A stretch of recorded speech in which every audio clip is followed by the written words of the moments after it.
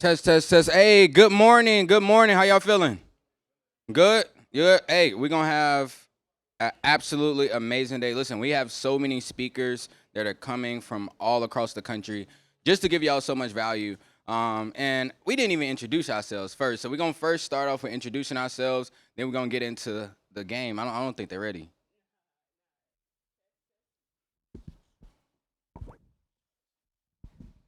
Hello? All right. Yeah, y'all really not ready for the game today. We got a lot of speakers like from all over. And again, my name's Alyssa. Also go by Level Up Alyssa online. I really appreciate all y'all that came out. We're gonna be getting started real soon, yo. Yeah, so Keon, I'm from Atlanta. When we decided to first do this, it was not supposed to be all of this. It was actually supposed to be a 20-person mastermind, and we got so many messages from people from everywhere. They're like, "No, listen, y'all got to do this. You got to do this," and we like, "Okay, well." And we really appreciate this because this is our first official event. First, And as I know y'all went to all the parties. Y'all enjoy the parties? I know we party yeah. first, then we get to business later. I know it's a crazy switch up, right? But we really appreciate everything that has transpired. We've learned a lot. We're gonna teach you all a lot of lessons. So we both just turned 25 this week, and what we realized is that typically there were some people that were not recognized as much because these are the people that's building the back end. These are the people that's actually putting things together, making sure that people become multi-millionaires. Everybody knows, like, in order for you to make $1 million, you got to help somebody make at least six figures, right? Y'all know that? So there's some people that are going to be in the room today to where if you're in a situation where you're like, man, I want at least to get to my first six figures, these are the people that you need to connect with. And if you say, hey, listen, I want to at least get to my first seven figures, these are the people you need to connect with, and you're not going to feel so far away from them because these are people who just did it within the last 5 to 10 years. Because typically everybody on the stage is under 30, right? Right, right. And that's exactly why we put this room together because we realized that there wasn't a space, for us. Those people that are under 30 that are 6 and 7 figure earners that are grinding, partying, grinding, partying, grinding, and really understand the dynamic that we go through every single day, right? So I appreciate everybody for coming through. You got any icebreakers that you want to hit? Yeah. So who's from Atlanta? Where my Atlanta people at? ATL? Okay, okay. Okay. So that means like everybody's not from Atlanta. Okay. Okay. Like yeah, one he was like, he was a Yeah, little scared. yeah. Y'all know who we at, right? What's Shamby's Atlanta, right? Ish. I mean, we still. Yeah, Yeah. ish. It depends on who you ask. Who else? What cities are we coming from? New Jersey. Anybody else? Orlando. Y'all better rep y'all city now. Yeah. Tampa. Okay. Florida in the house. Dallas, Texas. Okay. Anybody? Macon, Georgia. All right. Okay. Let's go. Where else? Anybody else? Savannah. Listen, when I said who's from Atlanta, one person raised their hand. Now everybody don't want to say nothing. But yeah, no, definitely. Shout out to everyone that's traveled, pretty much from everywhere.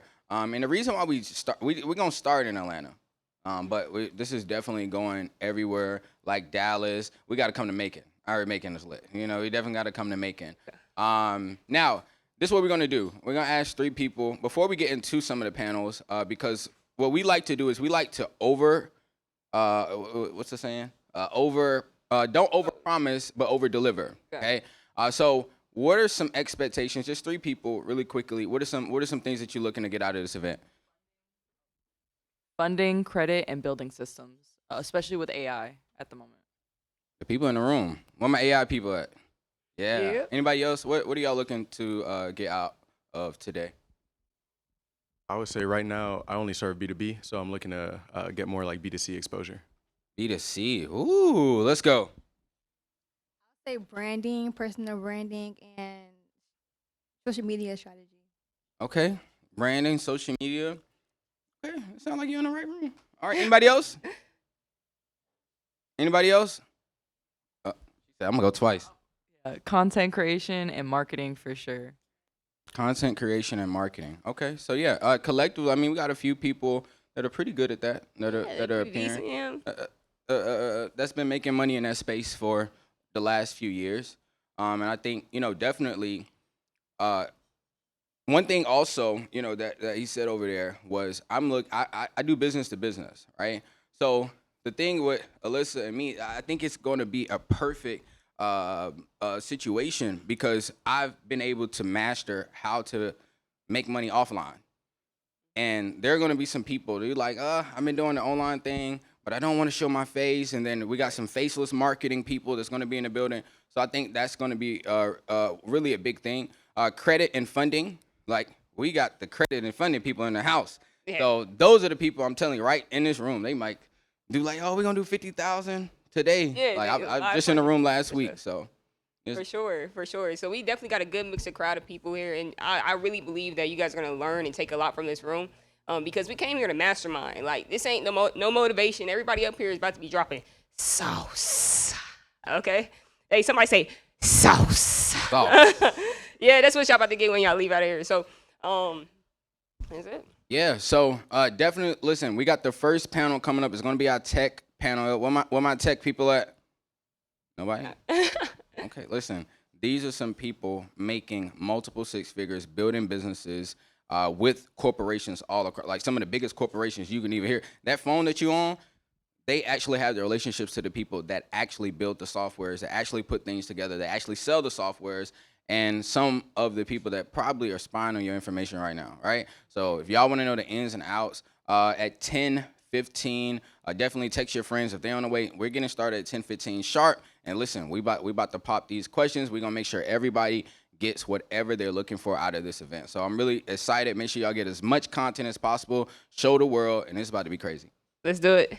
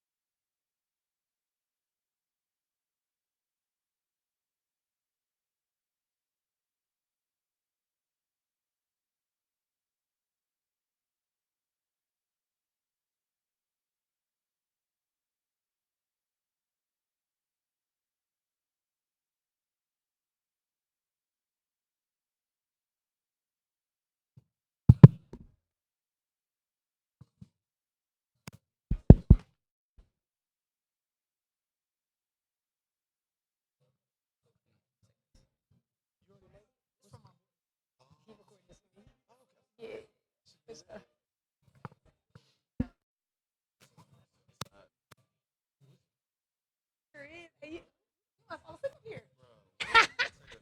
Hey, no cap. We might fall asleep up here, man.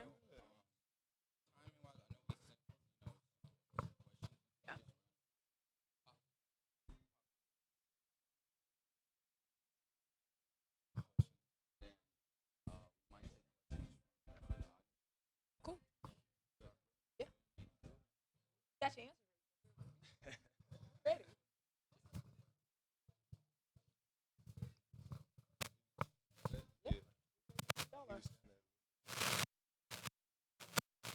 That's fine. That's very Alicia-ish.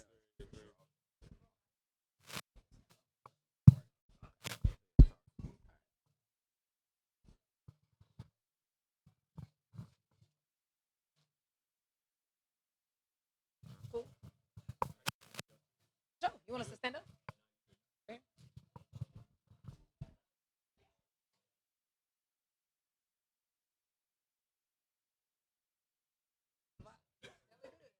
Hey, beautiful. Next year we can do something with that. You know? Hey, hey.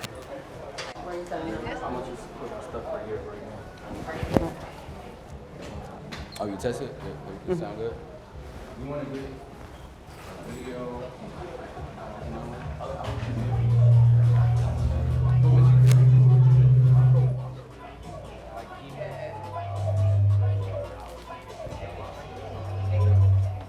Bags for lots of bags. Yeah, man, my white coworkers, they got tattoos on their hands and everything, software developers. It's like, bro, stop it out, bro.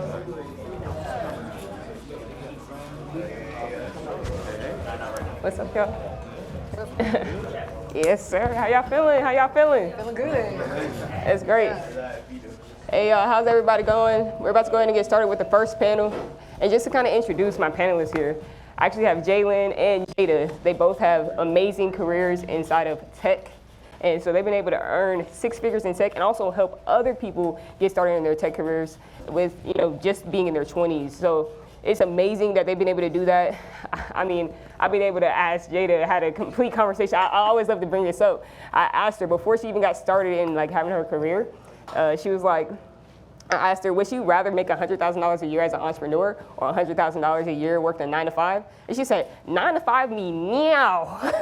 And I'm like, yeah, I didn't get it at the time because, in entrepreneurship, we're like time freedom, you get all those things. And I realized that a lot of people are kind of leaning more towards tech careers lately. And so I thought this was an amazing intro to Young and Paid Weekend to have them come and speak. So if you could, introduce yourself and let me know, how'd you even get started in tech? You go ahead and start first, Jalen. Absolutely. Hey, everybody. My name's Jalen Maddox. 25 years old. I sell software, hardware, cybersecurity, cloud. Pretty much a major broker for a lot of different tech companies combined together. So it's enterprise solutions at the end of the day. My name is Jada Steele. I'm 26 years old. And I actually got started in tech about 3 years ago. And what I do in tech now is considered customer success, which essentially means that the company that I work for, they broker these deals, they work with these companies, and I'm the person that makes sure that these millions actually stay in their pocket. So super duper important role there. Yeah, that's how I got started. Okay, I understand what you guys are doing now, but I know you guys came from a similar background before you got in tech. So explain to me what you guys were doing before the transition into getting in tech. It was a lot for me. I mean, I did not have a specific career outline. I didn't know where I wanted to go, but I knew the type of lifestyle that I wanted to live. I wanted to have freedom. I wanted to make a lot of money. I wanted to also be able to not do manual labor, but get paid more off just being able to think and me being able to be productive and high performance. And so I did a number of different roles. I did insurance at one point. I even did retail at one point, but it never really, it didn't really stick with me. I wanted something I was always able to learn every single day. I always kept my mind sharp, and when I started focusing on that, a lot of different roles in industry started to just wither away, and tech was the one thing that just stood out for me, being able to grow and being able to consistently make more and more. So for me, oh boy. So first off, I was living in Atlanta. At the time, I was in insurance. I owned an insurance agency, And me and Keon, we actually saw each other at the insurance conference. So I'm running this insurance agency, y'all. I'm making buku money. 12,000 this month, 15,000 this month, 18,000 this month. We killing it. And I got how old were you when you were making that? But you know, I was 24. Okay, I was 24. A little bit of a flex right there. No flex. So I'm doing that. I'm getting my friends involved in it. And then y'all, like, I'm hating this junk. Like, I'm not lying, y'all. I hated it. I didn't want to make no more phone calls. I didn't want to drive and sell nobody else no insurance. And I'm not going to argue with you about why you need insurance and you have all these health issues and you about to fall over at any moment. I don't want to do this. So I was so stressed out. I said, bro, I can't do this no more. You feel me? I can't do this no more. And my homegirl was like, bro, just go get a job in tech. You got hella skill sets. You can make 6 figures. I was like, what? How? And she was like, look, I don't know all that, but you can go figure it out. I went and figured it out. And then literally, like, I started applying on like a Thursday after, you know, figuring out how to do all that. And then by the next week, I had like 10 job interviews. Started getting multiple 6-figure offers. I was like, yeah, this is crazy. And then I started helping my friends do the same thing. So that's how I got started in tech. Yeah, I think like one of the most like common misconceptions of when you have like a job Yeah. is that you don't have the time to actually grow your business. I don't know where they're getting that from. Yeah, so I know you guys both work in tech, but you Yeah. also have your own business as well on the side. Yeah. And so can you kind of explain the time management of it all and how you guys are like working day to day? What's the day to life? Yeah, no, that's a good question. I mean, I think it's really about focusing on what really matters. Like, there's so much noise. Yep. You got something called a signal to noise ratio. So it's like the signal meaning, okay, what are the top 3, top 5 things that you have to get done today? What are the most important things to make sure today is successful, that's tied to whatever your goals are on a monthly, yearly, or weekly basis. And you got all this noise. That could be social media, that could be friends saying, hey, let's go hang out. That could be you going to lunch, you going to dinner, doing all these different things, but that's not gonna be productive towards you really going to where you really wanna be at in life. And so, so it's like at work, it's like, okay, what are the deals that I need to get done? You know, if I'm moving deals forward, let's get that out the way. And then from there, let's start focusing on the startup that I'm working on at that point. And the beauty of working in tech is you're not constrained to an office. So the work from home really means work from Miami. It really means work from Hawaii. It really means work from LA. It really means work from a coworking space out at a rooftop in West Midtown on a random Tuesday. And then you have all your other friends who have like minds and you guys can work together at the same time. So you're getting paid at your 9 to 5 while you're also working on your startup. But as long as you're highly productive and you really understand what you're doing on your day-to-day job, you know, in tech, you're the bosses for the most part. You know, they're not going to be sweating you and saying, oh my God, you need to be doing this every single day. In insurance, man, they was pestering me every single day. And I'm like, look, I done did 100 calls today. Like, what else you want me to do? There's not much else. You know, I'm calling people who are 65 years old. They're not answering the phone at 3 p.m. and they're watching the news right now. They're watching Fox 5 right now. You know, and so it's really a mix of both. Really time management, of course. I know that sounds so vague, but like really just, you know, again, the signal to noise. Like cutting out that noise will allow you to be so much more productive. I really challenge everyone. It's gonna be embarrassing, but it's gonna be a good embarrassment because it's gonna open you up.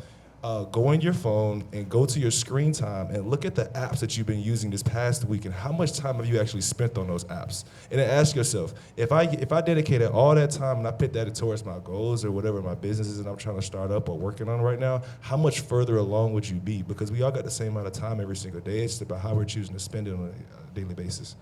I totally agree with Jalen.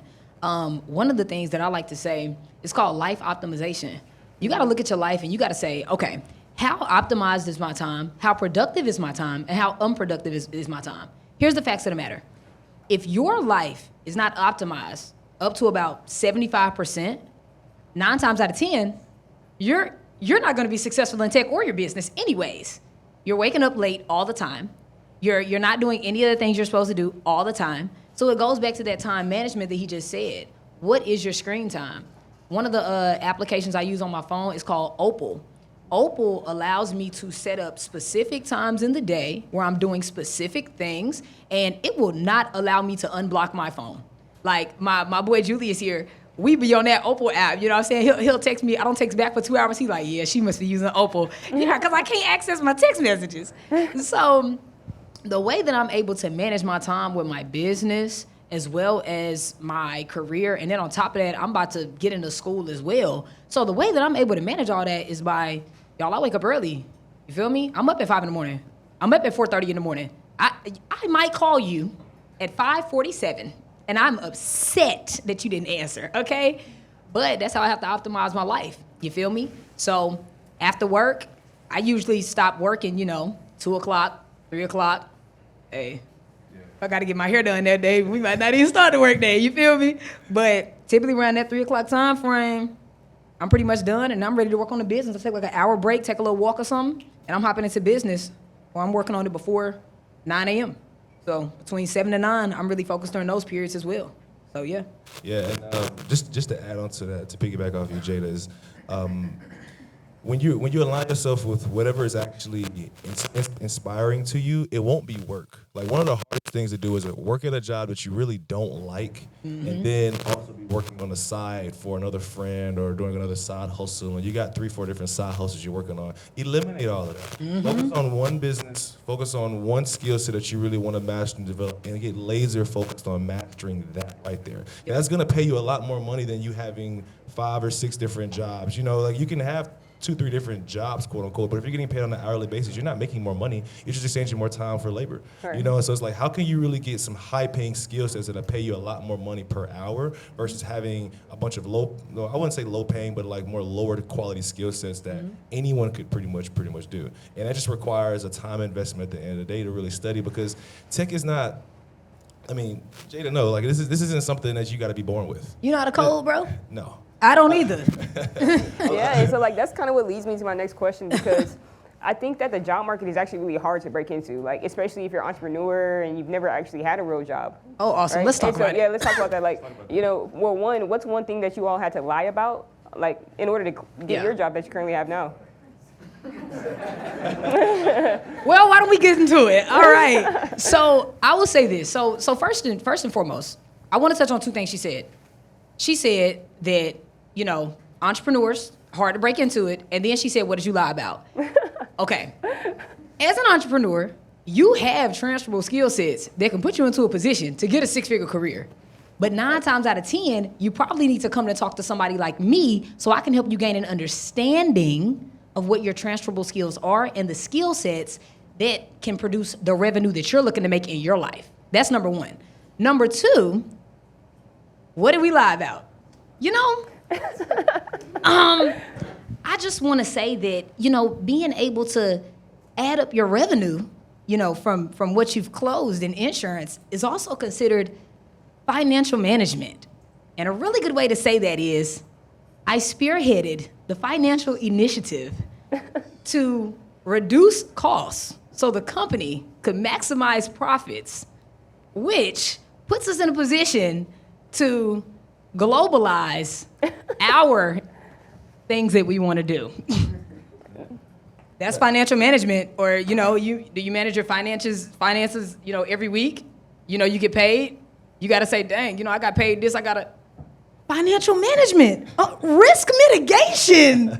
That's how you do it. That's what we lied about. Like you guys are Everything. really good at articulating. Like I think that people with careers and that build resumes are expert copywriters. Yes. Like I would have never put those words in a sentence together. I made it sound saucy for you, didn't I? You Yeah. are definitely Jada GPT. I'm Jada Okay. GPT, bro. Don't play with me. And it's funny. I was actually talking to one of my friends. He's been in the restaurant business. He's been a waiter for about 5 years straight. And I would say, like in terms of skills, he's at the top of the top in terms of being a waiter. And so he has all these skills. He's like, but how do I transfer those over into tech? And I was like, well, kind of like what Jada said, you just really got to learn how to kind of speak that language over. So I mean, if you're a top tier waiter and you're making 90% more tips, than compared to any other waiter, well, you can easily say, okay, well, I helped, this restaurant generate $30,000 in revenue on a hourly basis. I led my team in sales and upsell by getting them to buy extra drinks by me leading with my personality. So, I mean, it would be something like you just understanding how to, like, whatever role that you're trying to get into, go on ChatGPT.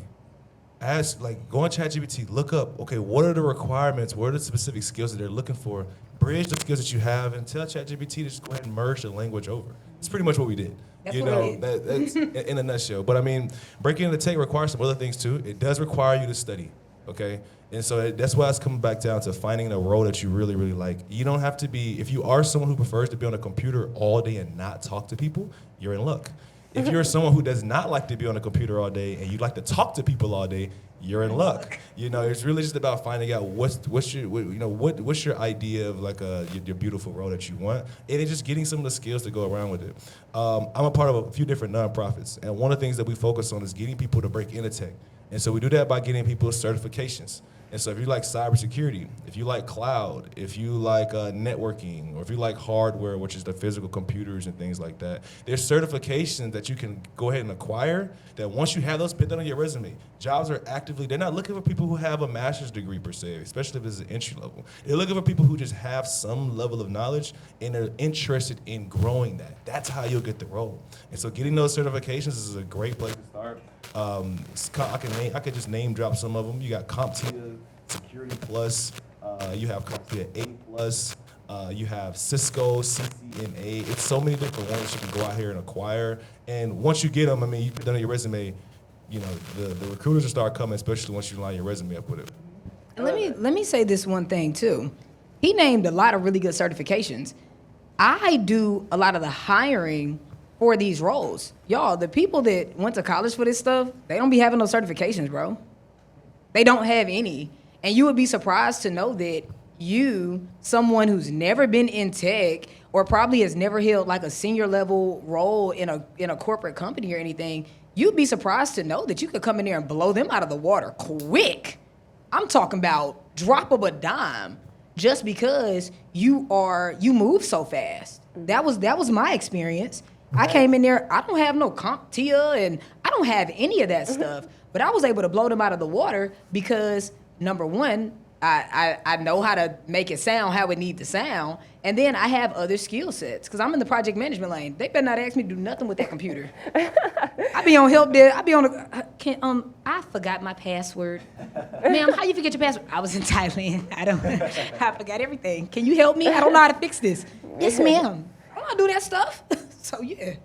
For sure. And like lastly, guys, because I think most people really want to know, because I know that you all aren't planning on doing this for the rest of your life. Like you guys didn't envision, okay, I'm just going to be working in tech forever. And I know you have some sort of exit strategy, exit plan. And even if someone does it temporarily for a few years to stack bread and reinvest into their business, can you guys kind of give me a sort of timeline framing so someone knows, like, okay, once I get into tech, like, okay, I can do this for like 2-3 years, and then boom, I'm locked in on my business, you know? Yeah, no, that's actually one of the best questions right there. I mean, you get into tech, you learn, you're now working with enterprises. And I say you're working with enterprises who are producing billions and billions of dollars on a daily basis. Okay, more money than anybody that you actually know on a day-to-day basis, right? And so the goal of any entrepreneur is to scale their business up to where it becomes an enterprise, to be $1 billion business, right? So what better way that you can learn those skills than to be a part of a corporation, learn how they do their ins and outs and how they do the operations, whether it's sales, whether it's marketing, operations. You just be a part of that story in the very beginning, learn those core critical skills, and then from that point, when you start your own company, you already know how it works. You already have the relationships with different companies and different clients who you can go ahead and start selling to. This is actually how, before I like to say 2010s and 2020, this is how most traditional entrepreneurs, whether it was Jeff Bezos, Elon Musk, like this is how they got into their business. They didn't start from just being an entrepreneur at the age of 20. Jeff Bezos was working at a hedge fund for 10 years. He was a hedge fund manager, meaning his whole responsibility was buying billion-dollar companies, you know, and moving that capital around. He got the idea to start Amazon from one of his clients. Think about that. One of his multi-million-dollar clients, he was working on a deal with them, and he got the idea to start his business. When he started his business, he already had over $600,000 in the bank saved up that he made from his job. You know, so imagine you not being able to start your business instead of you being on this constant, your back is against the wall. It's like, I gotta make a sale. I gotta make a sale because I don't have any money saved up. We all know how it goes. That's how it is being young, you know what I'm saying? And so, you know, like think about that type of outlook. You had an entrepreneur entrepreneur energy, that entrepreneur spirit. A lot of people who work in a 9 to 5 for the rest of their lives, that's because they don't have that entrepreneur spirit. And it's completely fine at the end of the day. But as long as you have that exit strategy, you come in, you learn the exact skills that you need to know to start your business, and then boom, you start doing both at the same time to where your business start making more than your 9 to 5. Then you leave your 9 to 5 at that point. Yep. And, you know, when it comes to an exit strategy, I think that it truly just depends on where you're at and what your actual goals are. So, like for me, I'm not in a big rush to really leave my job. I mean, sometimes it starts at 9, sometimes it starts at 1. Regardless, I'm closing the laptop at 3. You feel me? So it's I'm just keeping it a bean. You one of those, Jada, huh? Listen, you message me on Teams. I'm not the person that you messaging on Teams when you just need something real bad. You need to message Billy or something. So, you know, my 9 to 5 is not a huge stressor on me. So as far as exit plans go, I don't want to exit. I enjoy my 401k. I enjoy that 6 figures coming in faithfully. And I know that I can build up whatever I want to build on the other side of it. Now, one of the important things that he touched on is Jeff Bezos starting where he started. What a lot of entrepreneurs, even myself at one point, one of the things that I realized when I went into corporate was just how much of the knowledge that we were missing. We're missing a lot of knowledge, and we're missing a lot of frameworks that can only be learned through an immense amount of trial and error, or through being a part of a billion-dollar company that's already doing it. If you want to build a big fashion brand, why are you not trying to go work for a big fashion brand? Right. So you can see, how do you get in contact with the manufacturers? How do you pay them? How do the contracts work? Wait a minute, how do you hire for this? How do you do that? So I started to really understand how to systemize business and learn how to do those things from corporate. I got a business on the side. I do well for myself, but I'm not in a rush to leave it. I know it's gonna do 7 figures. Right. I know it's gonna do 8. And I know that if I wanted to leave my job, I could. But for what? And on that note, I truly appreciate you guys coming up here and, you know, coming to this event. Everybody give a hand up to Jalen and Jada. All right, next we're actually gonna be having Keon come on stage, and he'll be giving a lot of strategies. You already know Keon; he gonna sauce y'all up. So I appreciate y'all. He'll be on stage shortly. Oh, we were supposed to lead him. Yeah, you want to take him home or something? Yes.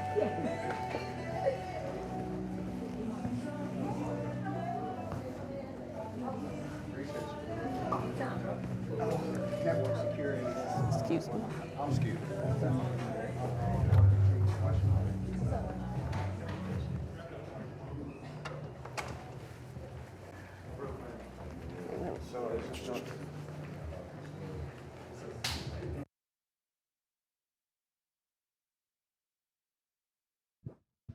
Mic check, mic check, mic check.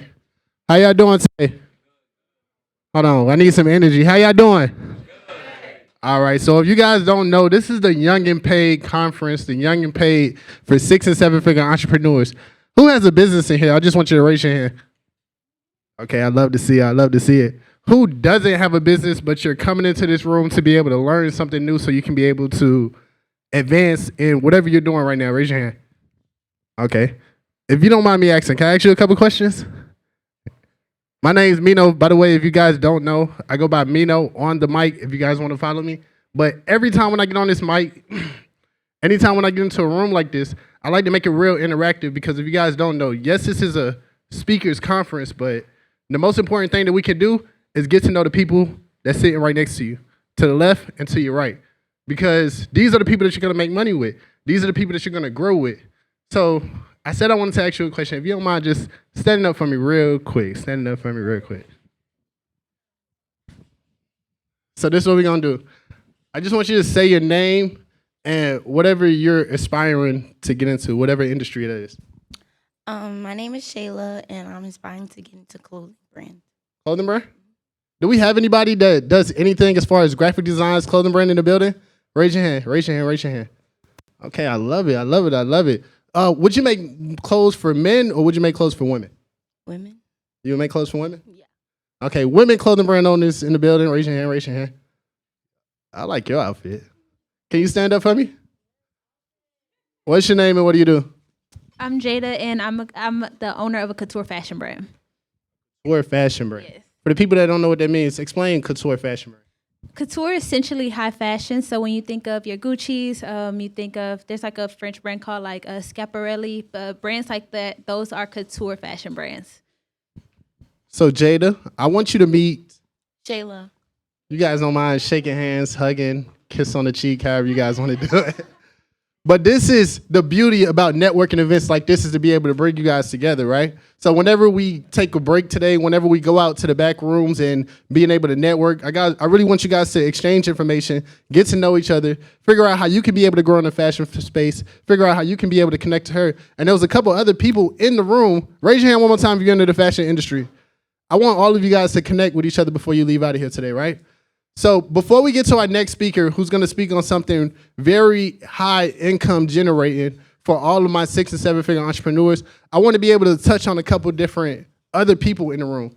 Because whenever you're getting into business, whenever you're starting a business, or you're aspiring to get into that space, one of the most important things that you can do is fix your messaging. You guys know what I mean by messaging? It's basically being able to pitch your business in the first 3 seconds. So one more time, who has a business in here and you're making over 6 figures? Oh, so I see what type of room this is. Hold on, let me come out to the front one more time. Let me just escape and see what's going on. Somebody, you have a business and you're making over 6 figures, raise your hand. My man right here, come to the stage one time. Give it up for him one time, man. It takes confidence to come up here. Give it up for him. All right, so this is what we're gonna do, right?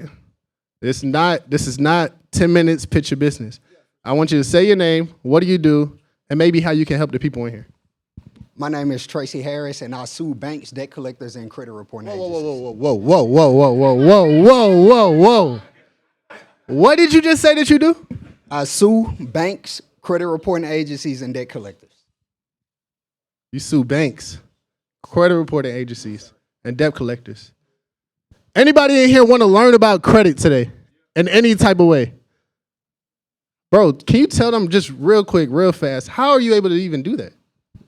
So under Congress put laws in place, Fair Credit Reporting Act, Fair Debt Collection Practices Act, that protects everyday people like us, right? So under those laws, credit reporting agencies, they have procedures that they have to follow, and debt collectors, they have procedures that they have to follow. What I do, say you come to me, my guy, you got errors on your credit report, we'll dispute those errors. If they don't fix them, we sue them. And just real quick, just give one quick example of what an error is so they know what you mean. Okay, let's say you have a charged off credit card, right? You know you made payments from 2022 all the way to 2025. I look at your credit report, say the year 2022 is missing. That's inaccuracy, that's incomplete. We challenge that. If they can't produce that payment history for that year, that's a violation under the Fair Credit Reporting Act. Give it up for him one time. Give it up for him one time. Hold on. I want the people to judge. Is his messaging clear on what he does? Do you guys understand what he does? And he did a pretty good job, right? So last question here. If somebody may be in here, maybe has a 500, maybe a 600 credit score, are you the person that they can be able to speak to, maybe get them to 700 or 800? For sure. Shameless plug. I like that. But go ahead, go ahead. Yeah. So Jada came to me. She had a couple of accounts on the credit report. We didn't even have to go the litigation stage because when you know the proper way to dispute, a lot of times you can just get those items removed. So she came to me. She had like a couple errors. Nothing crazy because she definitely handles her business. But we got the accounts removed. Instantly, she bumped right into the 700s. And then look, I was telling her because I wanted to run her through my funding, got back there. And next thing I know, she was sending me a screenshot. She was like, bro, I got the Chase card. I'm like, bro, I did not tell you to apply because my boy could have got you $50K. Yeah. But it's all good though. But you know, she good now. Give it up for him one time, y'all. Hey, I appreciate you so much for being able to come up here. Just shout your Instagram. I don't know if you did it real quick. It's simple, man. My name, I am Tracy Harris on Instagram, and you can go through my page now. all my settlement agreements are confidential, but if you scroll through there, you'll see all my clients, how they help, some of the payouts I get from my attorneys because we plugged in nationwide with lawyers. So when you work with me, you don't even have to go to court. We'll have lawyers on the team that represents you. So you good, hands-off service. I appreciate that. I appreciate that. One more time, just give it up for him. So, just in case you guys don't know what type of room this is, I wanted to be able to bring people up. And we're going to do this constantly throughout the day. So, I really want you guys to stay in tune, stay engaged to all the speakers that come up here, but also start thinking in the back of your head of the messaging that you want to be able to pitch whenever somebody asks you. Because if you don't know, whenever you come to rooms like this or whenever you meet everyday people and people say, hey, what's your name? Okay, what do you do? Is normally the follow-up question after that. Really, they're asking, how can you help me? If you didn't realize that. So every single conversation that you have with every single person in the world is a potential customer for whatever you do. Because the number one thing to business is not about making money. It's not about having the Instagram pictures of lifestyle marketing, being on the boat or yacht. It's about how can you help other people. It's about servitude.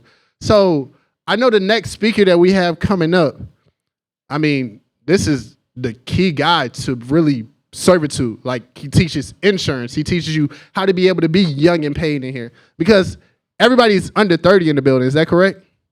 And honestly, I mean, he's going to tell you a lot better than I can. But if you want to get into life insurance, if you want to be able to start putting your money into life insurance, they say that's the best income generating thing that you can be able to do. They say right now is the best time to do it. So does anybody know about life insurance already? You know about it? Like, you guys already started it? Oh, wow. You guys are on it. So if you want to be able to take it to the next level, or if you're interested on being able to get into that space, or I'm sure he would tell you a lot much more about it, I want to be able to bring up the next speaker. Keon, are we ready? So everybody, on the count of 3, I want you guys to give it up for not only high generating over $1 million, but the birthday boy that's in the building. So I need you guys to bring all the energy in the building. On the count of 3, give it up for Keon.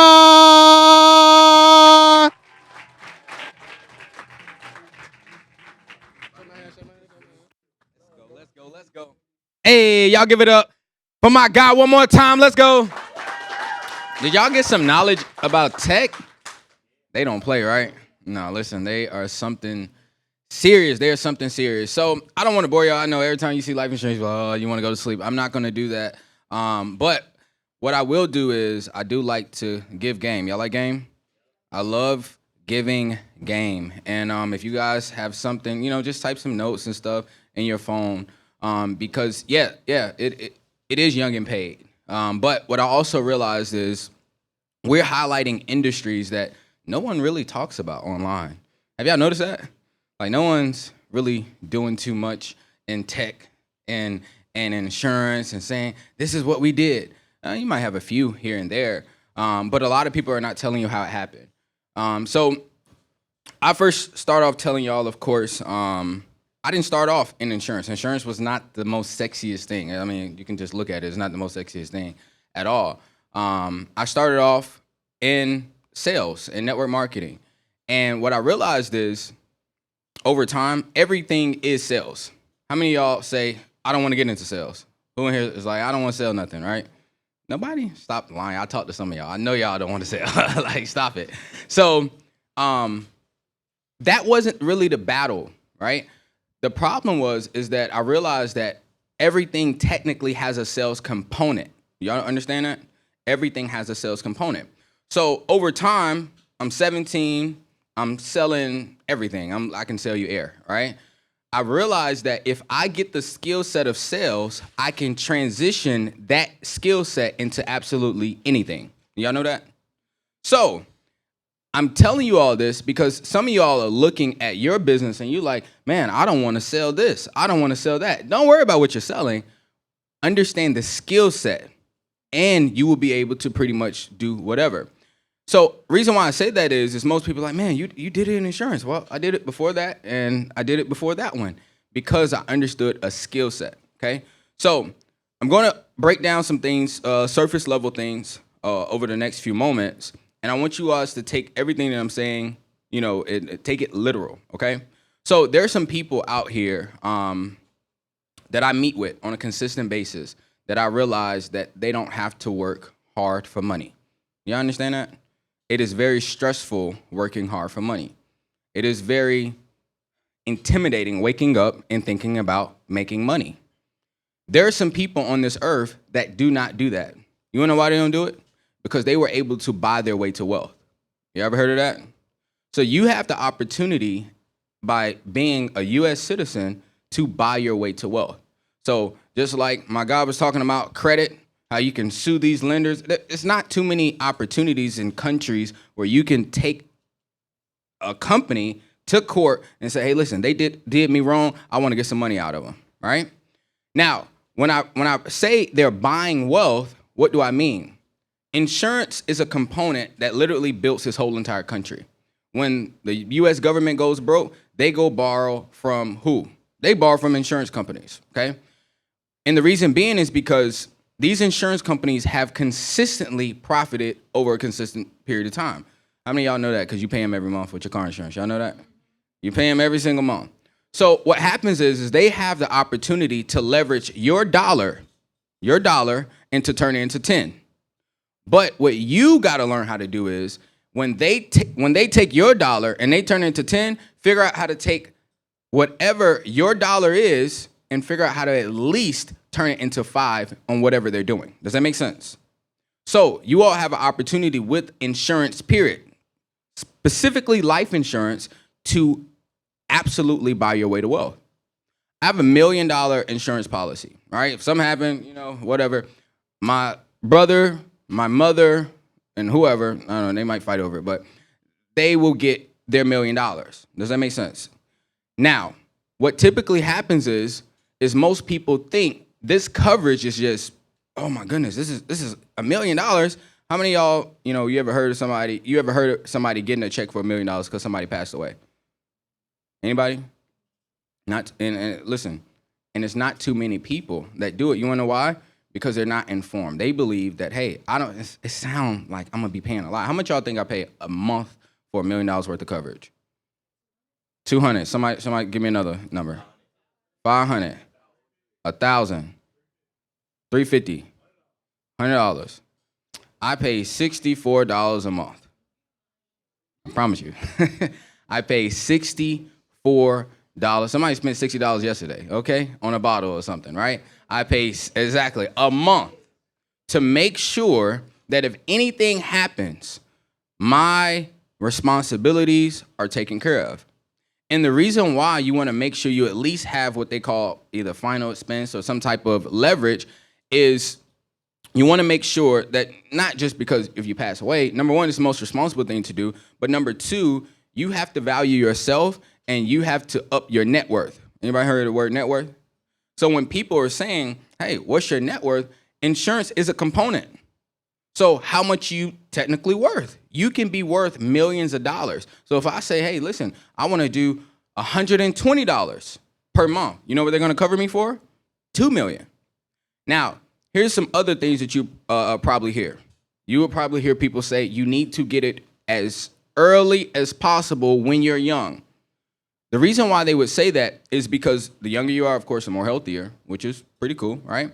But second of all, the younger you are, the more valuable you are, because the insurance companies, they look at you as an investment. This person is going to pay this $64 for the next 50, 60, 70 years. That's what they look at. So you all have to understand that, yes, you can work your way to make some money, but you have the opportunity to buy your way to wealth, okay? And I'm not saying that to scare you. I'm letting you all know that if you're looking to build wealth, yes, you want to work your way there, but secondly, you want to make sure that you do it as a family. Who has a family in here? Everybody has a family? Okay, listen, if you have a family, you want to make sure that you figure out how to build it with your family. Your family is going to be your first business, period. If you can't run your family, you can't run a business. It's that simple. So you all have the opportunity to not just say, hey, I want to go ahead and do this for myself, but take the lead to say, you know what? Grandmama need it, mama need it, uncle need it, cousin need it. And that's just the start, okay? And the reason why I'm starting at the basics is because it's some high-level stuff, of course, we can go over. We're not going to do all that. But I want you all to understand how simple it could be to go ahead and make sure your family is wealthy. Does that make sense? So in insurance, of course, there are multiple components. There's so many different components. There's so many different components. And it can be very, very confused. Anybody confused just talking about it? I know I get confused. I started off when I was 21 years old, and I was in a situation to where I had no idea what life insurance was, right? Like she said, we was at a conference. I remember that conference. I was like, these people are so boring. What am I doing here? So a reason why I highlight that is because a lot of people, they will shy away from different industries based on the people that's in that industry. Nobody was our age, and I'm talking about 14,000 people was in the room. This ain't no small room. This is 14,000 old white men in the room, and all they talking about is insurance and death and a whole bunch of stuff. So I was so frustrated because I was so intimidated. You can get very intimidated by being in some of these rooms. Now, throughout the time frame, I'm thinking, I'm game planning. Like you said, I don't want to go door to door. I hated that door to door stuff. Oh my goodness, so depressing. And I said, you know what? I got to figure out what is a strategy that I can put together that's going to allow people to really maximize on what I have. So I decided to, number one, I decided to go online. I already had a skill set to where I can build a business online, faceless or with my influence, okay? So I went back and I looked and I said, you know what? I can't keep doing the business how these other people are doing the business. I said, let me go ahead and do the business the way that I know it needs to be done so I'm not stressed out, okay? So I decided to take my business and do it online. Now, here's the thing. I'm 21 years old. Who in the hell is gonna buy a policy from a 21-year-old, right? That's what you would think, right? So the second thing that I understood is leverage. Everybody say leverage. Leverage your way to making money. Do not think your ego is gonna get you everything. If you understand that there are some people out there that are looking for reasons not to do business with you. Y'all know that, right? Every time somebody talks and say, I do this, first thing they thinking about, they looking at your shoes, they looking at your clothes, they're gonna look at your Instagram, they're gonna, your hairline. They're looking for reasons not to do business with you. But what I realized is I cannot use this excuse to say, you know what, I wanna go do something else. Oh, I can't sell to 60, 70-year-old people because I'm 21 years old. So what I decided to do is I leveraged partnerships. Everybody say partnerships. Partnerships will be, listen, partnerships is going to save you in business. Partnerships is going to allow you to collapse decades in 2 days. Absolutely. Because you have the opportunity to leverage the skill sets of someone else or the face of someone else. So what I decided to do at that moment was I said, you know what? I got this guy, or I got a few people that I know that are in this space. Let me figure out if I can leverage their name, their influence, their company, everything that they do to help me build my brand, okay? So I partnered with several financial firms, several of them. And I made a decision to say, you know what? When I get on the phones with these people, hey, do you know this person? Yeah, I'm calling on behalf of them. Even though it's my company, I'm utilizing their brands because they've been doing this for years. These people are familiar with these people, with their financial advisors. So I didn't allow, okay, you're 21. Hey, I'm Keon. Okay, click, they're gonna hang up. But if I say, hey, I'm calling on behalf of whoever, I'm calling on behalf of David Shands. They're gonna be like, who? Oh, how you doing? Good to speak with you. So I say that because this is Young and Pay, and I understand that a lot of people, they have a huge problem with ego, and they want their face to be on everything. They want their brand to be on absolutely everything. But I'm telling you, it's gonna be your biggest downfall. The people that I've been able to get in the room with is because I've been able to humble myself and be able to say, you know what? I learned from that person, or that's the person that I'm leveraging. Now, the third component is when you're able to do that, you have the opportunity to say, hey, listen, you help me, I help you. So what I said was, I said, okay, let's build this partnership and I will give you 40% of my business. 40%. All right, this is what happened. My first month in insurance, I think I did negative something. It was negative something. Because they kept saying buy leads, they kept saying do a whole bunch of stuff, right? My second month, I had 1 week, and I'm sitting here stressed out. I'm just talking. I'm just having a conversation with someone. And they said, oh, you do insurance? I'm like, yeah. I mean, this is a person that I know, right? He was like, oh, yeah, man, my whole family need it. I said, okay. Mind you, I've never sold a policy at this point, so I'm just talking.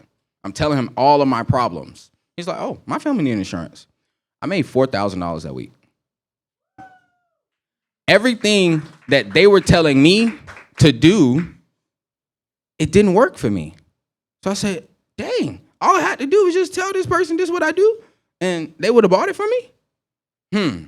So I realized, okay, I can leverage my net worth. But y'all know you can burn out your net worth, right? You can burn it out pretty quickly. So by the time I burnt it out, I called everybody. They didn't want to hear what the hell I was talking about. You know, it is what it is. Here you go. Listen, here you go again. Listen, every time I leave, be like, what you try to sell me today? So by the time I got to about month 6, I burnt out my net worth. That's when I started to partnerships. By the end of that year, we did, by me saying, I was making 100%, but I was making 100% of nothing in the beginning. When I made that partnership, I gave up 40% of my business, but we did over $500,000 that second half of the year. So I wasn't able to do that. I couldn't do it if we were not in a situation to where I had that partnership. Do y'all get what I'm saying? I had my net worth, I had the people around me, but I had to change some things up. I was selling $50 a month policies. When I did partnerships, I started selling $500 a month and then $1,000 a month. Well, Ken, why would somebody want to do that? Here's the fourth thing.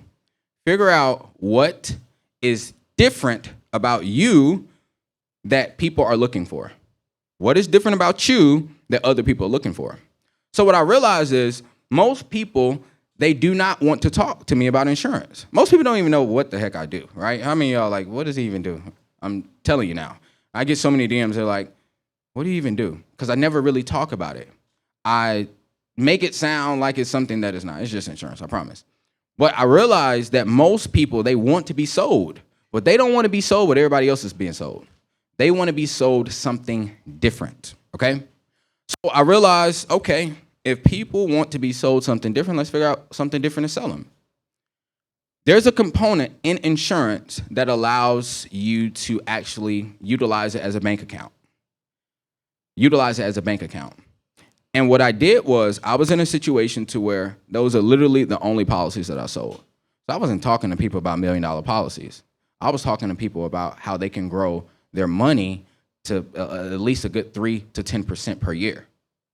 That's what people wanted to hear. They didn't want to hear about the death benefit. So I leveraged that, and we were in a situation where, of course, I think last year we did over 1.2 in business. This is probably the first year we're probably doing a little bit more independent stuff. So I'm gonna figure out by the end. I'll give y'all some numbers by the end of the year on what we're doing. But my encouragement to you all is to figure out how you could leverage the business model that you're in that's going to work for you. Do not quit because whoever told you something is it's not working, because it wasn't working for me either. But what I realized is I have to leverage partnerships. Okay, number one, I have to get out of my own way, and I have to figure out how to sell them something differently. So did y'all get some surface level info on that? Was that good? Okay. All right, I don't want to bore y'all a little bit. So, what we will do, what I will say is, if you all are looking to get into that space, definitely, whenever we go launch, just ask some questions or whatever. Anybody in this room that's maximized whatever they're doing, ask them legitimate questions. Legitimate questions, not, listen, I get some crazy. I'm like, bro, come on now. But ask them legitimate questions. So, want to make sure y'all get some game. I know the next speaker is about to come up. Make sure y'all get some content. We got more people on the way. We got more people coming. It is going to be amazing. So where is, I don't even know who's next. Good? All right. So, Lisa, you want to So we got the next speaker coming up, of course, and they're gonna give you some incredible game. Everybody say game. Yeah. So they're gonna give you some incredible game to really put everything in place. Put everything in place and make everything come together in their space. So y'all give it up for Lissa.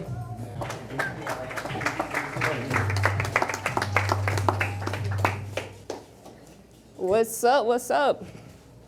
So yeah, we're gonna be having a credit panel. I know a few of y'all were interested in funding. Y'all need some funding for y'all business. Who need funding for their business? Okay, yeah, we need that money so we can grow our business and reinvest it. So I got 3 amazing people that I'm about to interview, and a lot of you guys may not know my backstory, but I came from credit. I had over $150,000 in credit by the age of 20. And so I truly understand the game. So I'm gonna make sure I ask all the good questions and the right questions so y'all can get all the sauce you need. So, Mito, pull up on stage. I would love for you to introduce these panelists for me. Alrighty, so we're gonna jump to the panel right now? Yep. How many of y'all remember Lissa's viral videos? I know y'all seen her around. What's the quickest way to flip a band? We got a lot of those questions before. So today we want to be able, just to make sure that we still got the energy in the room, let me check the energy right quick. When I say hello, I want everybody to say hi. Hello? Hi. Hello? Hi. Alrighty. Listen, the most important thing for today, right, is to keep the energy high. Whenever you keep the energy high, you receive everything. That's the key factor to the law of attraction. You guys know about the law of attraction? Alrighty. So whenever you find yourself in like a stressful situation, whenever you find yourself like feeling down about business, this is what I want you to do. Take a deep breath, everybody. Breathe in, and then breathe out. Because a lot of times that's what we forget to do. So we're gonna go ahead and move on to this panel right here, credit, which is one of the most informative panels that we're gonna have today, because credit is literally the backbone to business. I know you heard many things. You heard many things about Donald Trump using credit and using it to his advantage.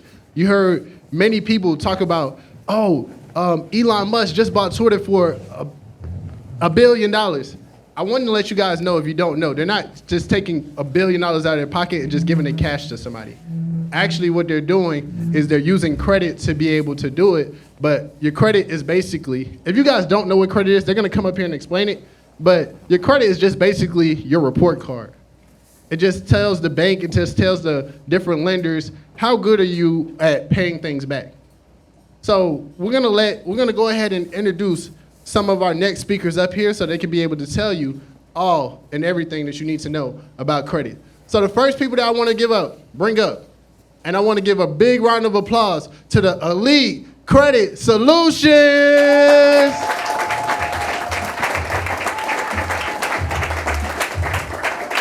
Yeah.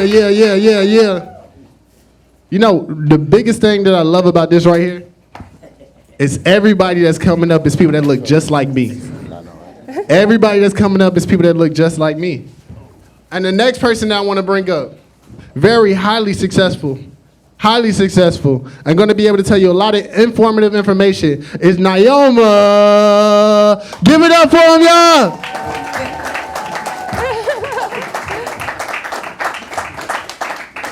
So I'm gonna go ahead. What's up, my brother?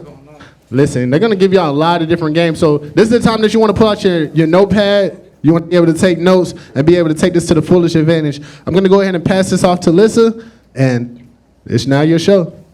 Yo, you guys can hear me? There you go. Look, he already gave an amazing introduction to y'all. And I know some people in here, there's like only really 3 phases you can be in with credit. Like you either got bad credit, you need to fix it. You got a credit profile that's built out maybe, and you need to get funding. Or what's the third one, y'all? What's the third one? Funded already. You're funded already? You were funded ready. Yeah, you need some more bread. All right, cool. So if someone's completely new and maybe they're starting from a fresh credit profile, because I know a lot of people in here are really young, and they don't know how to properly structure their report, I want you guys to give a really introductory way of how, like what credit is, how it's used, and how to properly structure a credit report.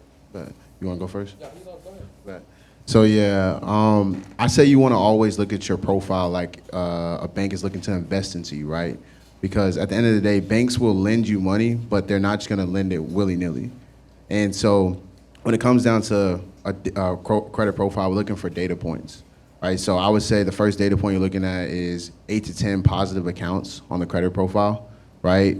Now, what that means is 8 to 10 positive accounts is not all authorized users, right? And so I know some of you may be familiar with authorized users, trade lines, stuff like that. A lot of people will try to pump up their profile by getting 10 of those and say, I have a 700 plus credit score, and the score looks good. Real quick, everyone knows what an authorized user is. Is there anyone who doesn't know? Okay. Explain what an authorized user or trade line is. Yeah, so have you ever seen those movies where people be like, yeah, my wife, she just ran up like $10,000 on my credit card? Basically, the husband will have a $10,000 credit card limit, and he'll add his wife on to the credit card, and she'll have like an actual physical credit card, and she'll go and spend it, right? Now, that's a terrible example on how you actually want it to go, but technically that $10,000 credit card that got added onto her profile is boosting her credit report, or should be, because the history and everything that comes along with that is gonna reflect on her profile. So essentially, if her utilization was really high, that $10,000, it will lower it down. But some people do, though, if they don't have any credit, they'll get added to all of their mom and dad's credit cards. Their credit score will say 730, but when the banks pull the curtains back, there's nothing in their name. Do the banks still trust you, even though, like, can they see that it's connected? Yeah, that's what I was gonna say. So that when it comes to positive accounts, you wanna have 5 to 6 primary accounts, and you can have like 2 authorized users, max 3. But if you have just straight authorized users, when the banks pull back the curtains or underwriting happens, they'll say, yeah, this is your mom's card, this is your dad's card, this is your aunt's card.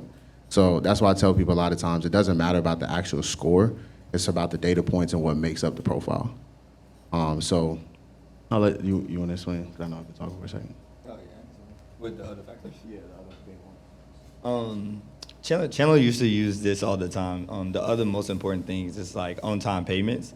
And the example he always used is if you were a bank and you had to lend to someone else and then your life depended on it, who would you lend to? Someone who has 100% on-time payments or somebody who missed a payment before?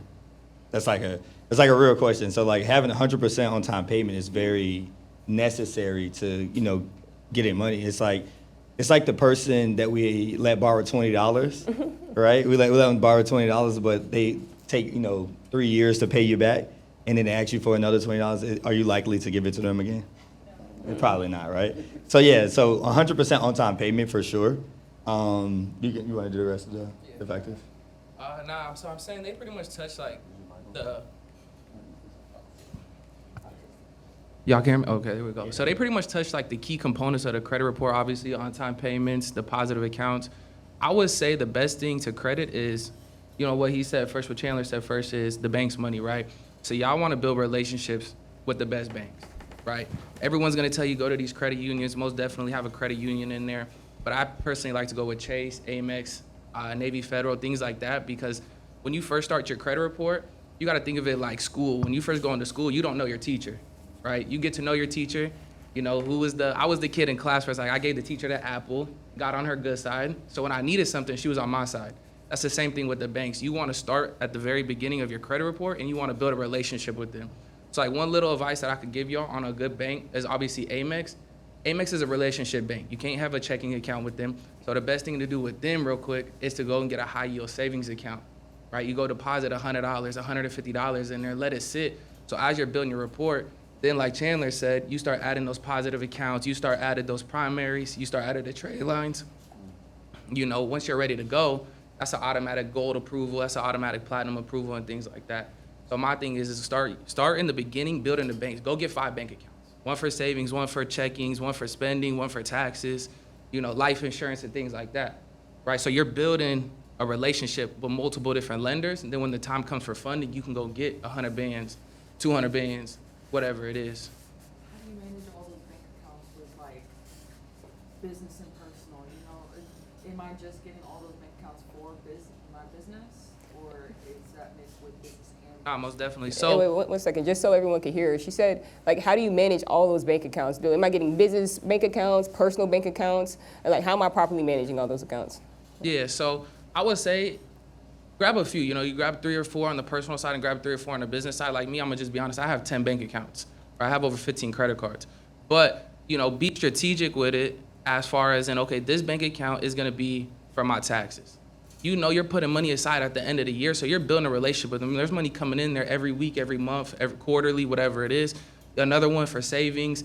Yo, you make $1,000 in a week. Yo, you put 200 to the side. So they're still seeing there's money coming in, but at the end of the day, you're still building a relationship with them, so on and so forth. You have an investment account. You know, you have a life insurance account, whatever it is. So that's personally what I do. You know, I know they probably do something very similar too, but that's what I would say. If you guys are in the beginning stages of building the credit, you know, like I said, they went over how to build the report. Start building those relationships with every bank.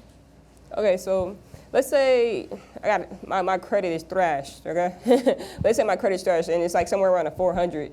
Like, what's the first step to rebuilding your credit? Calling a professional. The reason why is because everybody wants to have it done fast, but when you try to do it yourself or ChatGPT it, you will send out that first round of letters, something may come off, but not everything will come off. And so then the challenging part is they'll send you back a stack of papers and you're sitting there saying, well, what is this? What does it look like? Yeah, but I mean, like, I want you to speak to me. I don't know anything about credit repair. I have no idea that I need to send letters. Who am I sending letters to? Like what does even the credit repair process look like? Yeah, so I mean, essentially, credit repair process, you're analyzing your credit report. So a lot of people use Experian. I would say you can use my Score IQ, as long as you're getting your FICO score. Analyze the credit report. Once you analyze the credit report, you're analyzing anything that's negative, like how Tracy was saying earlier. It can have different levels. One where you go to litigation. The other one, which is where the traditional credit repair is sending out letters, right? The reason where Tracy comes into play, and we're partnered up, is for sometimes some things they need to get seen by a real person. A lot of people don't even realize when you're sending these letters in, people aren't reading it. There's this thing called eOscar, right? eOscar system is a computer system that's scanning in these letters. If it doesn't like the way that it's taught or that letter comes across, it's gonna automatically flag your letter as invalid, and then that item is gonna stay on your credit report. So a lot of the times, and that's why I tell people all the time, there is a lot of people that do know credit when it comes down to people advertising it. And when people come to me, they're like, yeah, I was working with this company and this company and this company for 6 months, 7 months, 8 months. They got some things off, but I wanna work with you. I'm like, listen, if you wanna work with me, we might as well go straight to litigation, because we're gonna send some of the same similar letters they're sending in, but it sounds like you just need to have a real person that's gonna analyze your stuff. So to answer your question though, if somebody has a 400 credit score, first start off by having a professional look at your report, right? From there, go ahead and listen to what they're saying, talking about building your credit profile back up. So those 8 to 10 positive accounts, making sure there's no derogatories, late payments, charge-offs, collections, making sure your utilization is below 20%, right? I know the utilization kills a lot of people. Next is inquiries. They're gonna remove your inquiries off your credit report, right? And then, what is those? 8 to 10 positive accounts, late payments. I think that's pretty much it. Oh, and then making sure, like how you said, you're establishing relationships with the banks, right? A lot of the people want high limit approvals, but your highest credit card is only $1,000, right? And so, like how you said, I always just try to relate to people when he was saying that example. If you're a bank and and somebody's looking to give you $30,000, they don't want to be the first one to take that leap of chance to say, hey, your highest credit card is $1,000, but here goes 10 or 15,000 or 30,000. So that would be the first step, is to have a professional look at it, have them wipe the things off your report, start establishing those relationships like how he said, and then kind of going from there. Okay, perfect. And I actually want to throw the mic over to Nana real quick, because I have a quick question. Like, how can I finesse my way to get my first $10,000 credit card? Personal or business? Let's start on the personal side, because I know that if you build a strong personal report, you'll be able to amplify that when you go ahead and start personal guaranteeing business credit cards. So on the personal side, it's simple, right? It goes back to, like we keep saying, is the biggest thing is how you structure your report, right? You can miss one late payment, and like he said, the bank is not gonna give you any money.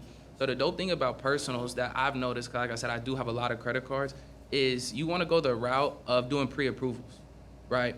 You have Discover, cashback, 0% interest, that's a pre-approval card. So when you are finally at that stage of a fully built out credit report with primary accounts, trade lines, and things like that, you need to start thinking, okay, what banks out there will give me a pre-approval? Because like they said again, you can go in there blind-eyed and get $1,000 approval. You know, who has an iPhone, right? Everyone here probably has an iPhone, right? Everyone here could go to your Apple Wallet, click the Apple Card, and go do a pre-approval, and they will tell you the amount that you're pre-approved for. You can either accept it or you can deny it. So my favorite cards to go and get $10,000 from is gonna be Discover. It's also a 0% interest card on the personal side, meaning you don't pay interest for the first 12 months. Yes, it still reports your personal credit. You got Chase. Chase also does pre-approvals. If you guys didn't know that, a lot of people don't tell you that because they don't know.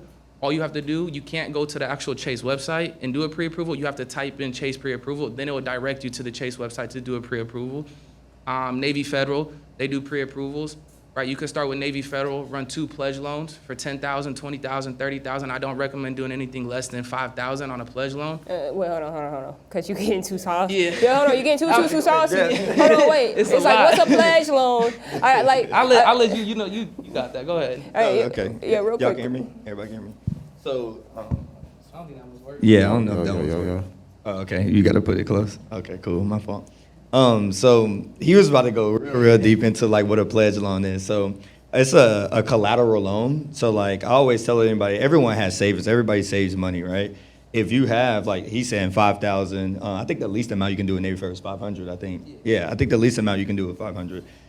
So what they do is they take the money from your savings account and they take it and then they deposit it into your checkings account. And they report to the credit bureaus that they just gave you a $1,000 loan. If you were to give them if I gave them $1,000, Yeah. then it will report to my credit report as a $1,000 loan. If I Yes. gave them $10,000, then I have a $10,000 loan. Exactly. And what does that do for my credit report? So you don't stop there, right? What we do is we tell people like once that money get deposited into your checkings account, a loan like in the app, like a little loan for you to go pay it, we go and pay 90% of that off. And then that's what's going to help your credit report because it's going to show that you got a loan and paid 90% off within 30 days. So the banks are like, okay, I can trust this person because we gave them money and he paid off the loan really, really fast. And so, and for those people that's like, well, what happened to the money? You know, what happened to my money? It goes back into your savings account because it's just a collateral loan. Okay. And so, because, honestly, I don't know how many people got 5K, 10K saved up, you know, like they still got they're still maybe working, they're starting off their business and reinvesting all their bread. Like back in my day, you know, we had some sort of secured credit cards, and I think that there was always kind of a stipulation with a secured credit card, right? Because it's similar to like the pledge loan, where when you're giving them the money and then they're giving you a credit limit based off the amount of money you give them. But like, if I only have $500, like, is that still going to benefit me with getting high credit limits? You guys let me know how that works. So here's what I would say is there's 3 cards that you will want to look for when it comes against secured cards. Make sure you always understand the difference between secured and unsecured, right? So these 3 cards will go from secured to unsecured cards. So you got your Discover. One sec. What is secured versus unsecured, real quick? Yeah, so secured means you're putting collateral. Unsecured means they're basing it off your relationship and your credit, right? And so the reason why you want to focus on these 3 cards because they graduate to an unsecured card, which means you'll have a flexible limit and you'll be able to get your collateral back. So the first one is Discover card. The next one is Capital One card, and dang, I'm having a blank. Oh, and Navy Federal, right? So the reason why I like these cards is because Navy Federal in the first 90 days, after 90 days, it has the opportunity to graduate to a secured, go from a secured to unsecured. Now, what we have our clients do, because some clients are cash heavy, that first month and the second month, you'll deposit, the minimum amount, which is like $200 to get started. All the cards require $200. At the beginning of that third month, if you're cash heavy, right, the maximum amount that they'll allow you to deposit is $5,000 total over the lifetime. So at the beginning of that third month, we have our clients deposit as much as they can. Some clients can do up to $4,800. At the end of that third month, they then will give you your $5,000 back. And even if you have a 550 credit score, because I've seen it as low as like 512 on Navy Federal, you have a 512 credit score, they're gonna give you your $5,000 back. And when they give you the $5,000 back, they sometimes give you a $5,500 or even $6,500 credit card with a 512 credit score because you were able to deposit the money in. Basically, with credit, everything is a perception. To the banks, you just want to look trustworthy, right? That's all they're concerned about. So some of the plays and things that we're going to give you up here is really just about making yourself look trustworthy. But with Capital One, I believe it's 6 months, and I believe Discover is 7 months. So you run the same play. The beginning of the 6 month, you deposit as much as you can. If you can't do the full 5,000, deposit 1,000, deposit 2,000. Because then when they give you your money back at the end of that term, they would typically give you 1 to like 1.5 times the amount that you had on that secured card, right? So that's how we have people with bad credit that when they come in, they are trying to build themselves up. We go ahead and help them at least try to get a card above $3,500 limit reporting on their credit report. So that way, when they try to go apply for cards, they're in the ballpark to getting at least a double-digit credit card. Right. Yeah. Okay. And with all this credit, I'm sure that you probably brought some not so smart things. So what's the dumbest thing that you say you brought with using credit that you fully regret? Fully regret? Yeah, you wouldn't recommend. Not 10 out of 10. It's been so much stuff that you know, because like here's the thing, right? Everybody raise your hand if you have a credit card, right? So everybody in here pretty much got a credit card. At some point in your credit card journey, you know, that credit card starts to turn into income, right? Where we forget about, well, dang, we got to pay it back. And some of us end up with those high limits like that we still got to pay it back and get hit with interest. So it's a lot of dumb stuff, but I'm going to make this one more relatable to everybody, right? So I used to live in Atlanta, in the city, and we had fun. Everybody, Atlanta has fun. So we ended up going to brunch, and I was like, yo, let's give me 8 shots of Clase Azul, right? And then we did about 6 rounds of that, which hindsight, I should have just bought the bottle, right? And I ended up spending like $2,500 just on brunch, just for everybody. And I want to give y'all that example because I know sometimes we go out and spend money on, family, friends, and just do things for other people. I consider that one of the dumbest things I could have done because it's like, during that time, I was still scaling my business, and that $2,500 is what I needed to really run ads. Honestly, I would just say drip. Like, I just tell you how it is. I done spent over 6 figures. I put myself in a position back in 2022, over $50K in debt on credit cards because I was buying chains, watches, clothes, shoes, bags for my girl, all types of stuff. And it was the dumbest thing, but also the smartest thing I could have did because then I learned how to fix it, right? I wasn't making 50K spending type of money in a month, but I learned how to fix it still leveraging credit, which, I'll get into later. But honestly, that was probably the dumbest thing that I did. Yeah. And mine, I would say was, which it may shock some people in the room, but I would say it's mentorship, right? Just because I was excited and I was eager to grow, but I didn't have a foundation. And this is a conversation that I know a lot of people in the funding space, they just want to get you funded so they can get the commission. I've tried to train my team to have the same conversations. It's like, funding is not supposed to be the fire starter. It's not supposed to be the thing that gets your business off the ground because you still have to pay the money back. So if you don't already have at least some foundation or some type of something coming in, right? They'll tell you, hey, you get 0% interest for 12 months, but then month 1 go by, month 2 go by, month 3 go by, month 4 go by. Now you got 8 months left, and your business isn't cash flowing, right? And so it's one of those things where you have to really tread a fine line when it comes to making a decision like that to spend $5K, $10K, $15K, because I'm 100,000 deep up here into mentorships, coaching programs, and masterminds. I mean, it eventually, obviously, always is going to work itself out, but I would say probably be the biggest threat because I ended up putting $5,000 for my first mentorship all on my card, my Chase Sapphire Preferred. My limit was $5,500. So almost maxed it out. And so when I went to go run my own funding sequence, I had to get creative to go ahead and figure out how I can lower that debt down because for some of you, your utilization is only 25% or 30%, but banks aren't going to ever approve you if one of your cards is above 50% utilization. So I had to get creative in that. And so that took some time to figure out and whittle down. But Obviously, like I said, it all ended up working itself out. But just make sure if you are going to get funding and all these mentorship programs are out there, remember, it's not supposed to be the fire starter. It's supposed to be accelerant to the fire that's already going. Or at least you got to believe that that is going to be the thing that's going to get you out of where you're going. Because you cannot waste 3 months or 4 months of 0% interest. Yeah, and what wasting looks like is still focusing on the product when you need to be marketing, because at this point, once you already took out the funding, it's literally go time to market and trying to get sales to your business. And so a lot of times, like you might get the funding and you think that, oh, I'm still working because I'm working on systems, optimization, all that, but you're still not producing any revenue for your business. And because of that, you are putting yourself closer and closer to the time where you'll have to start accruing interest on that card, and still, even though it's 0% interest, you're still responsible for paying up, like making payments.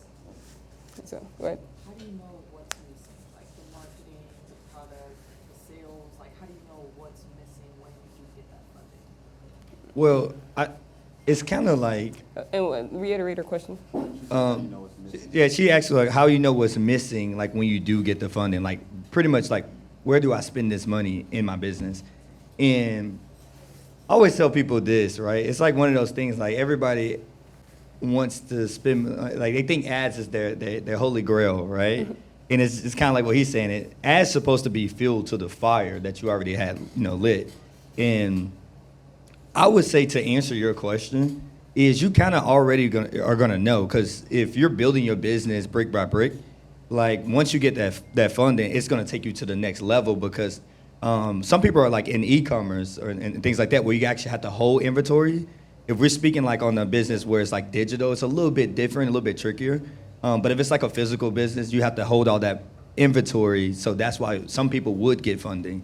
So to answer your question, it's like you gotta be very particular about how you spend it, but also pay attention to where you at in your business and not just get a whole bunch of money to do it. Go ahead. Looking at the numbers important. That's something I struggle with, is like knowing the analytics and the numbers behind it. Oh yeah, this. Yeah. He the analytics guy. You go ahead. Yeah, I would say, yeah, I got you. I would say you want to really start off just overall, if you're building a business, focus on the client experience first, because in a service business, it's about the experience. And then from there, put yourself in the client experience that you want to experience. And then build from there the systems that go behind that experience. So if you're delivering a service that's, you're having to talk or communicate to the clients, how quickly and how efficiently can you do that? Because the whole goal of any business is not to work in your business, is to work on your business, to making your business actually be a company, right? And so what you're gonna wanna focus on spending money on is the people and the systems that's gonna go into it so you can work on the business. So it's not necessarily about the numbers, it's about the client experience that you wanna build and then the systems that need to go around that. So that's where you're gonna wanna allocate your money to, so that way you don't have to be involved in the day-to-day operations. Like how she said, if you can have people where money is going and flowing without you having to constantly check in on this, talk to a client here, then responding back to this, that'll help you to be able to market, like how she said. Right. Because a lot of people are like high-paid employees in their business. You see what I'm saying? So like, just to reiterate what he's talking about, it's just like in your business or on your business. You know what I'm saying? So it's like, just don't be a high-paid employee in your business when you get that type of money, because you can hire, like, anybody up here can probably speak for me. Like, if I'm 100,000 today, I'm trying to figure out how I can get somebody 90 to get out of it. You see what I'm saying? Yeah. No. Yeah, I know they're gonna produce three to 5 times more than me, but you see what I'm saying? So yeah. But yeah, I know you was about to say something.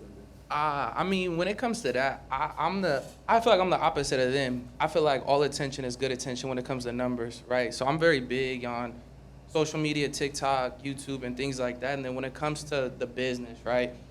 When I say all attention is good attention, I'm not saying to go out here and cause drama for attention to make money, right? I'm saying to be realistic to people and be yourself. That's what I found. That's what's been best for my business, is if you guys follow me on Instagram, you won't see a thing about credit on my page. Right. But I'm doing over $500,000 a year right now, close to $1 million.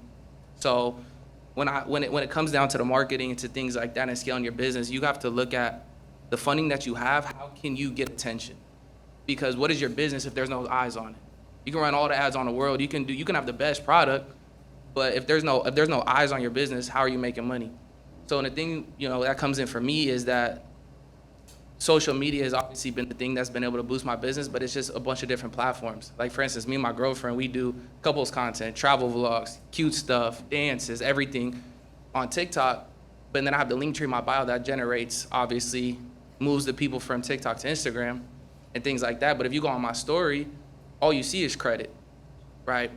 Because I'm bringing in so much attention, I don't have to post about my business every single day to be able to make the income that I'm making. Right, it's all about the attention. So when it comes down to, like you said, the analytics, I'm the type of person, I really dive into my analytics. How many people liked my story? How many people shared my story? How many people viewed my story?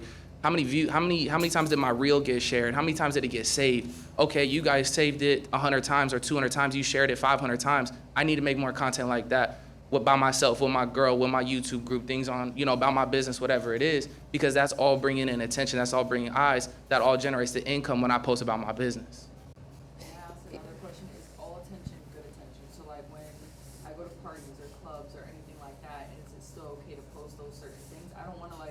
Move away from the professional side, being so young as well. I want to build trust with my social media as well. So like the dancing content, stuff like that, I feel like it sometimes takes away.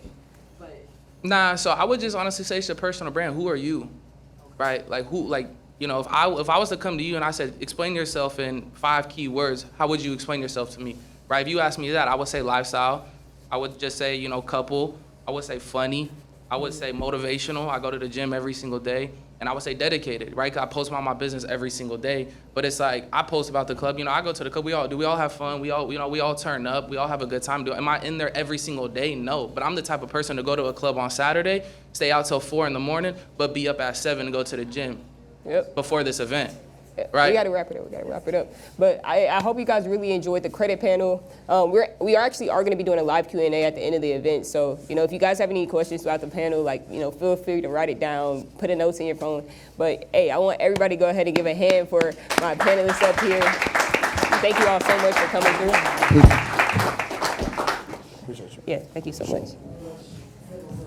Thank you. Y'all saw stuff. Appreciate it. Thank you. Of course.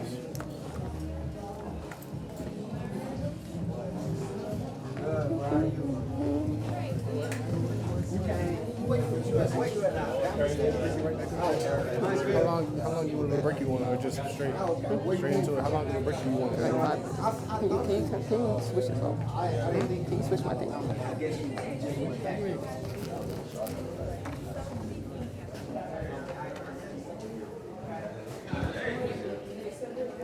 How y'all feel about that panel right there, y'all? Y'all liked it? That's good, that's good, that's good. Give me 1 second real quick, y'all.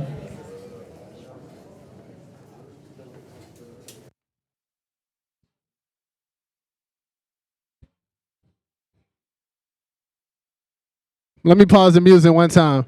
Just to check the energy in the room. Hello? Hello? I know y'all ain't forgot already. Let's do that one more time. I just want to keep the high energy. Hello? Hello? Okay, so look, my job here, again, my name is Mino on the mic. I bring the energy in the room, but the most important thing outside of that is to make sure that you guys are getting exactly what you want from today's event. So I'm going to ask you guys a couple questions, and I really want you guys to be honest and transparent with me. Is that okay? So first question that I have, and whoever's going to answer, I'm going to bring you up to the stage because I want you guys to practice really speaking in front of people because that's a lot of people's biggest fear. But my first question is, what is the one thing that you guys came to learn today? Does anybody want to speak on that? Yeah, you got to come up here because we're putting you guys in a position to be able to speak on these types of panels moving forward. So go ahead, say your name, and then answer the question on top of that. My name is Jada Steele, and I'm here to learn how to take your online community from 10K to 100K to $1 million. Do you have an online community right now? Most definitely. Is Chris Ken and Chris, are you in the building? Anybody that has an online community, he's actually one of the speakers that will be speaking coming up really soon. So it doesn't matter what you do. If you want to monetize a community, you want to be able to grow your community to any level, he is a very great person to be able to speak to towards that. So I thank you so much for coming up. Do you want to shout your Instagram one time? I am Jada Steele. IAMJAIDASTEELE. I am Jada Steele. I love it. I love it. I love it. Give it up for one time, y'all. Is there anything very, very specific that anybody came up here to learn today? I want to make sure that everybody gets their value towards like what you came here for specifically today. I'm going to make sure that if the person isn't here to connect you, we will make sure that you get connected with that person. So go ahead, shout out your name, and tell us what you came to learn today. My name is Keon. So I didn't really come to learn anything in particular. I came to meet people because I realized that every time I come to an event like this, it's always somebody I meet who like the relationship transpires and like kind of takes me to the next level. So that's my main objective. So what is it that you do exactly? Content marketing. So I work with online coaches and people who have mentorship programs and just generate leads through the content. So if there was one person in this room like that did anything, how would you be able to help them? Just give it a quick spiel. Okay, so just an overview. So we strategize, we come up with your scripts or just a general direction. We also film, and then my team edits. So we handle that and we get it over to you for you to market online. All right, give it 1 second. So again, I told y'all the first thing that we came up here for is messaging. Do you guys understand what he does? Is anybody in here looking to get help with content in any type of way? Are you scoping them out? Are you seeing? So whenever we get to the point of doing an actual break, I want to make sure that you guys connect, okay? I appreciate you so much for coming up on here. How many people are using ChatGPT in there every day? How many people are using anything that is AI but not ChatGPT?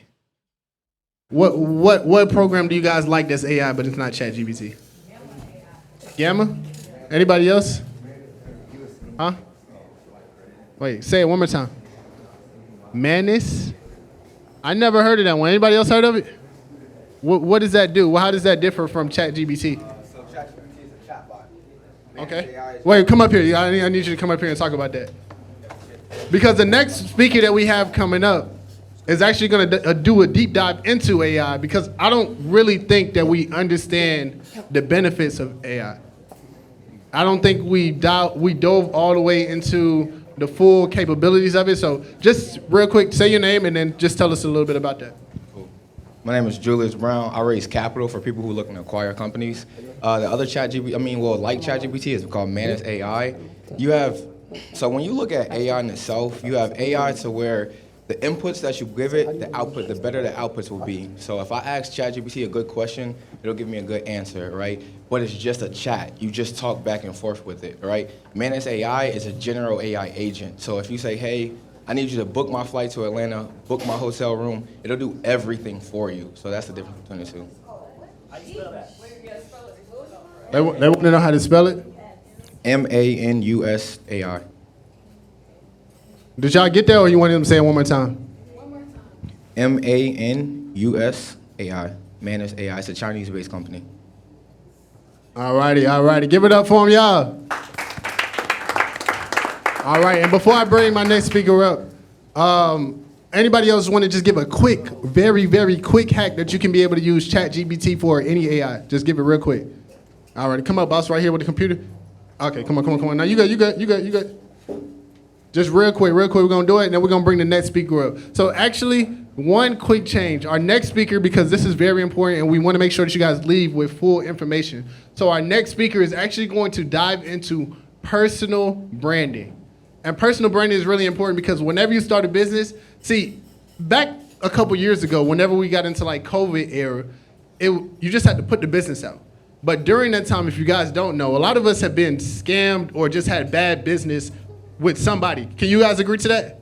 Yeah. So now it is more important than ever to be able to have a personal brand because what the personal brand does is build your credibility. So with our next speaker, they're gonna come up and they're gonna talk about why you need to build a personal brand, how you can be able to do it, and how it's gonna benefit your business. So real quick, I want you to just give a quick hack on what people can use ChatGPT for in their everyday business. Yeah, so a lot of people don't know that you can actually generate multiple images simultaneously with ChatGPT at this point. If you use the O3 model, so you can say, help me build out this marketing campaign, give me a list of the posts, maybe you have a list of 5 posts that you want to create, and then it'll build out those entire things. And, you can go into integrations, deploying it to the actual social media management sites, but a lot of people don't know is, you can use one prompt and generate 10 images from that prompt. And it's just a faster way to work, so I thought I should. So what is the exact prompt that you need to put in the ChatGPT so they can be able to do that? So it's sequential prompting. What you would do first is kind of help me plan this, give me these 5 posts and say, create the 5 images for this post. You should output 5 different images. That's very important. Given it that outcome that you're looking for, output 5 images, it will start to create that 5 images. It might take like 5 minutes, but they'll be pretty good images. So. All righty, give it up for him, y'all. Give it up for him.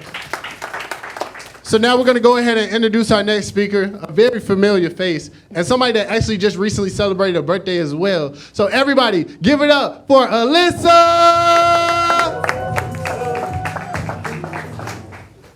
Like the outfit. I love the outfit. Thank you. Hey, I got my. Jada, actually my stylist, so the couture stylist in the building, she got me right. If y'all mess with the fit, definitely tap in with her. Definitely tap in with her.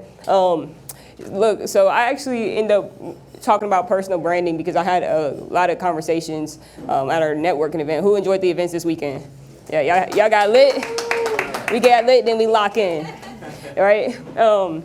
And when I was having my conversations with people know that I'm really deep into AI. Actually, my boy Julius came up here. We have a business together where we help people, brick and mortars, we help them actually exit their companies and integrate AI into their companies, right? And so I'm really deep into AI, but I realized, like, look, even though I can help people make money with trading and doing all these things, I know that this is one of the most important skill sets that anyone can have. And how many people in the room already know who I am? Okay, cool. Y'all know me? Y'all like me? Y'all think I'm a cool boy? Do I got a little bit of trust with y'all?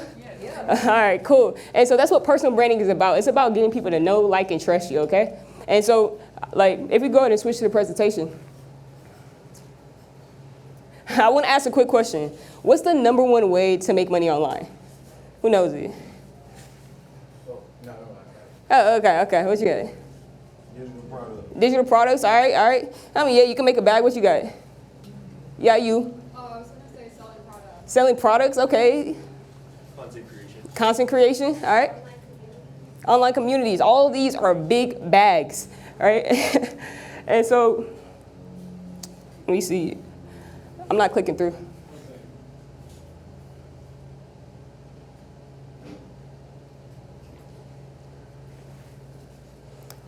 Perfect. And so, I want to ask the same question. What's the #1 way to make money online without any time, money, or experience?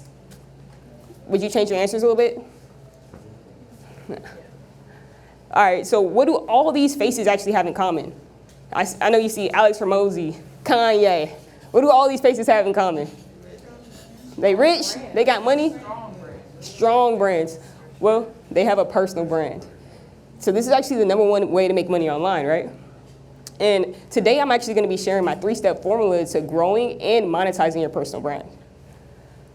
And I've been able to partner and work with a lot of big creators, a lot of speakers that you guys see outside of like our event is because I once worked with these people before with helping them grow their brand and even monetize their brand as well. Because you need to get attention, and you guys probably see Warren G, Justin Phillips, Leticia, Theo, Avery. These are people I've all worked with before with helping them grow and monetize their brand. And it's gonna be the same strategies I use to work while working with them, I'm gonna be sharing with you all. And no matter what you sell, whether you sell physical products, digital products, services, this is gonna work for you, okay? And it's actually gonna put you far ahead of any of your competitors, okay? I gotta let y'all know this. My name's Alyssa. I also go by Level Up Alyssa. I wish I would have updated that picture because it's so old. And yeah, I do like many things. And when you build a personal brand, you can actually sell any product you want. Like you see Kylie Jenner, she dropped a makeup brand. She has tons of supporters. It grew to $1 billion. Yay, like he's a fashion icon. But I thought the dude made music, right? And so when you have a personal brand and people love you, then you can basically sell anything because they trust you. And maybe you're like, okay, cool. Like, you want to partner with somebody who is more of like a personal brand online. You can do the same things. Like, you're not required to be the face. You can find people that already know them, already trust them, already like them. And you can just be the back end. That's really what I do. I don't have to post online to make bread. I partner with big creators and influencers, and I more so do the back end work, and I find a product that's best fit for their business model. Does that make sense? So you can do the same thing with your service. If you're already doing a service, you already got a product, find different creators to partner with. And I've been able to partner with Earn Your Leisure. This is actually the first website that they ever had. I actually designed this. And Indio, Chim, Theo, I've been able to do a lot of work. But a lot of people still to this day still know me as an interview girl because I've been able to amass millions of views online interviewing some of your top creators in the space, all right? So what is a personal brand, y'all? Who knows? Who knows what a personal brand is? What you said, like how people think, trust you, and how people view you. Yes, exactly. How people view you, right? And I first want to share what it's not. It's not just posting content. Building a personal brand is not just posting content. It's more about sharing your skills, your experience, and your knowledge to people that trust you, right? And these are the things that define you. And the things that I like to say, I like to keep things really, really simple. And so it's actually just sharing your story. So building a personal brand is just sharing the things that you've already experienced throughout your life with other people. Does that make sense to y'all? Yeah. Does that sound easy? Is that complicated? It sounds pretty easy to you, right? And so look, what's one thing that everyone has that we all share? We all have a story. Everyone that exists still doesn't even, they may not have a whole heart, everyone that exists, but everyone has a story, things that they've been through, things that they've experienced, things that make them unique, and things that make them similar so you can relate to other people. That makes sense? And so the more you share your story, the more impact, income, and influence that you have. So you're like, okay, Alyssa, I don't know where to start. I done lived 25 years of life. I don't know where to start sharing my story. I don't know what I want people to, know about me. Like, do I want to be the funny girl, or like, do I want to talk about business all the time? I don't know what content to post. Who's thinking that? Like, you like that? I'm like that too. It's complicated, right? So I make it super simple with my personal branding blueprint. And I like to listen to how, the what, and the where, okay? And so when we think about how, we think about how you share your story. That's the content you post. What you sell, and then where you sit in your customer's mind. All right, so is it cool with y'all if I break down like how these three different things work together in unison? Is that cool with y'all? Yeah. Say hell yeah. Hell yeah. All right, for sure. So this is actually my boy, Matty J, fellow playmaker. He's always preaching about documenting the process. And we've collaborated on so many different things. You need to know your story in order to share it. And so your personal brand versus your business brand. With a business brand, you're selling products. You're really defined on your avatar, your audience, right? But with your personal brand, you actually are the product. Let me ask you guys a quick question. When you think about Joe Rogan, his niche, he talks about politics, aliens, fitness, fighting, comedy, all these things, right? Like, he's not talking about just one thing, right? Like, you don't have to just be the clothing brand expert. You don't have to just be like credit. You can build a personal brand where it's very diverse and it makes up all of you because there's different areas of life that encompasses who you are. And that's perfectly okay. You can still have a product. That was similar to what Nano was saying just a few seconds ago, right? And so if you're building a personal brand, speak about things that you've already experienced in the past. Maybe share a story. Maybe you had an interesting phone call with a customer or client, or maybe a friend that you want to share with someone else. That's super simple. But there's a difference between telling people what they should do and then sharing things that you know. Because the first one is preaching and the second one is teaching. All right? So you actually want to share things that you know about so you can just teach things. No one wants to be preached to, right? Like, I'm preaching right now, but hey, we gonna start teaching in a second. You have to document it so they can complement it. That's the bar. You have to document it so they can complement it. So all those little small, tedious tasks that you're doing in your business that you're not actually recording and posting, those are things that are gonna build your trust with your customers. And maybe just like the everyday things, like Maybe you're going shopping and you just got your new apartment. Share these moments. I know Travion did. I know he just got his new apartment. I know he just got a new camera. When I seen it, I say, hey, bro, that's the new camera you just got, the new equipment? Because he's building his brand and he's showing that he's doing all these things. So you have to document those things so people can compliment him as well. All right, so let's get into the what you sell. There's only 4 things you can sell online. So you can sell a product, you can sell information, or you can sell services or access. Right? A lot of you all are probably familiar with the information or the product or even the service space, but a lot of y'all are probably not familiar with selling access. Like, say like, Alyssa, what does that mean, selling access, right? Well, let's say what you sell a product. If you're selling a product, it can be anything. It can be like shirts, clothes, makeup, like anything. And if you're selling a service, like maybe it's credit repair, like the credit planning we just did. Maybe it's website design, like something that I've sold before. It's an AI software, something like that, right? Or you can sell information on something that you're experienced on. So maybe you're teaching somebody how to get started in whatever you know. And when you think about selling information, you don't have to be on step 10 or 100 or super duper rich to get started in this. You just sell to the old version of yourself, right? And so what this means is that whatever problem you finally found a solution for, you're like, Alyssa, it took me 3 years to figure this out. That's what you're selling the information on. You don't have to be the full-on expert about that, but you just need to be transparent on where you are. Does that make sense? Yeah. And now access, I think that this is the best way to make money online, quite personally, because the bigger your brand grows, people will actually pay you just to talk to you. You know? It's like, you think you're gonna get like some of these big entrepreneurs on the phone, for free? Nah, they're gonna have to pay. What about like speaking engagements like this? If a lot of times to get like big entrepreneurs, a lot of speakers that we have, you gotta drop that bag on them. And so that's paying for access. And so the goal is to be able to build your personal brand so big that people will actually pay you to just get on the phone or even have you come speak on stage. That makes sense? All right, cool. But what's utmost important is that whatever you sell needs to be in line with your story.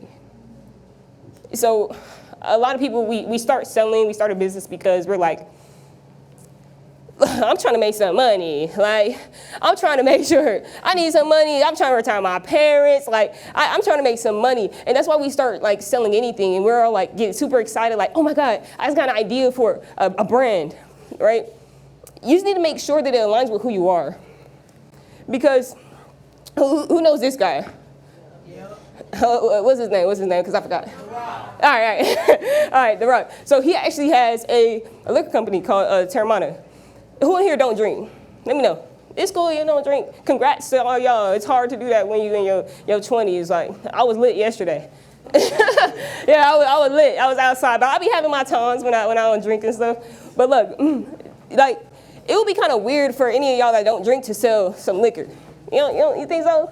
Or even collaborating with a liquor brand, it don't make no sense. It don't make no sense. So make sure that whatever you sell aligns with who you are and your beliefs, all right? So look, a good name is more desirable than great riches. To be esteemed is better than silver or gold. This is Proverbs 22:1. And I really love this. And everybody should take a picture of this. Because simply what this means is that what's more important than money is like what you stand for. What do people know you for? What do people respect you for? Like, what standard do you uphold yourself to? Way more important than money. And so if your main focus is money rather than, your personal brand and making sure that you're in alignment, then you're already on the wrong foot. That makes sense, everybody? All right. So now let's get to the third bar of the personal branding blueprint, which is where you sit in a customer's mind. And where you sit with a customer's mind is how consistent are you with doing the thing? Like, when and how often do you post is defined by your cadence. You guys know about that? Like a cadence? So cadence is like how often you're doing something. And it actually takes somebody 7 to 11 times to see you before they ever buy from you. Y'all knew that? Who in here is like that's new? That's brand new to me. I didn't know that like somebody had to see me 7 to 11 times before they even bought from me. So that means if you posting every 3 months, and then the only next time you post, you're trying to sell something, you think people are actually gonna buy something from you? No?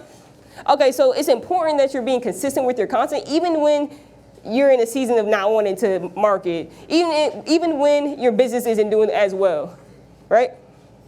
It's very important to stay consistent. And look, I really only had 20 minutes. So it's impossible to tell you guys how I've been able to help my clients, my customers, and to be able to grow their brand super big and have millions of followers online.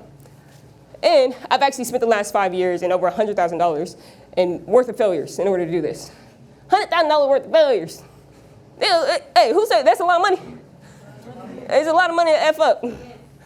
So look, but I'm not going to ask 5 years of your life, and I'm also not going to ask for $100,000. But who in here would throw $100,000 at me? You know. All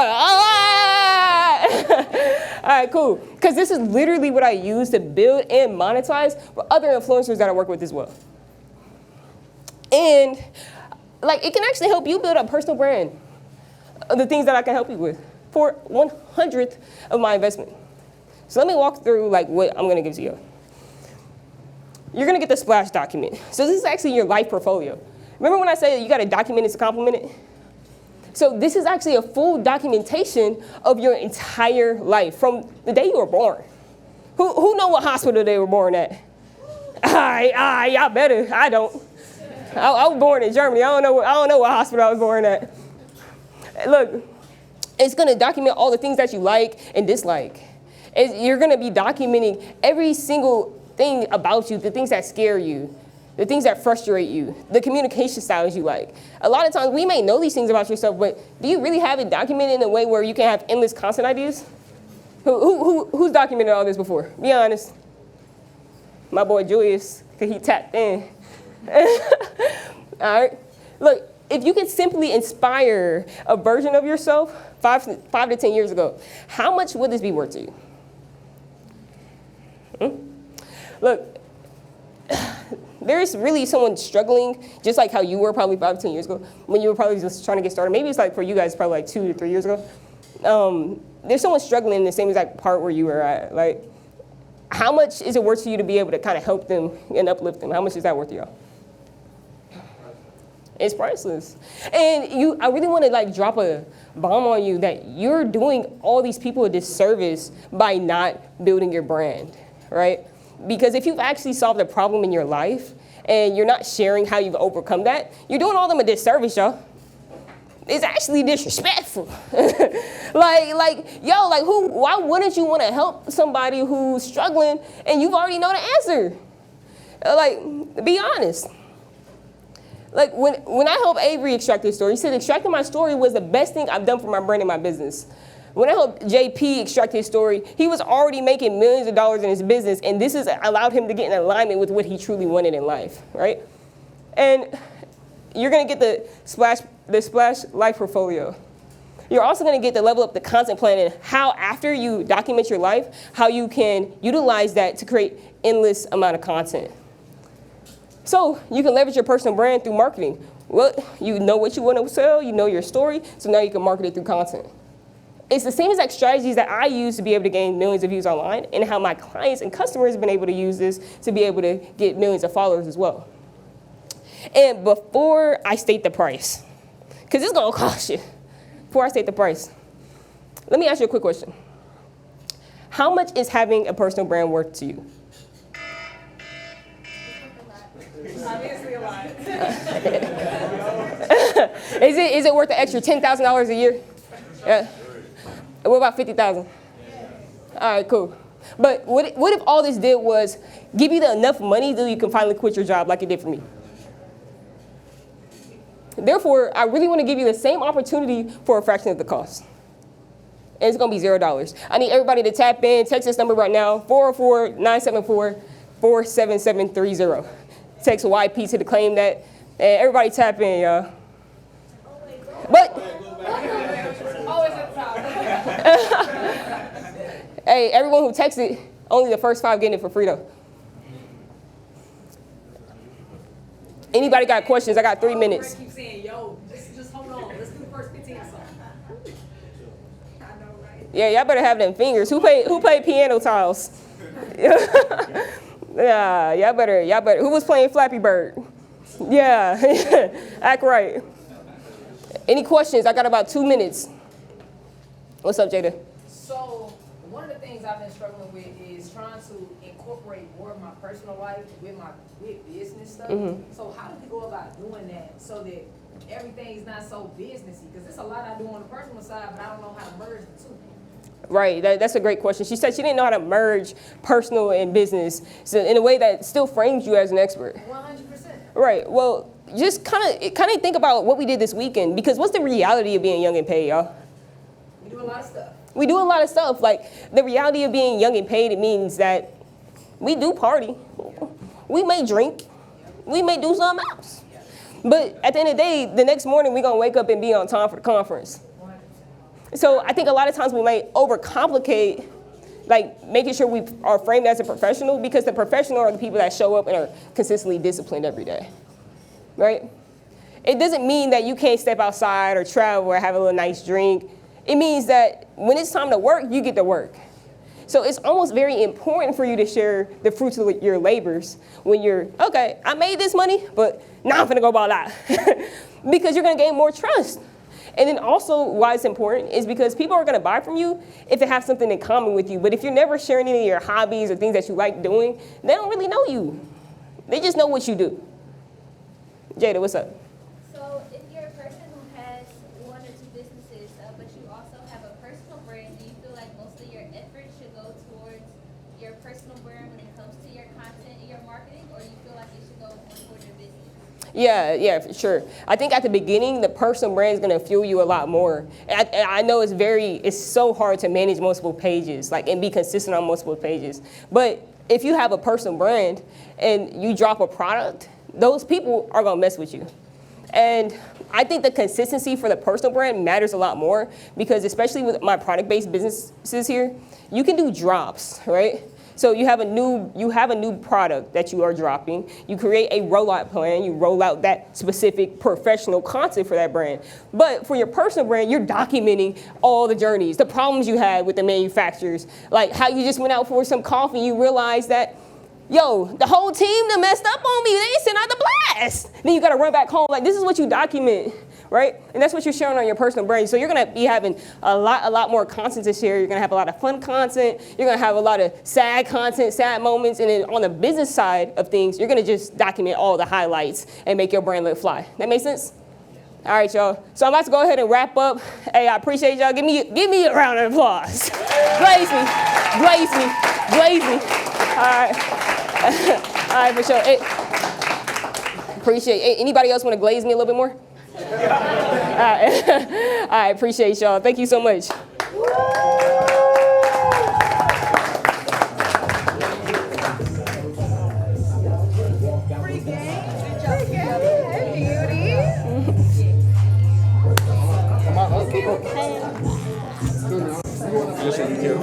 Thank you. I'm getting interviewed. Are you? Yeah, Keon. I want to make sure I ain't talking about myself. Keon's interviewing. I'm stuttering.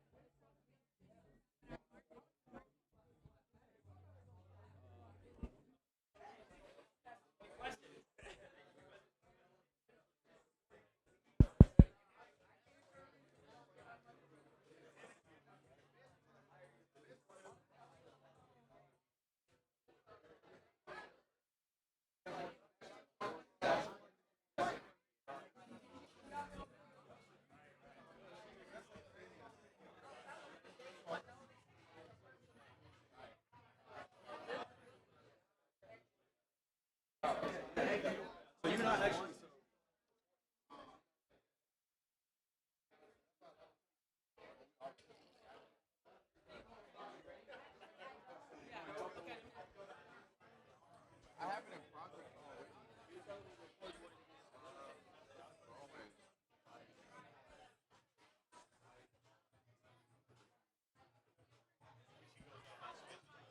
she going now. We about to go now. Yeah, yeah. Let's go, let's go, let's go.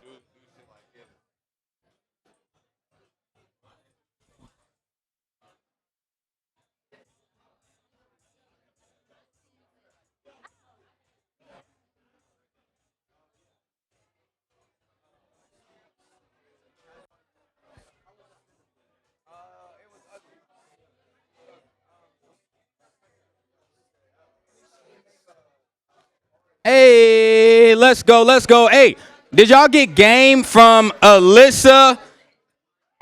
Did y'all get game? Hey, y'all make some noise for Alyssa one more time. Hey, I am super excited for this next individual. If you all have been on any type of social media, in the back, if y'all have been on any type of social media platform, I'm pretty sure you've seen this individual. I have the absolute honor of being able to ask this person questions. I've had the honor of actually watching her since I was 18 years old build a successful business online and offline. And I promise you right now, you do not want to miss this next segment. So I have the honor of bringing up the Nigerian wifey in the building. Let's go! Hey, hey.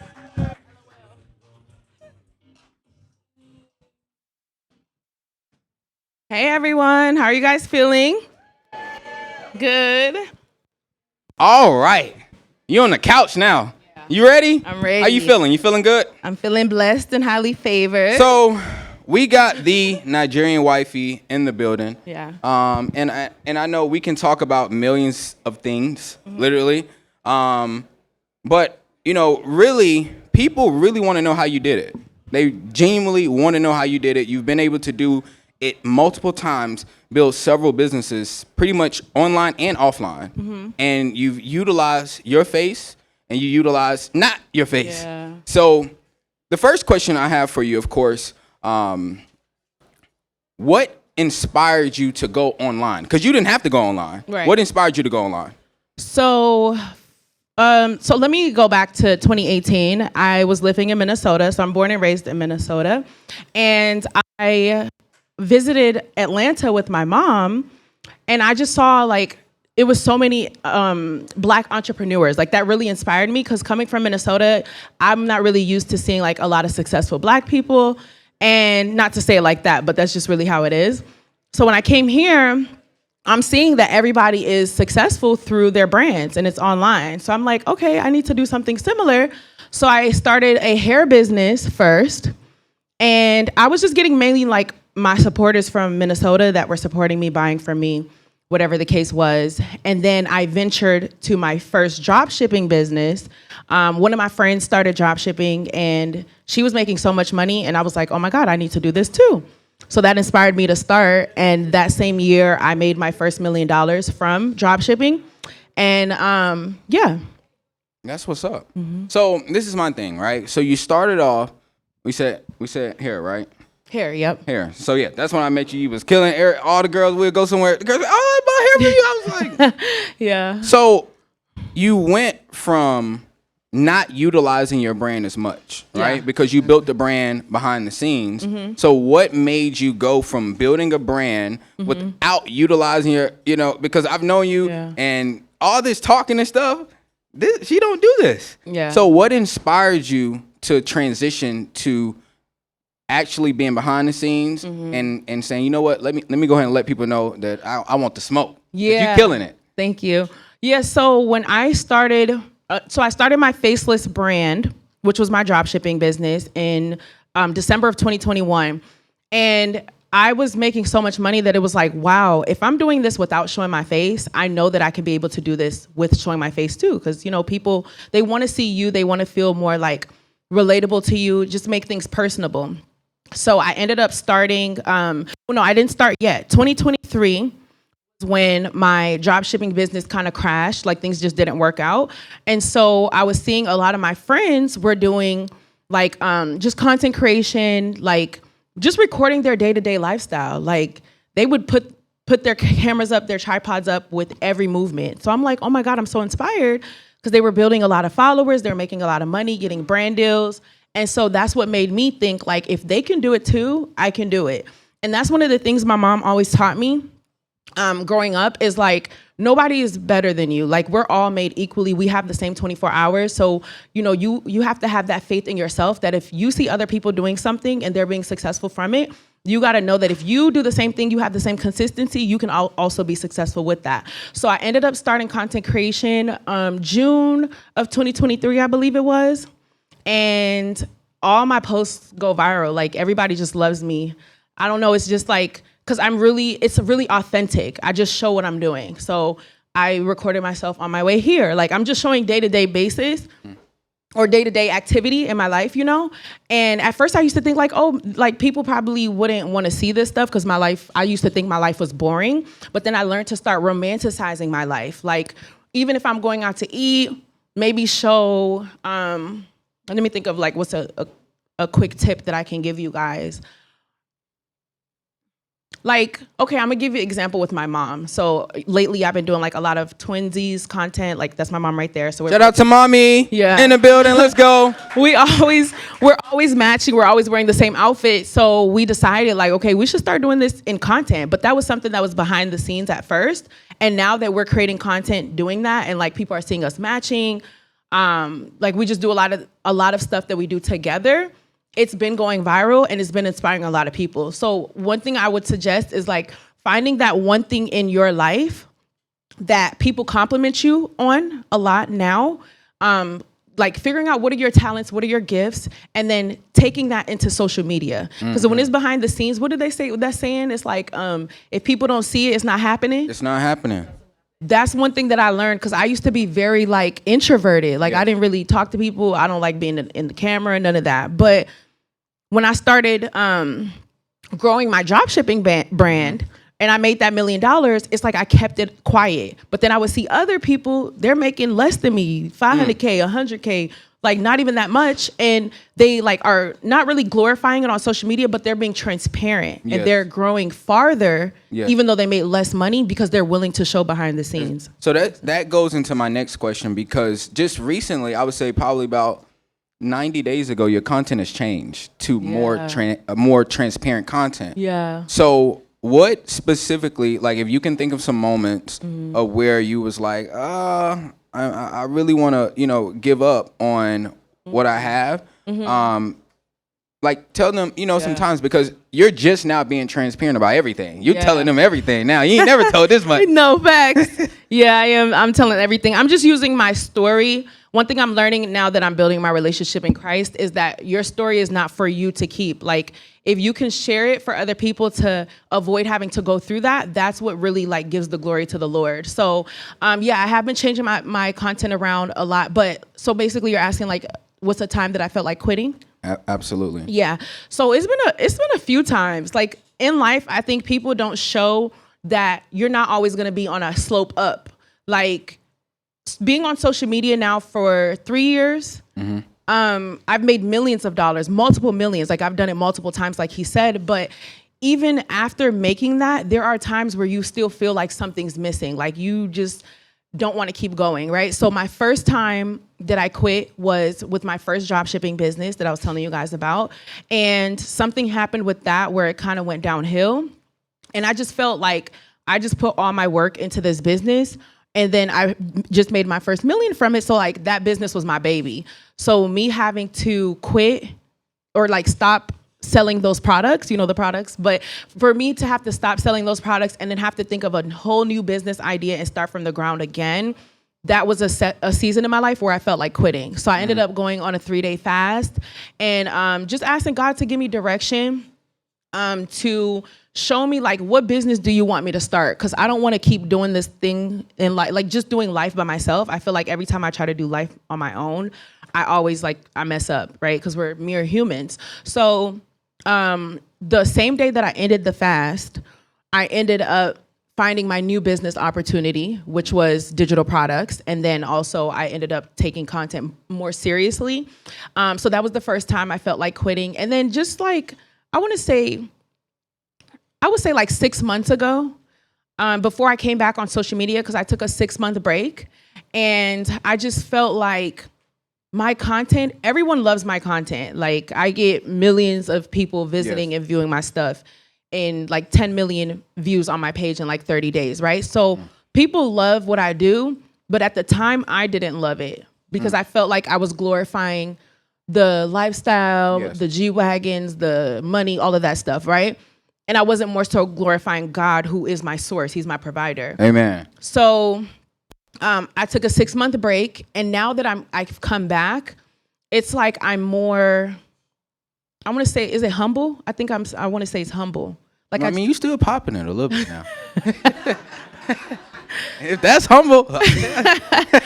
You gotta pop it a little bit, but like I just have more humility. Like now you're not really gonna see me glorifying, like I'm not gonna just be posting, like before when I first got my G-Wagon, I'm posting it every day. I'm gonna wear that G-Wagon out. You know what I'm saying? Because I'm the first like multimillionaire in my family. So it's like I used to always talk about money. So now I just have more humility. Like I'm always giving God the glory. I'm always talking about my story, my past, showing everybody where I started from and where I am now. Thank you. But there was something I was gonna say. It was actually really important. Well, let me ask you this. Okay. It might go into this next segment. Okay. Because typically what most people do is they go through life and they have these ups and downs, which is, typically is life. But a lot of times they only use God when it's down. How important is, because you've been in multiple businesses, you've been in multiple areas, and I could not imagine making millions of dollars and thinking about what we about to do next. Like, the trauma could be OD. Yeah. So how important is having God, not just in your business, but in your life, period? Yeah, that's really important. That's one of the things that I have I've centered my life around God. Because if you're doing things on your own, remember we're humans. So our life on this earth is not like, we're not going to be here forever. Right. So,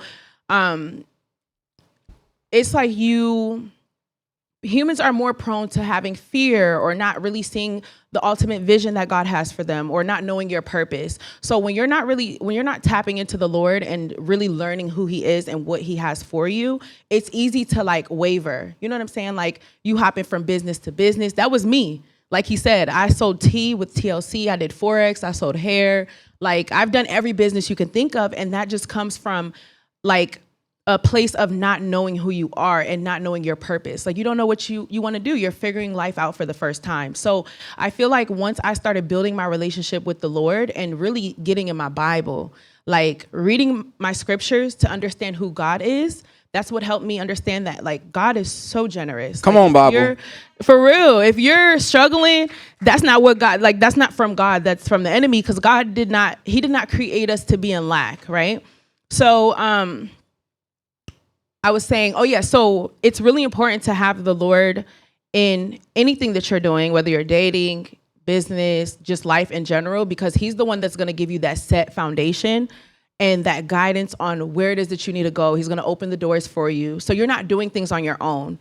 And I feel like that's why I grew so fast. Like once I stopped the Forex era, which was like 2021, I think, once I started building my relationship with God, I always say it on social media, God took me to places that I couldn't take myself. And I learned this there's an audio that I used to listen to. It's called The Secret Door to Success. It's so good. You guys should listen to it. It's free on YouTube.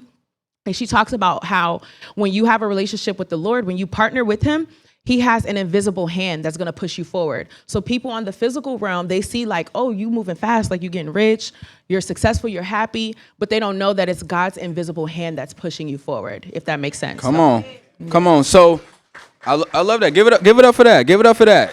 Yes. I'm just kidding. So, with you know, you sound confident. You know, you are really doing everything that you dreamt of. Mhm. Seriously. Yeah. So now, I mean, the people want to know what's in the next 5 years, because you're there. So is there a situation to where it's like, do you feel like you're at the top? Do you have more goals within the next 5 years? What are you looking forward to?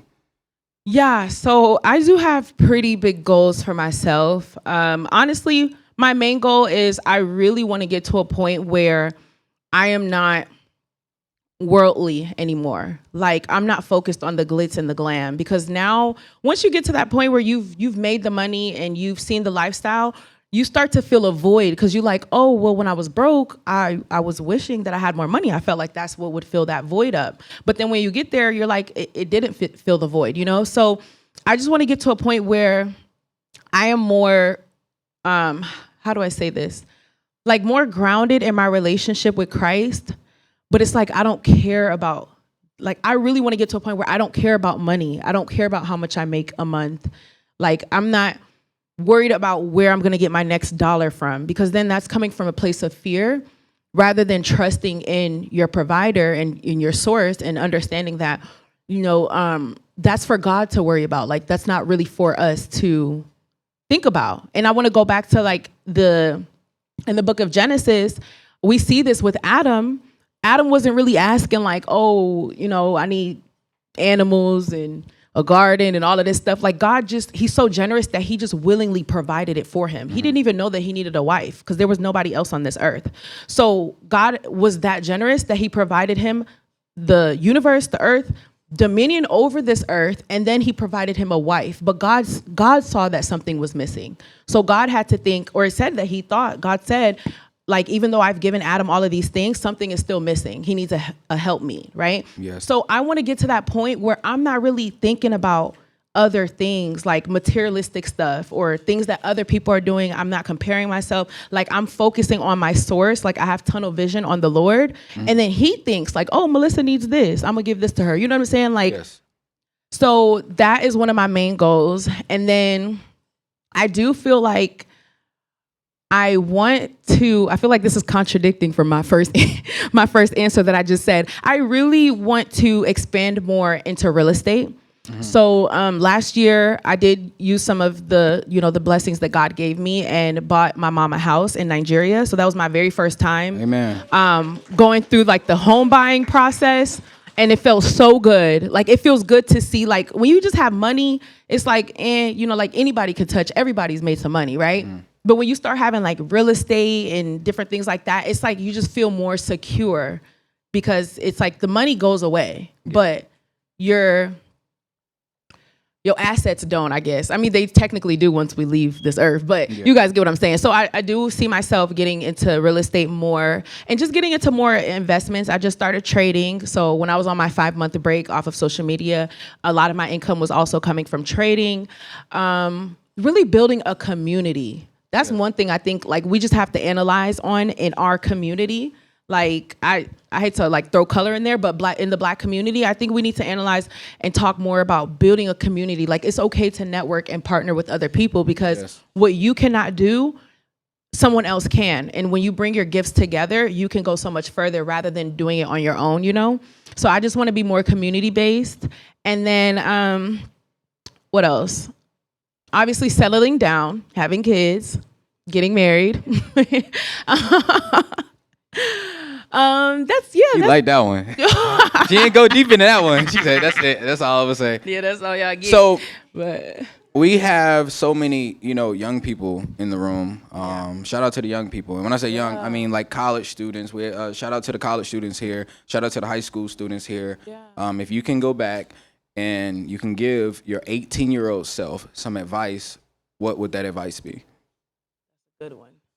Wow. That's actually an emotional question. That gave me chills, actually.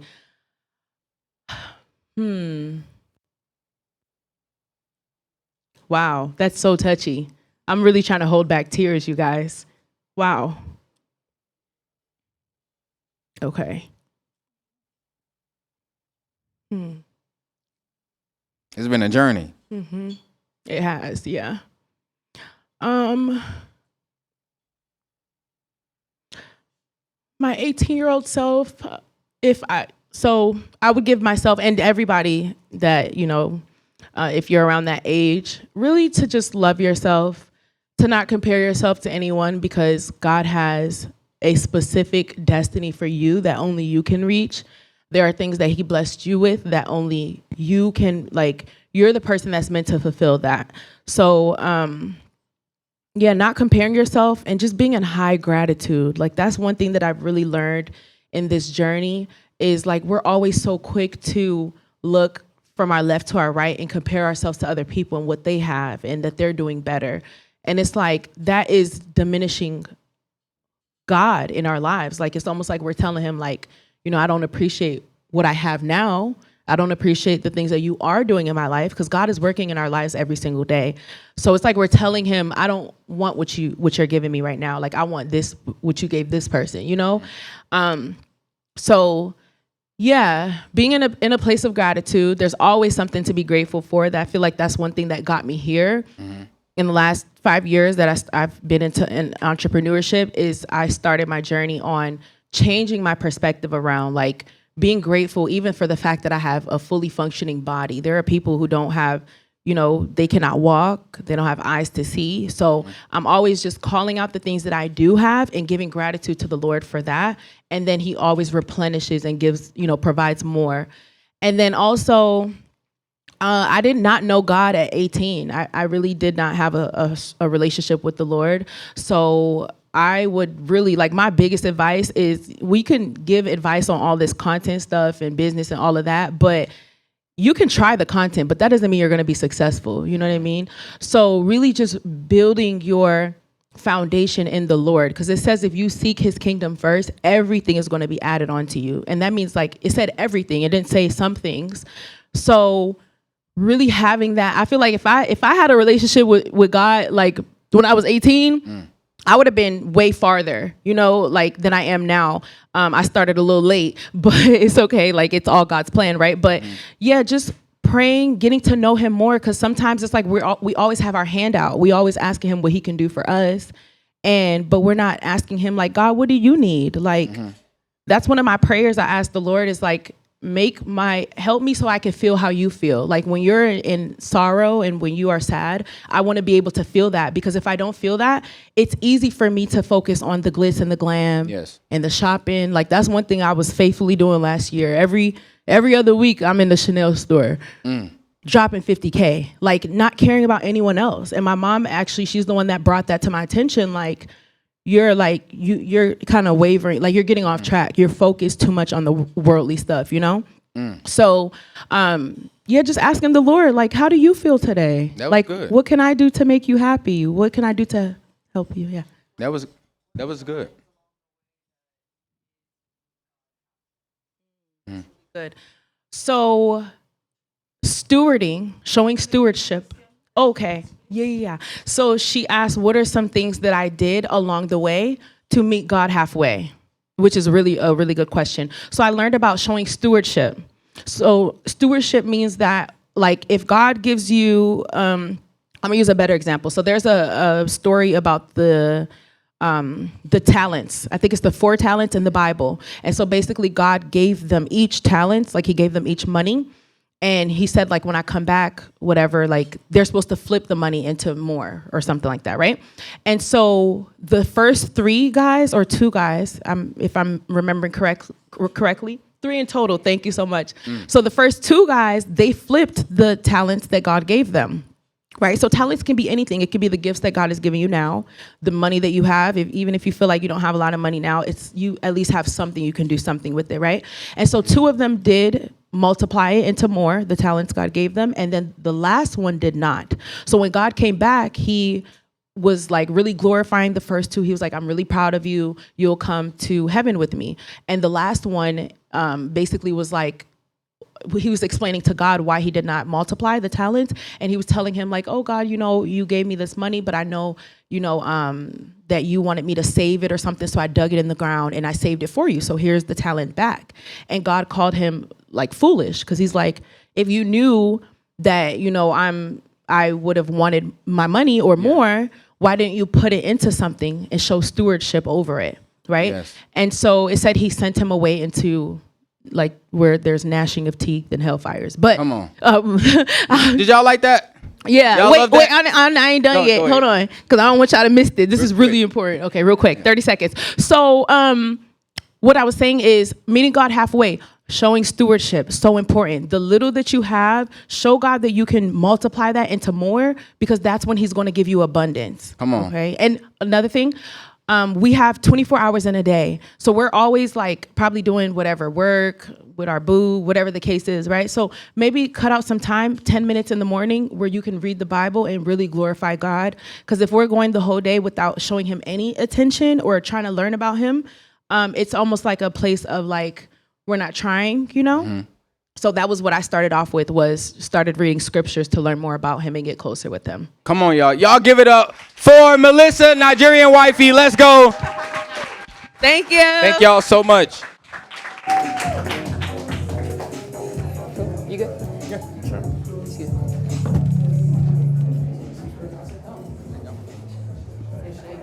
Check.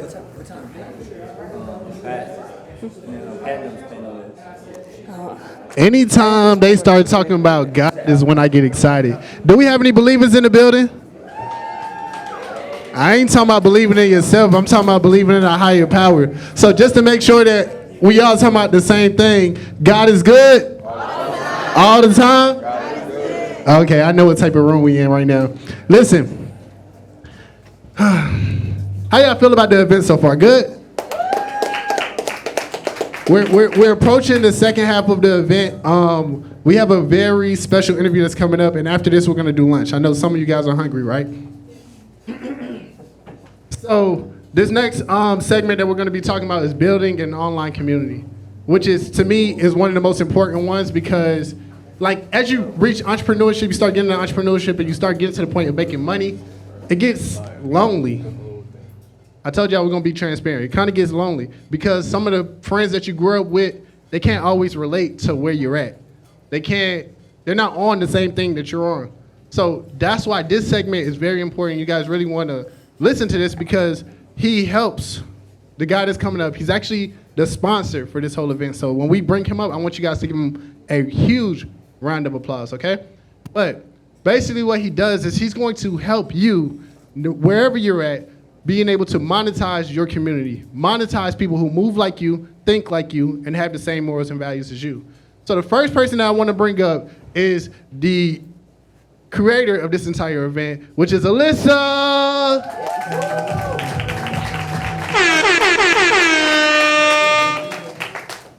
And like I said, this is the sponsor of this event.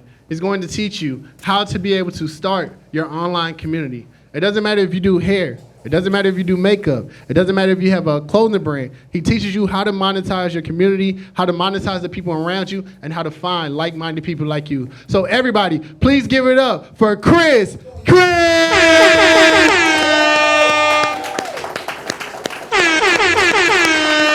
Thank you for coming up today, my brother.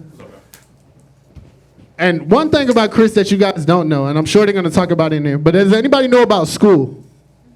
And starting a school community. How many times have you won the school games, bro? Personally, I've won the school games 3 times. Yeah. Give it up for that, y'all. That's a big accomplishment. I don't think you guys know what that means, but I'm going to go ahead and let them talk about this interview. You already have. What's up? How's everybody feeling? Awesome. Yeah, man. So, look, you won the school games 3 times, and who's familiar with School platform again? All right, spell SKOOL. But I know, like, the biggest question online right now, like, school, why did you choose doing school over WAP? That's so crazy. I get that a lot, school or WAP. To be honest with you, I actually have a WAP community. So we did $500,000 on WAP last year. So I do use WAP as well. But school is just a super simplistic platform. If you've ever, who here has been in part of anybody's school community? Raise your hands. Okay, cool. So most of us have been a part of somebody's school community. And you guys, when you get in there, you immediately know how to use it. I always tell people this, but my grandma uses school. She's a part of a school community. She knows how to use it. She immediately got in there and she knows how it works and everything. So sometimes, and this is not to quote Hormozy, he always says that simple scales and fancy fails. So whenever you're doing a different business and whenever I'm thinking about what to do and how to navigate, I want to think about how can I give my people and my community the most simplistic, sort of user experience possible. And that's why I like Skool, because it's so easy to use. Okay. And so when it comes to building community, I feel like there's so many different aspects. Community management. How do you keep a community alive when you just got 3 people in there, right? Right. What are the foundations that you need to build a successful community and for it to grow? Yeah, good question. I would say you can't keep a community alive with only 3 people in there, to be honest. Okay. I would say you need some more people in there. A good marketing engine will help you to defeat any sort of deadness in your community. Mm-hmm. So having consistent amount of people coming in there, people are gonna fall off. That's just with anything that we do. You know that, people are gonna come in, they're gonna be super engaged, and some people are gonna fall off. So you do wanna have a consistent amount of people coming in, but you wanna find your key leaders in your community at all times. And you'll notice those people very quickly as they join your community. They'll be very involved. They'll be the people who are showing up to all your calls. Mm-hmm. And you want to be able to uplift them, maybe even give them roles inside of your community that helps them to be able to actually feel like they're a part of the community, almost feel like they're a partner, right? Not just somebody who's just a member, right? Asking them hey, what do you think about, if I did these courses? What do you think if we did this mastermind? So they're having actual involvement inside their community. I just hosted a mastermind in Bali 3 weeks ago. It was my first international mastermind ever. It was really amazing. Congrats. And I did that because I asked everybody in my community, where do you guys want to go? I was like, hey, I want to do something international, you know what I mean? We already did Atlanta, I was in Miami, but I was like, what can we do that's going to be some fun for everybody, Right. And I built it out, my team, we planned it, and we executed because everybody said they wanted to do Bali. Well, that's amazing. Yeah. Congrats to doing that. Yeah, First one out the appreciate country. Yeah, that's fire, Yeah, international. So look, let's say I'm building a brand online. I think I get this question a lot, so I'm sure you do too. Do I start off with a free group, a paid group? I'm not necessarily sure what type of group to start off with. I'm sure a lot of people have that same problem. Yeah, that's a good question. So there's several different models. There's 1,000 ways to skin a cat, right? There's so many ways. I'm not going to say that. Sometimes someone has come to me and they've had a successful community and they've had a strategy that I've never heard of, right? And I've been like, wow, I'm surprised that worked. It may work for them. It may work for their audience, right? But I'll give you guys 3 different models to scale your community. All right, the first one is I call the free to high ticket. Okay, so this is when you're going to build out a free community. Okay, and your free community is just going to push to a sales call where you'll be able to close people on a high ticket service. Now, your free community, you're giving away a bunch of free game, free value, and it's built in a way that you're going to actually nurture your audience. So in marketing and sales, as we know, the name of the game is really turning a cold lead, someone who doesn't know who you are, into a warm buyer. Okay, there's a lot of different ways to do that. You can do that through webinars, you can do that through a bunch of content. But one of the best ways that I've liked and I've seen it be done is actually through a free community, right? You send people to a free community. In your free community, if you go to my free community right now, the first thing you're gonna see is one of my mastermind students saying, oh my God, I just hit 100K a month in my community, right? So when someone comes to my free community, they're seeing immense testimonials right there, right then. And then they're able to watch a bunch of free content and courses, and then we have weekly calls, okay? Now, if somebody came in through as a cold ad and they saw all of that, what do you guys think? You think they're gonna be cold or you think they're gonna be warm?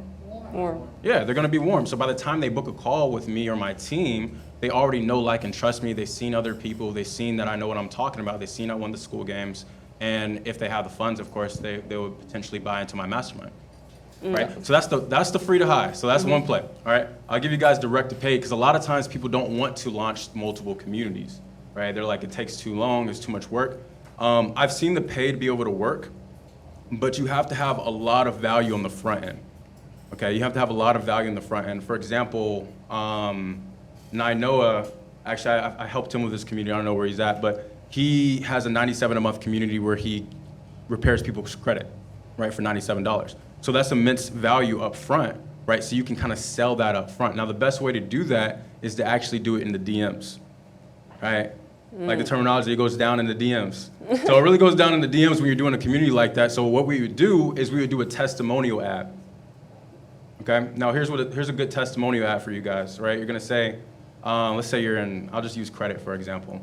right? Let's say someone gave you a testimonial, you do a green screen of that ad, okay? So where you're pointing at them, be like, hey, here's Marcus. I just boosted his credit score from 500 to 800. And the crazy thing about it is I didn't charge them thousands of dollars like these other people who do credit repair. It was just 97 bucks. If you guys want to get your credit fixed, go ahead and tap in and comment the word credit. All right, you have your mini chat automations, they send you to the DMs, and then you communicate in the DMs and you close them. They're gonna have questions and stuff like that. Now, you don't send them directly to the page to buy, right? Because someone might not buy right then and there, but you'll send them to the DMs where you can communicate with them, okay? So that's the second model. I'll give you a third model. All right? Third model that I've seen work is the webinar model, okay? There's two different ways you can do the webinar model. You can do the webinar model where you send people to a webinar registration page, they get on the webinar, and then obviously you talk to them about what you do, and then at the end of them, you're gonna close and you're gonna present to them your offer. I wouldn't present a low-ticket community on a webinar. It's not really a good use of time. I would present a mid-ticket. The best mid-ticket I've seen is usually an annual of your community with a little bit of one-on-one or like special bonuses, right? So you can present your mid-ticket, and if you have a good buy now, pay later solution, you're using WAP, you're using fan bases, or even if you have Stripe, you know, I don't recommend Stripe for online education just because of their dispute process, and they don't actually condone online education anymore. But you sell a $9.97 product on your at the end of your webinar, that works really well as well. Okay. Okay, cool. So look, if TikTok, if Instagram actually got shut down today, like, how would you make your community and your brand survive and continue to market that? Okay, when you say TikTok and Instagram, are you talking about all social media? Yeah, like as in a marketing strategy, like how am I still getting leads? How am I gonna be able to continuously foster my community? Do we have, all right, this is a good hypothetical. Do we have ads? Yeah, we still have ads. So let's Okay. say we just don't have organic content, but we can use paid ads. Got it. So I scaled my community complete with paid ads. So you did no organic content. Did you have a page built out? Like if someone were to go to your Instagram page from the ad, were they able to see testimonials, like pictures? So that was actually my free community was my landing page. So I sent all ads to my free community. So whenever you're thinking about any sort of business, there's two things you want to look at. One is CAC. If you don't know what CAC stands for, write it down. CAC is customer acquisition costs. And the second thing is LTV, or lifetime value of your customer, okay? So I'll ask a question, like, I guess, like, let's say if your CAC is $100, right? It means it costs you $100 to get a client, and someone's giving you, and sorry, I might be going a little off. No, all right, okay. if someone gives you $37 in a membership, do you feel like that's a good deal? No. Like someone, you said no? I mean, it depends on the lifetime value. Yeah, so that's where it would come in, the lifetime value. Because if someone gives you $37, you might be like, dang, I just lost 63 bucks. But what if your LTV, the average person pays 6 months in a row, right? So really, it's not $37 that they're giving you. They're giving you the lifetime value of like whatever that is. I can't do the math, but I think it's like $200, $250, right? So that's how the big leagues actually play in the space. So sometimes when I'm running ads, I don't make money back on the front end. I've had big months where I've made 100K and I've personally lost 20, 30K. But guess what? That next month, I'm hitting. Right. The next month I'm hitting because it's monthly recurring revenue. Right. You can't really lose when you have MRR. Perfect. And we're gonna take one question, one line question, and 2-line answers. Okay, I got you. What's up, bro? Based on your reaction to her initial question, I'm curious, if you didn't have paid ads, if you didn't have social media, how would you rate the If I didn't have paid ads or social media, I guess I have to do good old-fashioned word of mouth or something. I mean, you can't use the internet, So the reason I asked that like radio. A lot of people there want to enter good in the personal brand. Yeah. They don't know how to run ads. So, you know, and especially when you get started with ads, you lose a lot if you don't. Yeah. Some people here who are a little bit more on the shy side don't really want to put themselves out there and don't understand paid ads. How would you go selling your community? All right, so this is gonna be longer than a 2-line, but you got to think about high leverage, right? And the 4 C's of high leverage are capital, content, community, and code, right?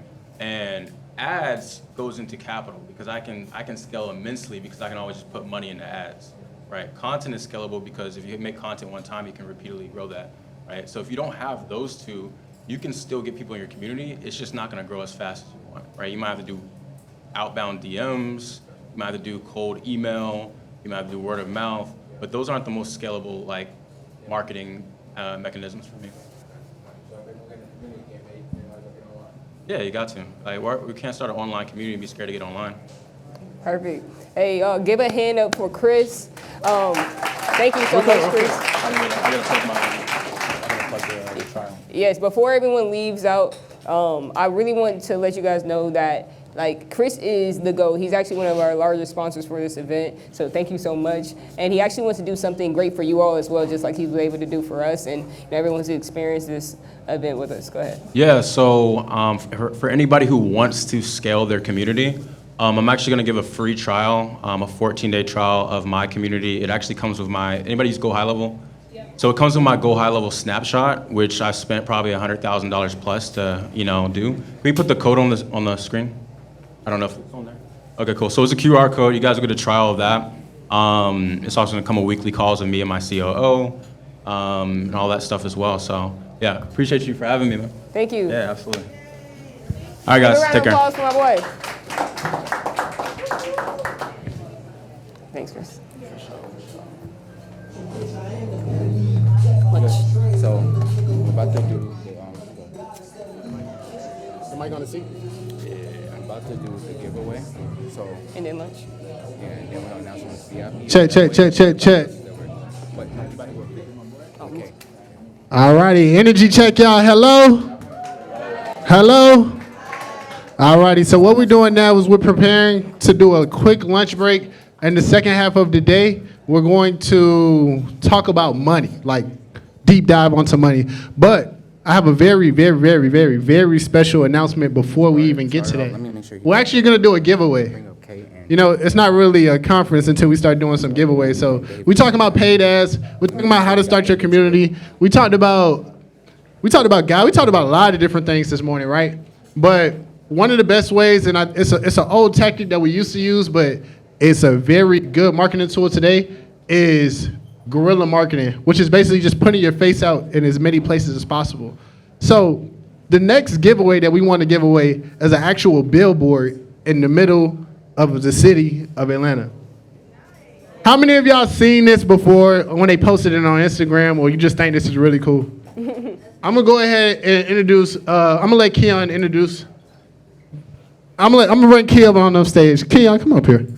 So give them the details about how this giveaway works and how they can win. So listen, did y'all see this billboard in the middle of Atlanta? Listen, we have, if y'all read the instructions, somebody's gonna leave in the next 10 minutes knowing that they're gonna have a billboard and you're gonna have it created. So I wanna bring up our special sponsors. I got Kay in the building. She is our sponsor for this billboard. And this is just amazing. She's gonna announce every detail. And I wanna bring up David. He is also gonna be the creative. So if you all follow the instructions, y'all gonna know exactly how you gonna get this billboard. Let's go. Hi, you guys. How you guys doing? Good. My name is Kay. I go by Kay Said It on Instagram, and I am doing a billboard giveaway. The billboard giveaway is you will get 3 days for free in any city that you live in. And you get the design free as well. He did the design on there. You get 75 to 100 plays per day. And if you don't win the billboard, I still have a special promotion for you guys at the end. But I guess we're gonna tell them exactly how they gonna win, right? Okay. So if you were paying attention to the video, you had to be following all 3 of us. Well, all 4 of us. You had to be following all 4 of us, and then there was a special thing you must be paying attention to.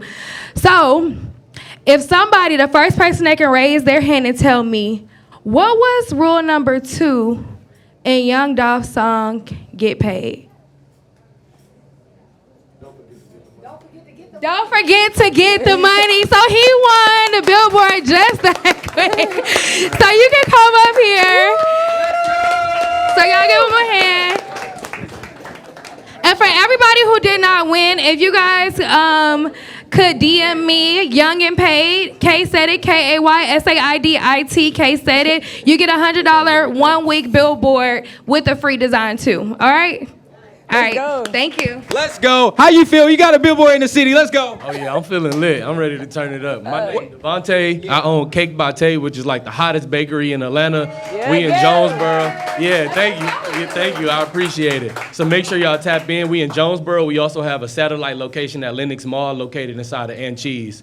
So I'm definitely excited to be here. I ran into Lissa, and I'm just excited to be at the event. I'm a millennial, I'm 31, so a lot of people in here is from Gen Z, and I mean, the vibes been like crazy. So I'm trying to tap in and, you know, learn from y'all too, just like we can all learn from each other. So thank you. Let's go. Let's go. Y'all give it up. So right now, we have some incredible people that put together lunch. Anybody heard of LOL Burger?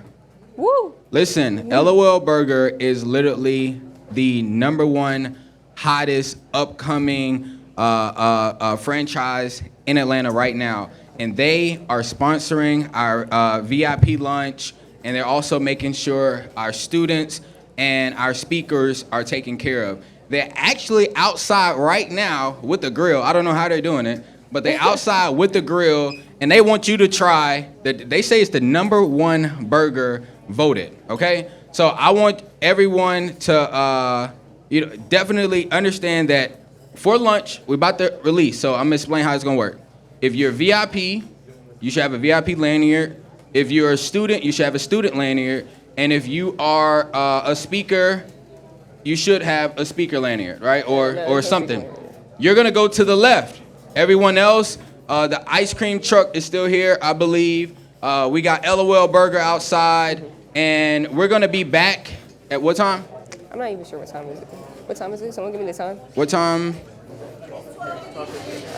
About 1:45. 1:45. And before people dismiss, guys, when we come back, we have some amazing speakers. A lot of you guys' favorite influencers are going to be in the building. And I know y'all going to be really excited for that. So make sure y'all go out and eat. We're giving you 15 more minutes than they usually give you at work. 45 minutes. So swallow it and be back in here. Don't eat too much so you don't get the itis. And be attentive because we're about to get to it. Appreciate y'all. Let's go. You want to put the billboard back up? Bro, are you gonna be? You gotta start something. I want to attend more stuff like this, bro. For sure. This shit is it. You fuck with it? Bro, I love it. It's good. I love that. You guys gotta keep doing this.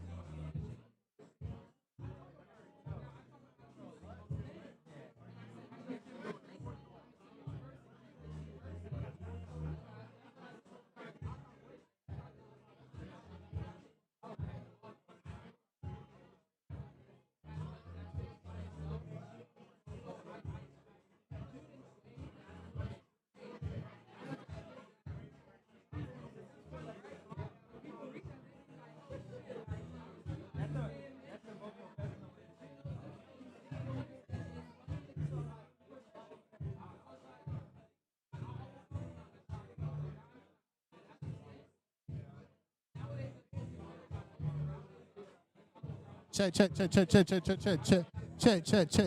hear myself. Check. Mic check 1 2 1 2. Mic check 1 2 1 2. Is this playing too?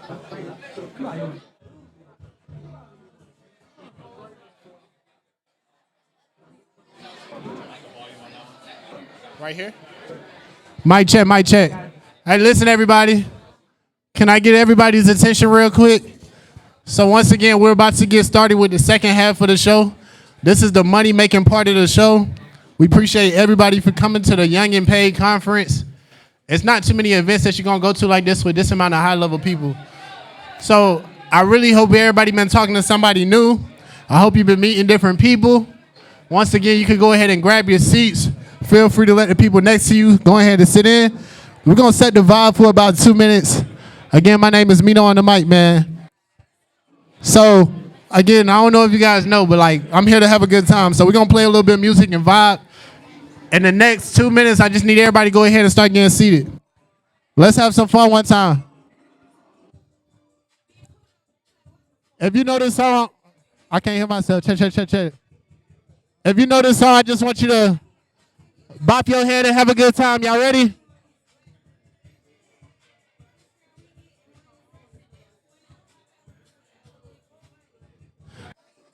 Like I said, we at the Young and Paid Conference. I need everybody to go ahead and start grabbing your seats. Everybody that's out in the hallway, go ahead and come inside. Let's have a good time, y'all. Let's go. You know we deep in. Can't get no. Put some Lulu on it. Check. Y'all ready?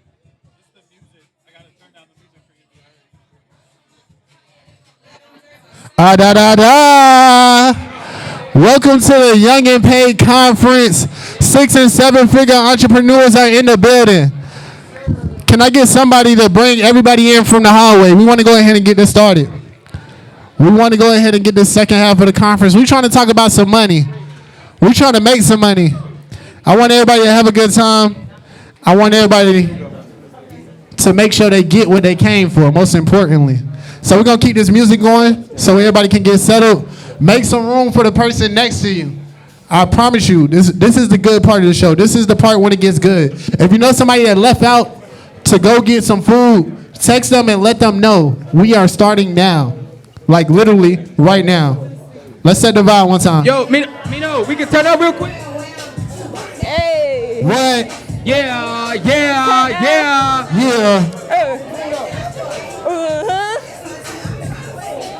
Guess what? Yeah, we getting money. Yeah, we getting paid. Say that. Face, ever, we forever. Just like wanna be, yeah. Hey. Go get a bag. Oh, get it. I want to see who know this part right here.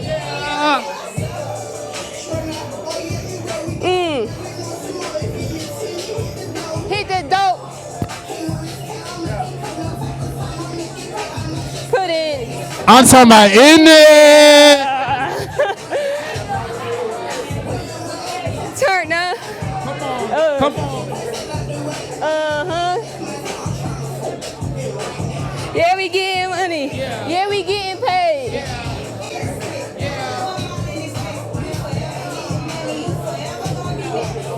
Gonna be.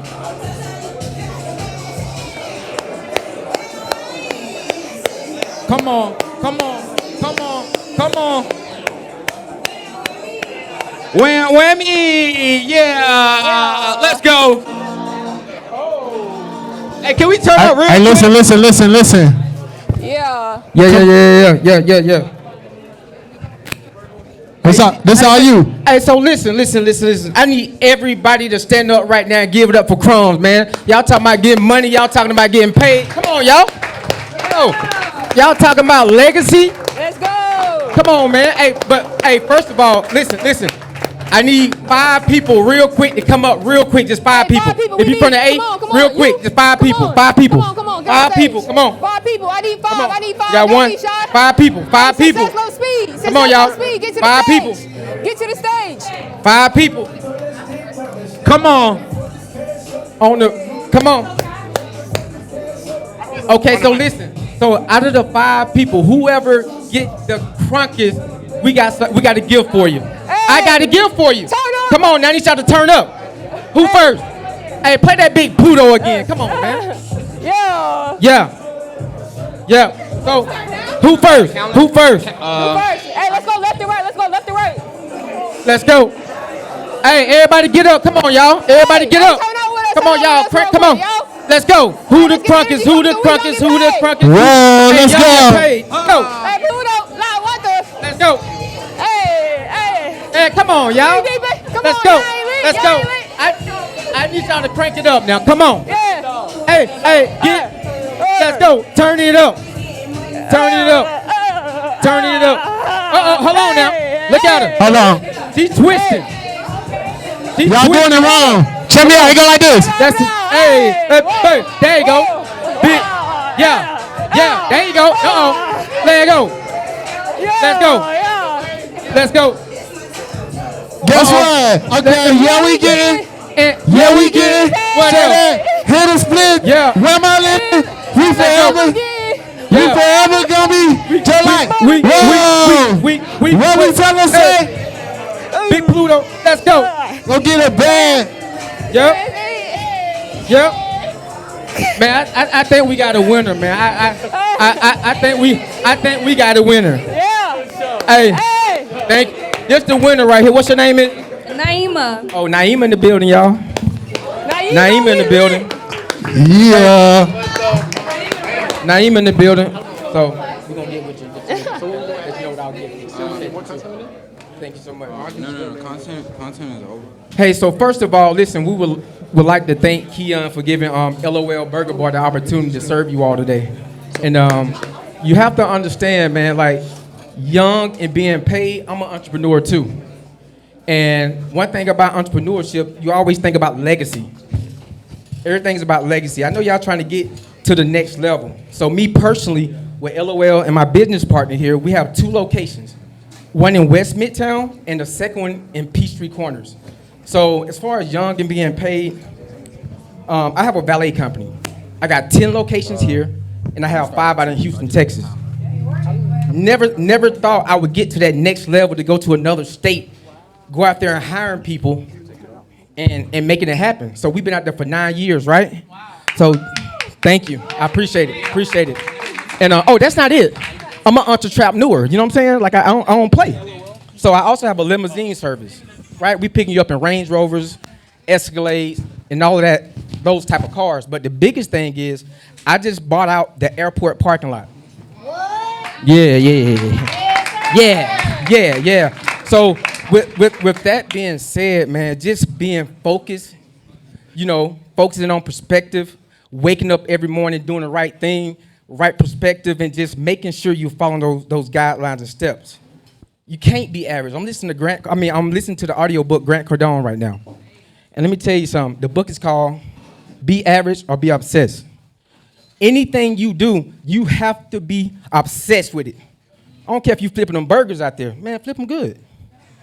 Hey, can't nobody beat me out there flipping them burgers. But you would never know I had all these companies. But we really like to thank Keon, man. And like this is kind of like one of my first speaking engagements. I'm going to say that. But just teaching the youth how to get to the next level.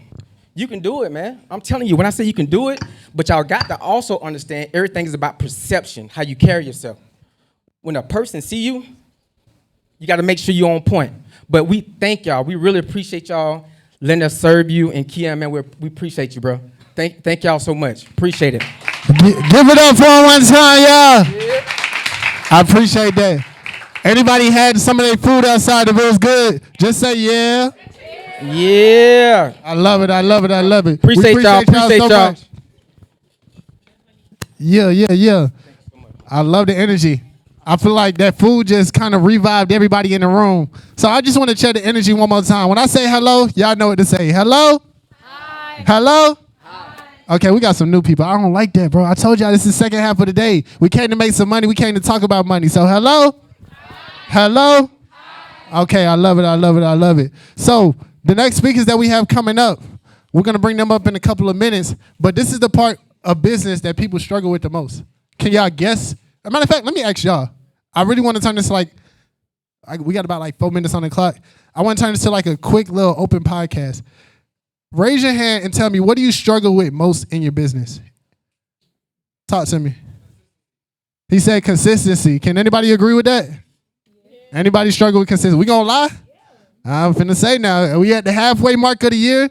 A lot of people, like, we going back and we looking at our New Year plans and we like, dang, I kind of fell off a little bit. Who feels like that? I kind of fell off on a couple things too, but it's okay because we don't beat ourselves up about it. We just come to events like this so that we can learn how to get better, right? Who else is struggling? What's something you struggle with the most in your business? Come on, raise your hand. Talk to me. Oh, that's a did anybody hear what he said? Y'all hear what he said? He said he has so much content that he doesn't know which one to drop. You know what's the beauty about that? You ever heard of Earn Your Leisure? So we actually have their content team in the building, and they're going to come up and they're going to speak about that. And I really, you in particular, he said, wow, he loved that. So, I mean, that's the time that you guys come up and you ask those type of questions like, how do you plan out your content? When I have content ideas, how do you even come up with that? Like, the beauty about entrepreneurship events and networking events like this, yes, we have people on the stage who are very successful. They made 6 and 7 figures. We have a couple people in the room, like more than, I want to say 3, maybe 5, it might take 2 hands to count, that actually made 7 figures in their business. So this isn't the event to just come in, you just sit down, you listen to everybody speak. The gems and the quality of events like this is coming and talking to the people to the left and the right of you. That's like my 3rd time saying it today because it's really important that you really, nobody should leave out of here today without having at least 50 new followers on their Instagram. And asking the questions to the people that are around you. Like literally, what are you doing? How did you do it? If you heard somebody say they made 6 figures or you heard somebody say they made 7 figures and you want to learn how to do that, this is actually the time to do that. Because that person is more receptive to give you the information in events like this because they know that you're serious. You already are in here, and they don't mind just giving you the game right now. But it's like an elevator pitch. You remember we started off the morning and we started talking about messaging. And the messaging is about getting the message across in the first 30 seconds, right? To get straight to the point. The same thing applies when you're asking questions to these high-level entrepreneurs. You don't want to get up there and you're talking to a high-level entrepreneur and you spend the first 5 minutes just telling them about yourself. Like, yeah, I really want to do this, but da-da-da this and da-da-da that. You're losing them, and you're. Who's a 7-figure entrepreneur in here? Just raise your hand. I just want to see something right quick. For any one of y'all back there that's in the 7-figure range, how much do you charge for a one-on-one consultation for somebody to even be able to ask you questions? Talk to me. How much do you typically charge for like a one-on-one consultation? Yeah. Typically at least 10. 10 what? 10,000? Oh my God. Anybody else? How much do you typically charge for like a one-on-one conversation when people want to come up to you and ask you a question? Yeah, let's say an hour. 25,000? So you're right now in the room with people who have made 7 figures. That's over $1 million if you haven't realized that. And we spent the whole lunch break, everybody's back there, they're back in the room talking, and actually seeing some of them just talking to their friends. Do y'all realize what type of room this is? We have 6 and 7-figure entrepreneurs in the building, and the people are accessible right there in the back for you to go up to them and ask them a question. When you hear them talking on stage, when you see them hanging out in the hallway, start thinking about what questions that you want to ask them. Like the nitty-gritty questions. Don't be afraid. There's no bad question, right?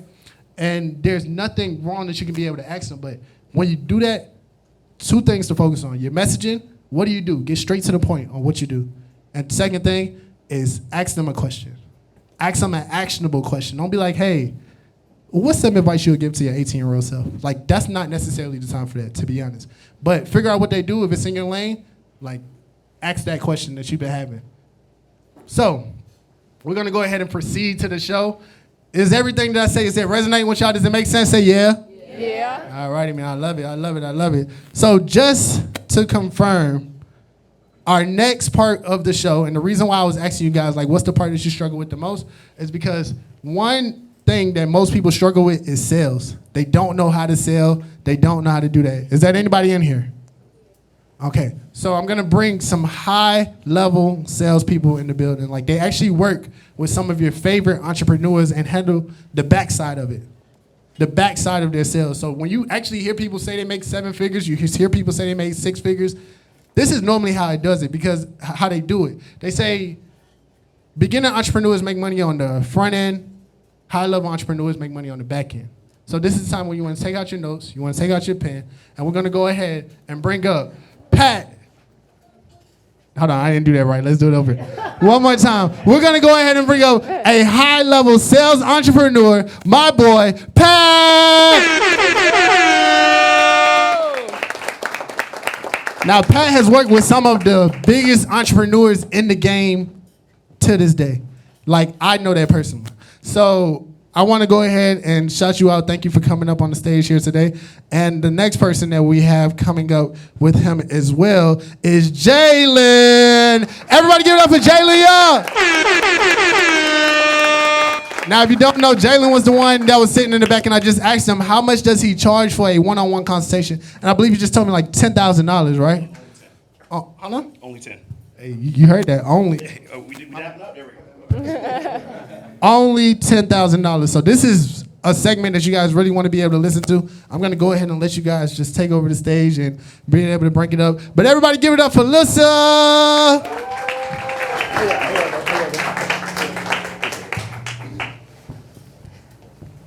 Hey, y'all. Yo. Hey, so, real quick, I gotta, give my flowers to them.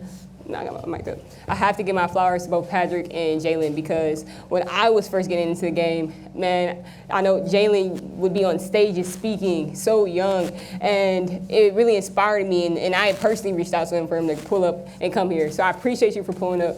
Appreciate you. And at the time when I met Patrick, he was operating a multi-seven-figure info business at the time, and he still does to this day. And I was just like, yo, y'all young, y'all paid, y'all. Y'all young, y'all paid. And I'm curious at how do you all operate such a high level business at such a young age? Like what skill sets did you have to learn in order to do that? Yeah, so in order for me to start managing like operations at a super high level, I think there's not really like a balance of life and work. Mm-hmm. For me, it was kind of like I have no choice. I dropped out of college. I wanted to make money, and I started seeing people that were going and making 6, 7 figures, even 8 figures a month, and I was like, I need to be behind those businesses. On a day-to-day basis, I think the biggest thing is always understanding like what the goal is of what you want to do with this business, and really taking it to the next level. So for me, I have my meetings. I talk to the team members and the businesses that I operate. And then really the goal is how do we make sure that we're staying efficient? Because all the people that we hire for these different companies, they're all remote. So we set strong SOPs, strong KPIs. We're really strict. Sorry.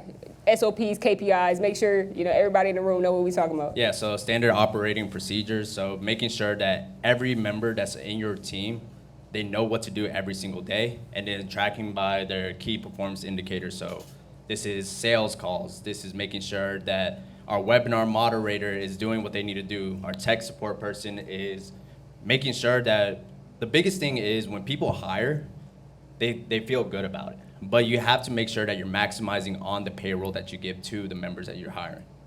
So we set those in place. So making sure that everything gets done and we just oversee everything. Love that. Real quick, I actually want to ask you a real quick question. How many people in here are actually under the age of 25? Woo! What about the age of 20? Yeah. How old are you? I seen somebody hand in the back. 16. Can we clap it up for them, y'all, real quick? Listen, being in the room is one of the most valuable things you could ever do with your time. I'm 24, all right? I look older, sorry, all right? Don't know what to tell you, all right? I'm 24 though. I started my entrepreneurship journey when I was about 17. I also joined the Marine Corps, which is where probably you see the picture on the screen. Did about 5 years in the United States Marine Corps. Any vets in here? Hooray! Sorry, military thing. The biggest thing that I would say to answer your question, Alyssa, is for me at least, I would say my day typically consumes about 70% on the back end and about 30% on the front end. 70% on the back end is more so looking at the sales teams, the metrics, right? Literally exactly what Patrick was talking about.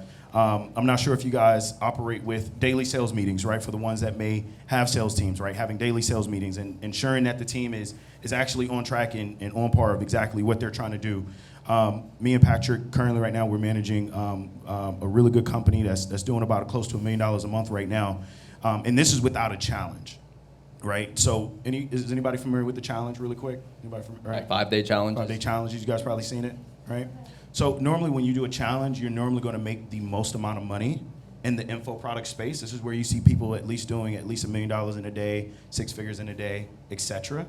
So it's very, I would say, a little bit uncommon to see businesses operating at that high level doing, 6 and 7, especially 7 figures consistently on a monthly basis without that mass scale of an actual challenge. Does that make sense? Right. If that makes sense, say got it. Got it. Okay, cool. So for me, again, the 30% on the front end is more so like offer creation, ensuring that the fulfillment is dialed in, ensuring that we have some type of paid acquisition, whether we're running through TikTok, Facebook, Meta, Google, doesn't matter what that looks like. And then really ensuring that there is somebody in that actual CEO's ear that's giving him or giving her that play that they need to be actually running, because every single day, you guys probably see it, something changes in this space. AI becomes greater and greater every day, right? There's so many new offers that people create. So it's up to us to really figure out what is that next thing that is moving the needle and figuring out how we can implement it in these other businesses. I love that. I love that. And I remember one of my first mentorship that I've ever been in. I remember I was talking to this old head, or at that time, what an old head to me was somebody in their 30s. I was like, yo, somebody in their 30s, they're old head to me. But I don't think like that anymore. But not me. I don't think like that no more. But I would speak to him. He said, look, Alyssa, when you get older, you always want to keep someone younger near you. And I believe it's for that very much so reason, because we're the people who are kind of in the know, who knows what's trending, what's upcoming. And if you are able to partner with like a business that's already functioning and are able to bring that aspect to it, then it adds a good amount of value, right? And so I'm a bit curious, because I know we have a lot newer business owners in here, and some of them might be in the info space as well. Like, how can they start dialing in their system, their processing, hiring, leadership, and even their sales? Like what would you say is like the first step? Yeah, so the first thing, if you're getting started into the info product space, the things that you want to list out that you're not good at, that's where you need to hire. So maybe it's content that you need to focus on. Maybe it's webinars. Maybe it's sales calls that you're good at. And maybe you don't want to take care of customer service. Maybe you don't want to take care of client success management, talking to every team member, right? So that's the first thing that I would do. Hire, because it's going to buy your time back. And not only that, it's not going to have you burnt out in your business. So one thing that we do is we make sure that we start off with Philippine-based. So we go to other staffing agencies. One of the staffing agencies that I work with is Monster Task. One of my good friends runs it. And then another one that we use, of course, is onlinejobs.ph. So I usually like to start out there before I go US-based. Really for US-based, I would only keep it towards sales reps, any executive levels. But you really need to find someone that's an A player. Spend the money so that way you can buy your time back. Don't be cheap on your hires. Really spend, $1,000, $2,000 extra to get a high-level performer. The second thing that you want to do is implement meetings. Team meetings, executive meetings, sales meetings, meetings with any department inside of your business. So that way you can create leadership roles. And I think the one thing that has made a lot of creators that I've worked with very successful is they're willing to let go. So once you get into hiring, being able to delegate and being able to let go of the work, let that person do what they're good at. Don't micromanage. And that's gonna help you a lot when it comes to building your business. And then with sales reps, what I like to do is I like to look up anyone that sells anything related to high ticket sales, anyone that runs a sales offer in general. Jalen has an agency as well. So one thing that I do is I partner up with them, and he's constantly looking for new sales reps all the time. Instead of me putting a job board out there, I'd rather partner up with him and put someone in that opportunity. So that's one thing that I would do for hiring, leadership, and then also sales. Yeah, no, that was good. That was huge. I would say the biggest thing is, I think that, has anybody ever heard this quote?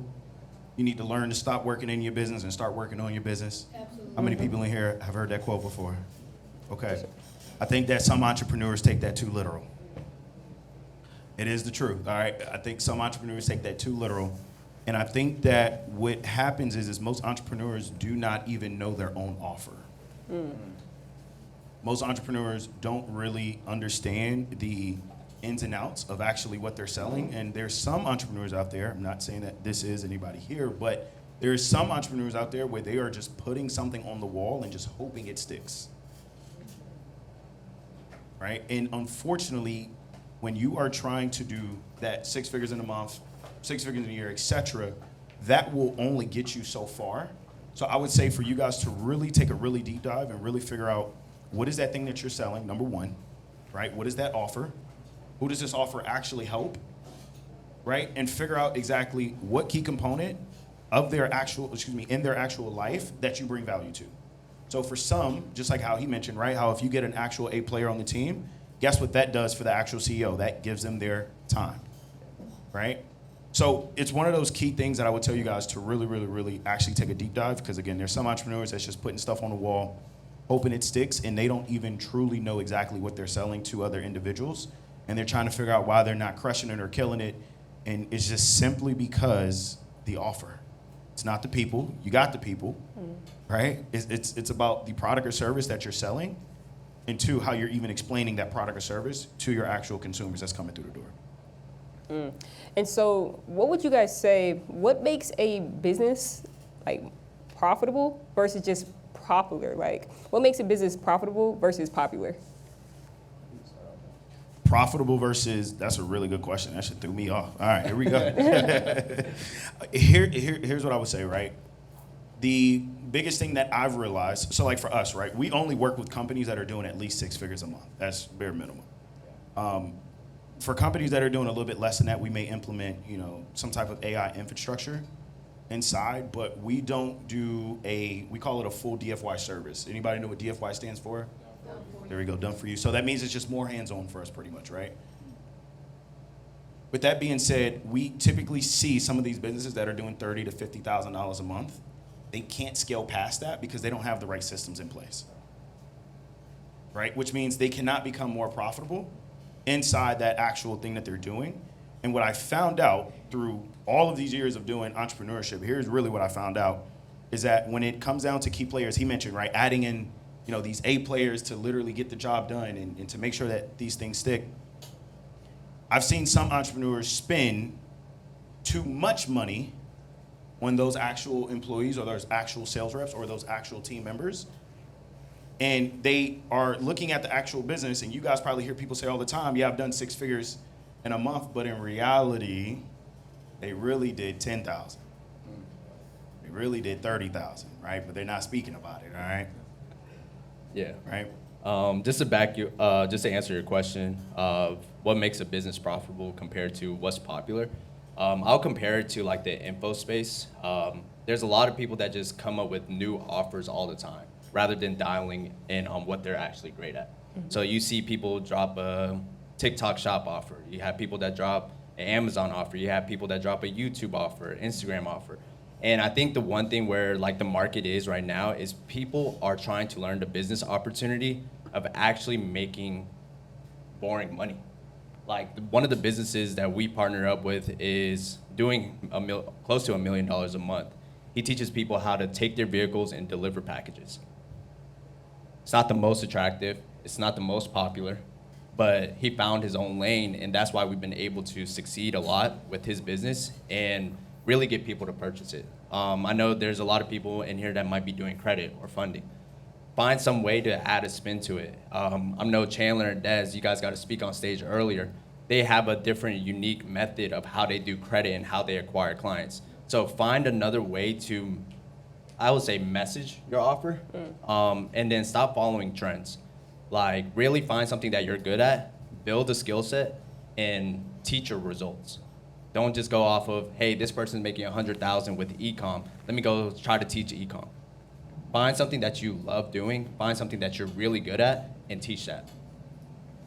Okay. Does that sound simple and easy to everyone? Like something that you're really good at and teach that? So look, what do most people actually get wrong about systems, right? So like they try to probably build it themselves, or maybe you went on Fiverr and try to hire a few things that you thought, you needed, but like what's the number one thing that people get wrong about building systems? So I think I could relate it to like building a funnel. So who in here has a funnel? Who doesn't know what a funnel is? Raise your- Okay, so basically a funnel is a website where people could come in and they sign up and put their information into your website.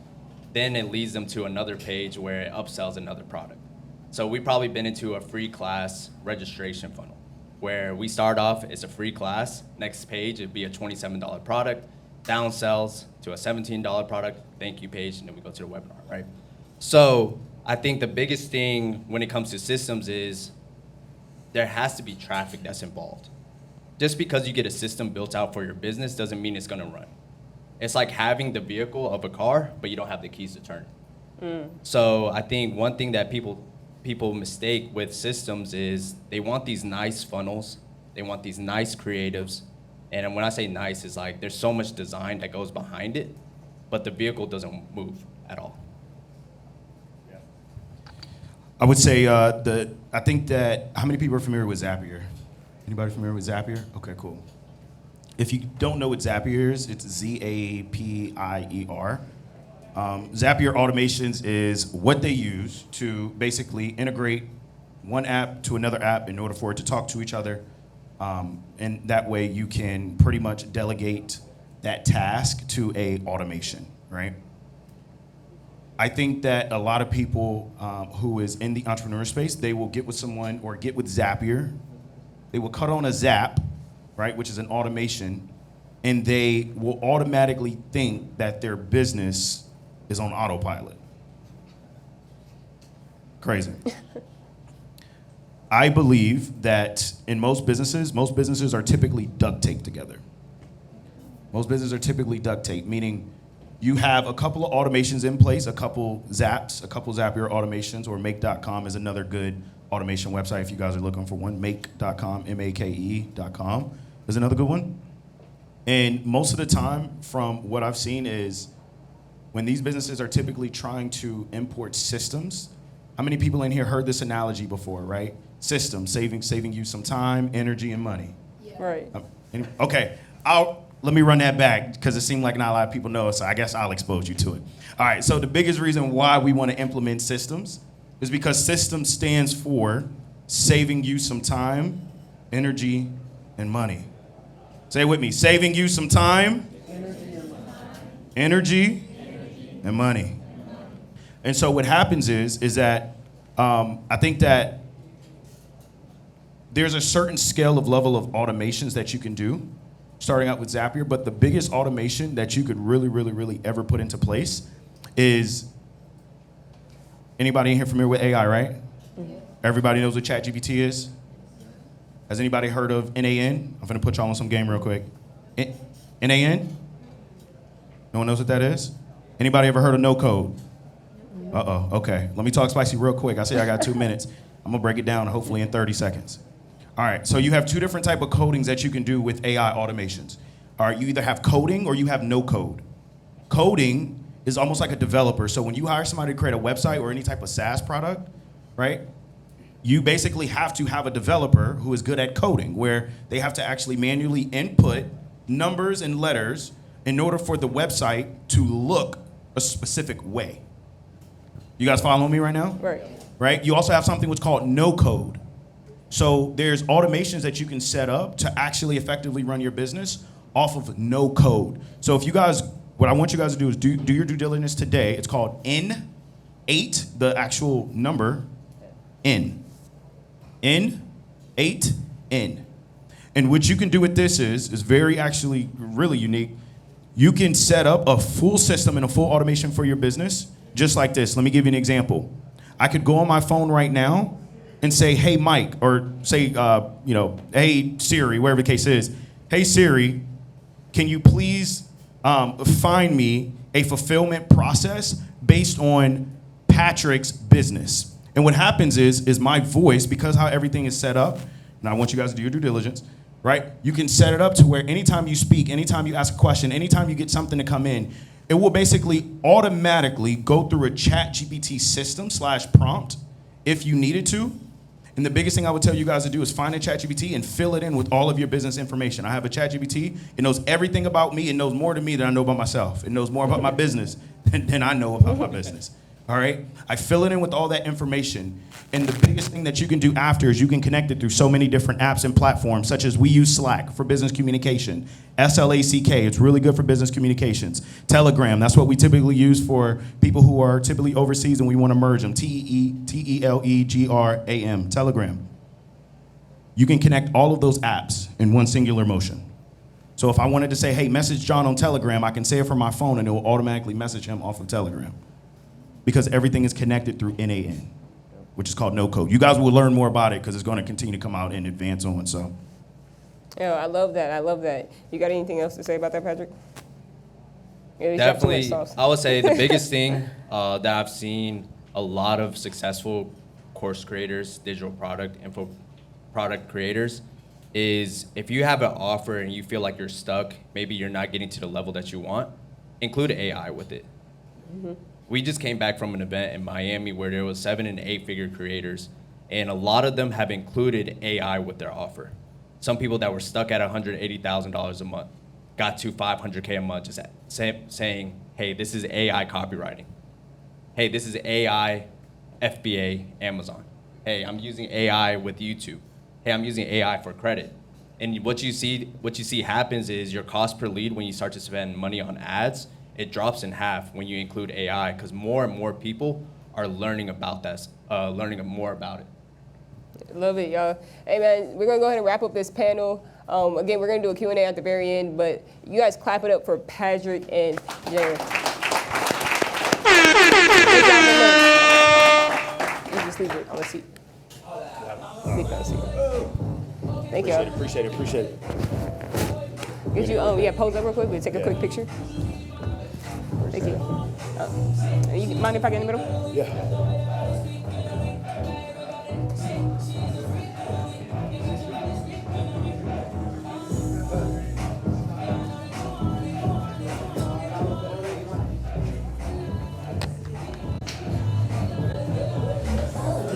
Should I just stay up here? Should I just stay up here? Should I just stay up here? Yeah, no, you got two.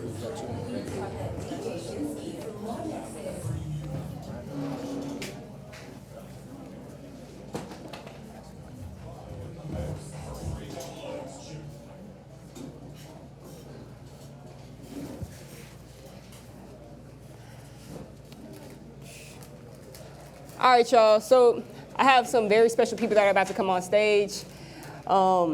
They're actually all my very, very close friends, and they're all very amazing about what they do. So I want to introduce Chris and Zayla, who are actually the masterminds behind Earn Your Leisure and InvestFest. They manage all their pages. They're responsible for building their pages. They're really hard workers, and I would love to welcome them to the stage. Come on, Chris and Zayla. Go ahead and clap it up for them.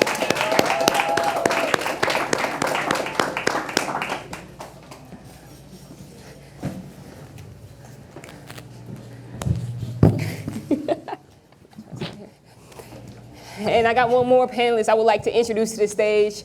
Is one of my very close friends. I call him, I talk to him all the time. And fun fact, first time we met, it sounds random. First time we met, I flew out to Houston and he was like, yo, you can stay with me. He's so welcoming and we were able to shoot content. First time we shot content together, had many, many viral videos, over millions of views. And we've been working together ever since. I want to welcome my boy, Jacoby. Come on to the stage. Clap it up for Jacoby.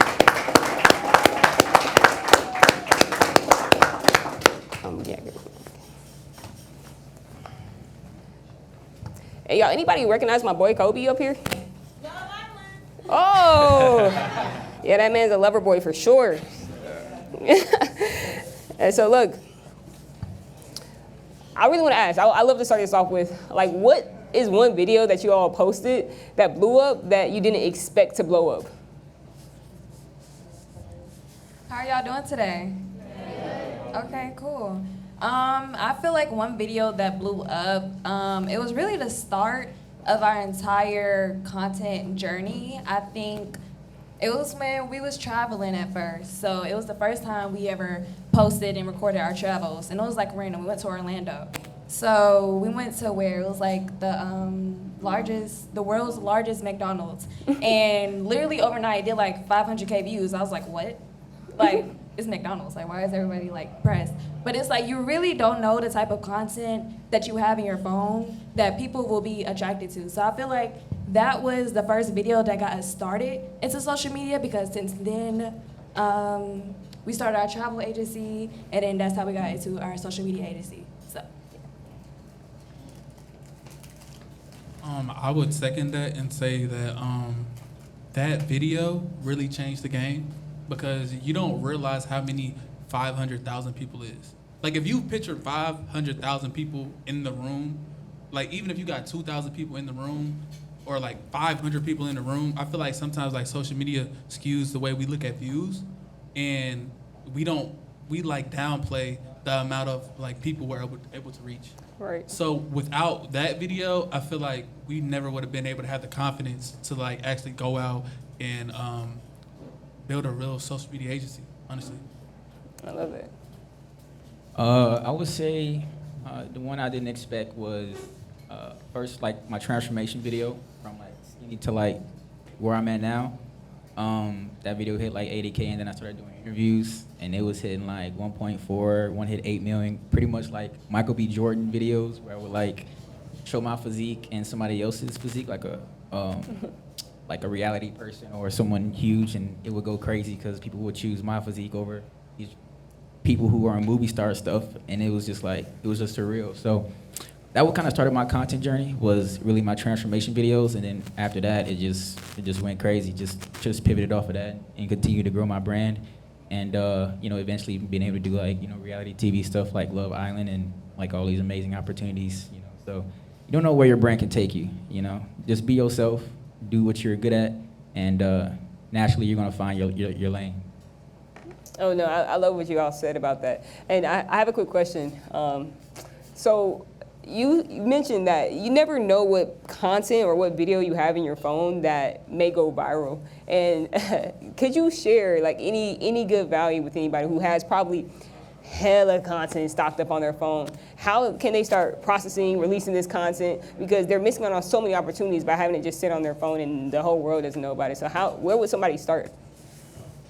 Honestly, I feel like a lot of times we tend to overthink things, because I have it bad too sometimes, where I just have all this content on my phone. Even when we had our conversation yesterday, it was like, oh, this content, but it's like, you never know what will resonate with somebody, and you never know like what somebody will relate to. So say something where you just feel like it's just a random video, but it ends up going viral, and it tends to be the things where you really don't really think that will go viral, that really connects with people. So honestly, you're doing yourself a disservice by just not posting. I think most people make the mistake in thinking that they need new content when they just need to tweak one thing. So example I would have would be like, you can have a 10 million view video, and then you can post it, but if it doesn't have the right headline or the right 3 seconds, it doesn't matter. So I feel like instead of thinking about having the perfect content, you need to make sure that you are actually posting it in like the correct way, meaning like getting attention. Like as like we know in like the social media era, like with TikTok, if you don't get attention in the first 3 seconds, if you don't have like a gravitating headline, it doesn't matter how good the content is, because you can't get attention. And then so I think more people should focus on those first 3 seconds, even if it's like ads you're running, even if it's like videos you're running. That's what I would do, instead of just thinking about like, oh, this is the perfect video. There is no such thing as the perfect video. Like, it's good enough as you're posting, but just really make sure that you're capturing attention. Yeah, I would pivot off of that too. So like, there's no perfect video. I feel like naturally, when I started making content, it was really based off like my story and who I was, and eventually like it curated into who I like building my brand. So I would say like don't overthink it as well. A lot of people try to copy off of other people, which of course that works, but then you're just like another content creator who's doing everything everybody else is doing. I look the other direction. I don't even look at people who's in the fitness industry. Like, I'll look at someone who's in real estate, and I'll take something they do, and I'll just make it better in my own way. And that's how you differentiate yourself in an industry where a lot of people are doing the same stuff. Like, just do your own thing, you know, and naturally you're gonna find what works best for you. Okay, and so like right now, because I know things are changing every single day in the industry. Like we know every time we're looking at content strategies or anything of that nature, it's always a new content strategy out. Like I really want to know what's working right now online. Like, you know, at first it was just like reels, threads, like carousels. Is there a specific type of hook that, you know, I should be using? Like what's really working? What trend do you guys see that's like really converting high right now?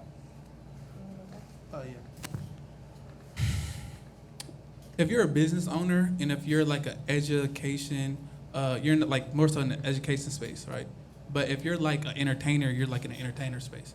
I feel like if you try to mix those two, sometimes you'll get like the wrong target audience and then your business won't be profitable. Like a lot of people will get like a lot of views on like funny videos, but then it may not be their target audience. So what I've noticed is, and I got it from Alex Hormozy, it's like the proof of promise plan framework, where I think that's the easiest way, especially if you're first starting off. It works with ads, it works with videos, it works with like even long form. It's like first is proof, you show who you are. So if I was running an ad, I would have done like an ad where it's like I was on the VestFest stage. I would say, this is me talking to 20,000 people, teaching them how to build their brand online. And so then that's like showing that, oh, he knows what he's talking about, because the only thing that separates you from the competition is the stuff that you've done. So it's like with AI, everybody has information. The only thing that separates the person with information is like what have you actually done? Who have you helped? So so first is proof, and then the promise is you're like what are you offering? So it's like by the end of this video or by the end of this program, you'll be able to get X, Y, Z. And then with the promise is very important because you need to make sure that you actually follow up, and everything you promise to your customer, you must fulfill it. Because if you don't fulfill it, then you have negative word of mouth, and then like you can't scale. And then people will stop watching your videos because they'll feel like it's clickbait. And then plan is basically the next step that you're gonna do. So it's like, if you click this link, this will happen, and then that's kind of how I would run if I have a business and I'm trying to create content. To me, it's different versus like if you're just like a streamer or a creator. I feel like it's different avenues. And to piggyback off of that, I really feel like just overall being authentic, true to yourself, because I feel like in today's age, a lot of people are kind of like, of course, trends are great. Trends are a great thing to get visualization and all that. But I see like a lot of people copying like the same content or like the same ideas. And people, they really gravitate towards originality. So it's like with Kai, like he was original, like his personality, he was authentic. So really just setting yourself up as being the authority of your space and just making your own wave. Yeah, and what's working for me right now is long form content, like doing YouTube. I think a lot of people are not taking advantage of that platform right now. Everybody's doing Instagram and TikTok, which those work really well. But long form is where you really can build a brand at, and I would say that's like real estate. Like YouTube, your content will grow over time. And retention is super important. Like whenever you're starting doing YouTube, you have to let the viewer know what the end goal is at the end of the video. Because I've made most of my money off of YouTube, just doing YouTube content. And it allows you can tell your story, people connect with you more. It makes you different than everybody else, because people have bought stuff from me over people who had 2-3 million followers on Instagram just because of my story and how authentic I am, because people want to know like where you started, and if they can see themselves in your shoes and you can get to where they're trying to get to, you can bridge the gap between where they are and where you're at right now. So I say start doing more YouTube, because YouTube is actually recommending small creators right now. If you know how to make YouTube thumbnails, if you know how to do long form content, you will kill it. So, use YouTube. I think it's like it takes people 2 hours to consume your content before they actually buy something from you. So if you're having 10, 15-minute videos, they only have to watch a couple of videos before they're ready to buy something from you. So it's more of an educated buyer, and that's just what's really working for me right now, is just pivoting to YouTube and pushing everything to my Instagram and TikTok and stuff like that. So that's what's working for me right now. I'll also add that I think if you are a business-to-business business owner, if you're not on LinkedIn, you're basically like, you're really missing a huge opportunity, because like a lot of people think LinkedIn is still LinkedIn of the past, but like I think it's a stat. I think 70% of people on LinkedIn make over $100,000. So if you have like a high ticket or a mid ticket, those are your opportunities of like the target audience that you're trying to reach. So like, yes, you could get like views off TikTok or even like Instagram, but like the way LinkedIn has like specific tools to get you in front of the people that you want to know. And then also, if you use the same content strategy on Instagram, or YouTube on LinkedIn, you will like definitely stand out. Because a lot of people think you still have to be buttoned up when you go over there. When it's like, no, like people buy people, not things at this moment. You feel what I'm saying? So it's like, instead of doing that, if you show your personality, like an 80-20 split, and I think Gary Vee's the best at doing this. Like he's crushing it on LinkedIn, but he's still being himself. So it's like, you can have your own version of that. So I would also say LinkedIn and definitely YouTube. Okay, I love that. Y'all caught that, June? Who on LinkedIn? Who on LinkedIn? Okay, but y'all posting though, or y'all page dead? Cause my page dead. I'm not gonna lie. My page dead. I gotta get a post up there. But no, really, because I really want to know. This is almost a personal question. Completely didn't tell y'all about this one. Look, I really want to know when we are starting out with building our personal brand. Because you mentioned Gary Vee. He has a book called Jab, Jab, Jab, Right Hook. And what he means by that is that you should nurture your audience before you sell to them. And I notice with a lot of newer business owners, they get directly into sales, content, or marketing because they're looking to convert. They're looking to make their ROI back from things that they've purchased in their business, and they're trying to make some money back. And so what would you really recommend for somebody if they should go after just brand awareness first, conversion, trying to get sales? Like, you know, what strategy would you recommend for someone who's like really just starting with building their personal brand?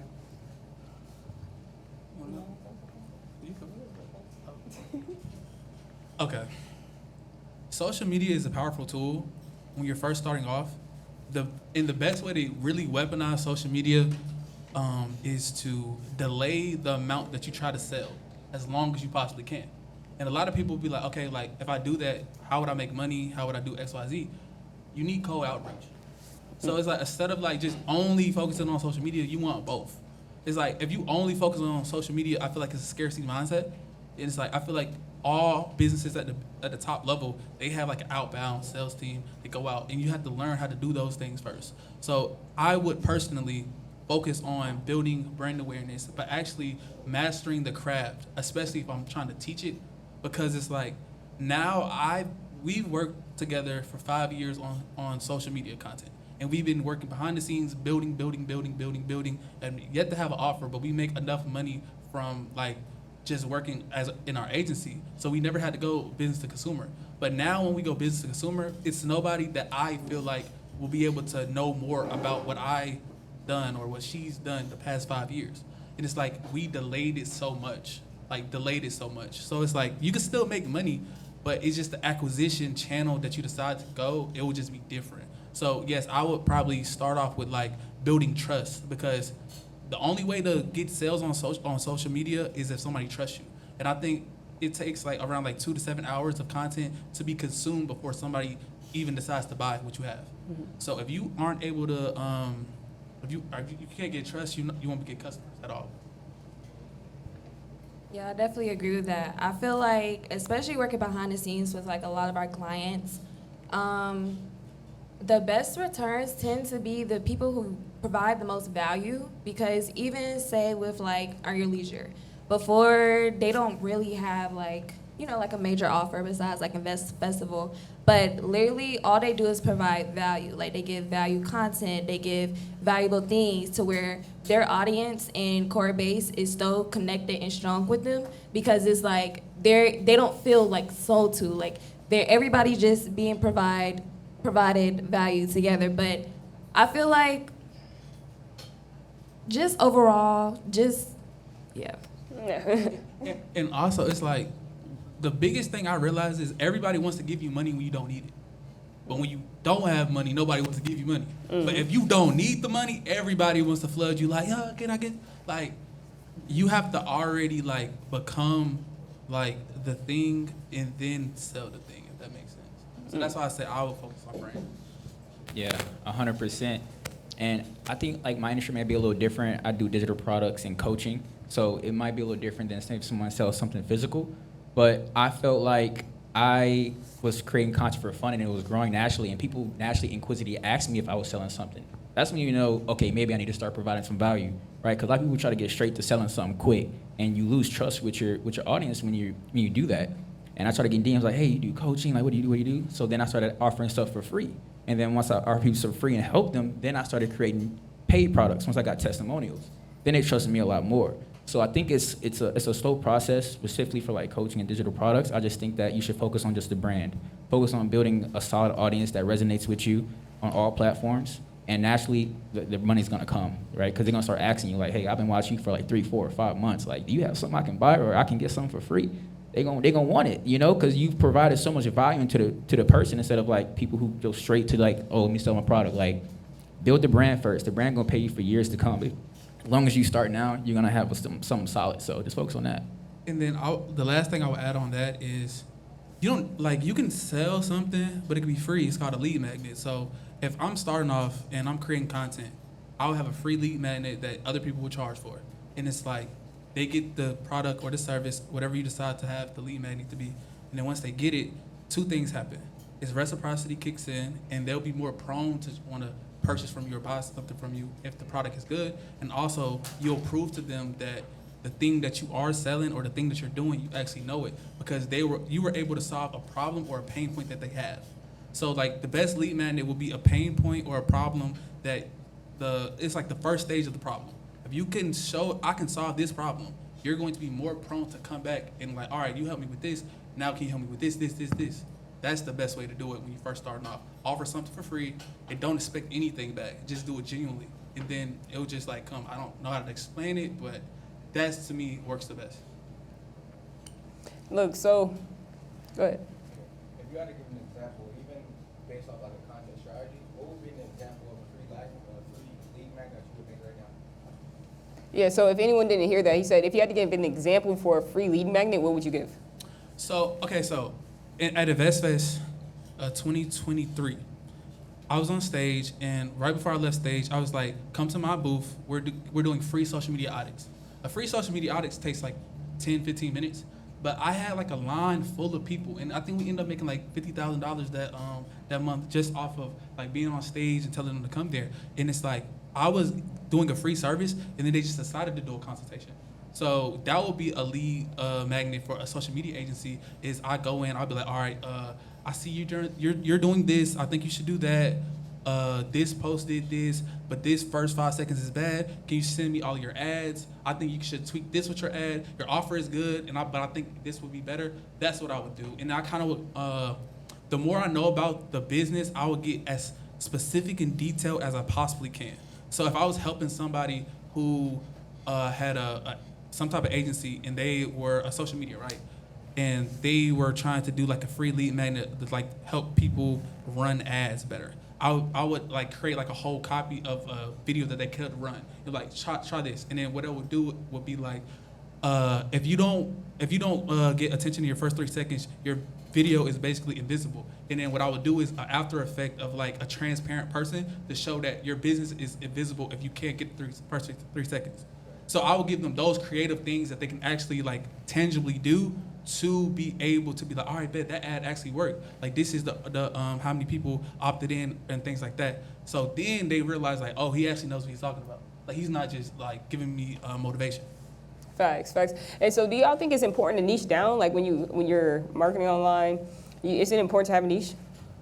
Honestly, I feel like starting off, yes, because you want to have clarity. I feel like a lot of entrepreneurs, they try to branch out. They want to do, let's say, baking or cooking, and then the next post you're posting like real estate, the next post you're a nurse, and the next, like your audience is confused. So I feel like just overall, just being able to niche down and have the clarity, because once you're able to have the audience, then you can add on layers on top of that. But you just want to be able to give clarity to your audience.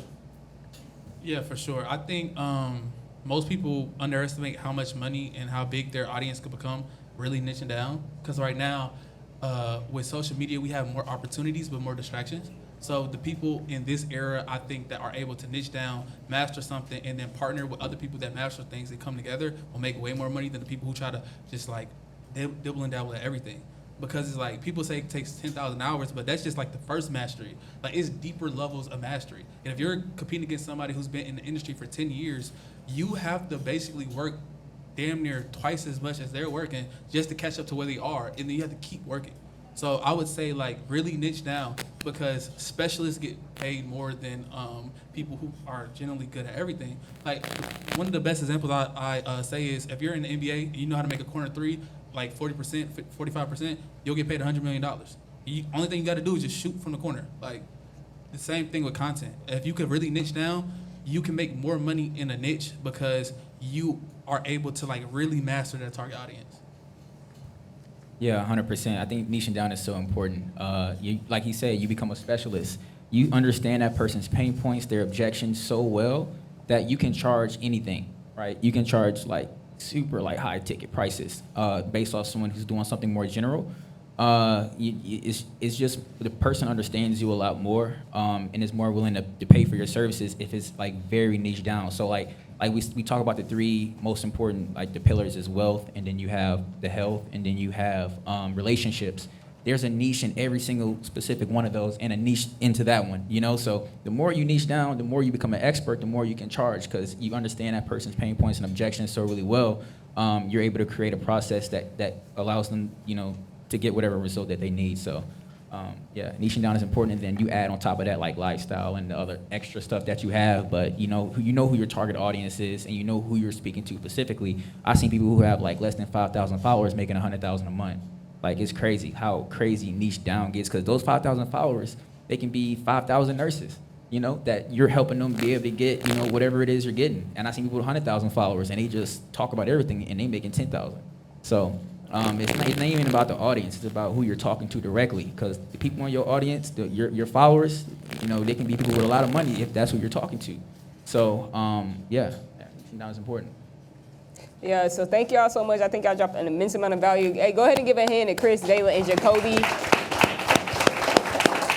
Hey, we're about to get into our next speaker, which is Saria. And thank you guys so much. Let's go. Give me 1 second. Let's take a picture. Let me stand right here.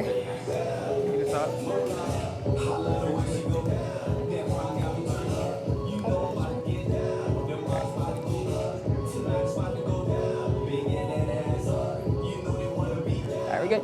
Are you need me to help you move a chair? Are you good? Yeah, I did. Yeah. She got a keynote, right? Yeah, you move this one and move it to the side. You need the speaker. You're up next, man. What's going on? This one go. This one. No, this one.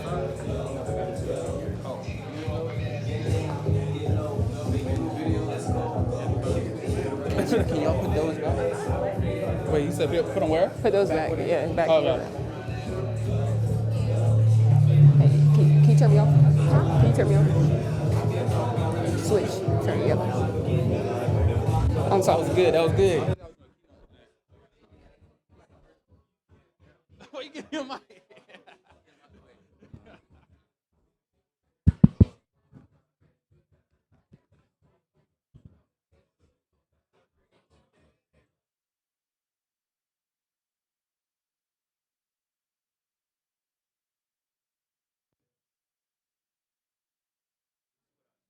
Y'all give it up for the content. Did y'all like that? Listen, that's some money. That's money. That's money. That's money. So the next person, we go ahead and put him up on the screen. This individual has built an incredible brand online, basically just being authentic, being themselves. So I'm super excited to have this conversation, and I know the young ladies are definitely eager for this conversation. So I want Saria to come up. We about to go crazy. Hey!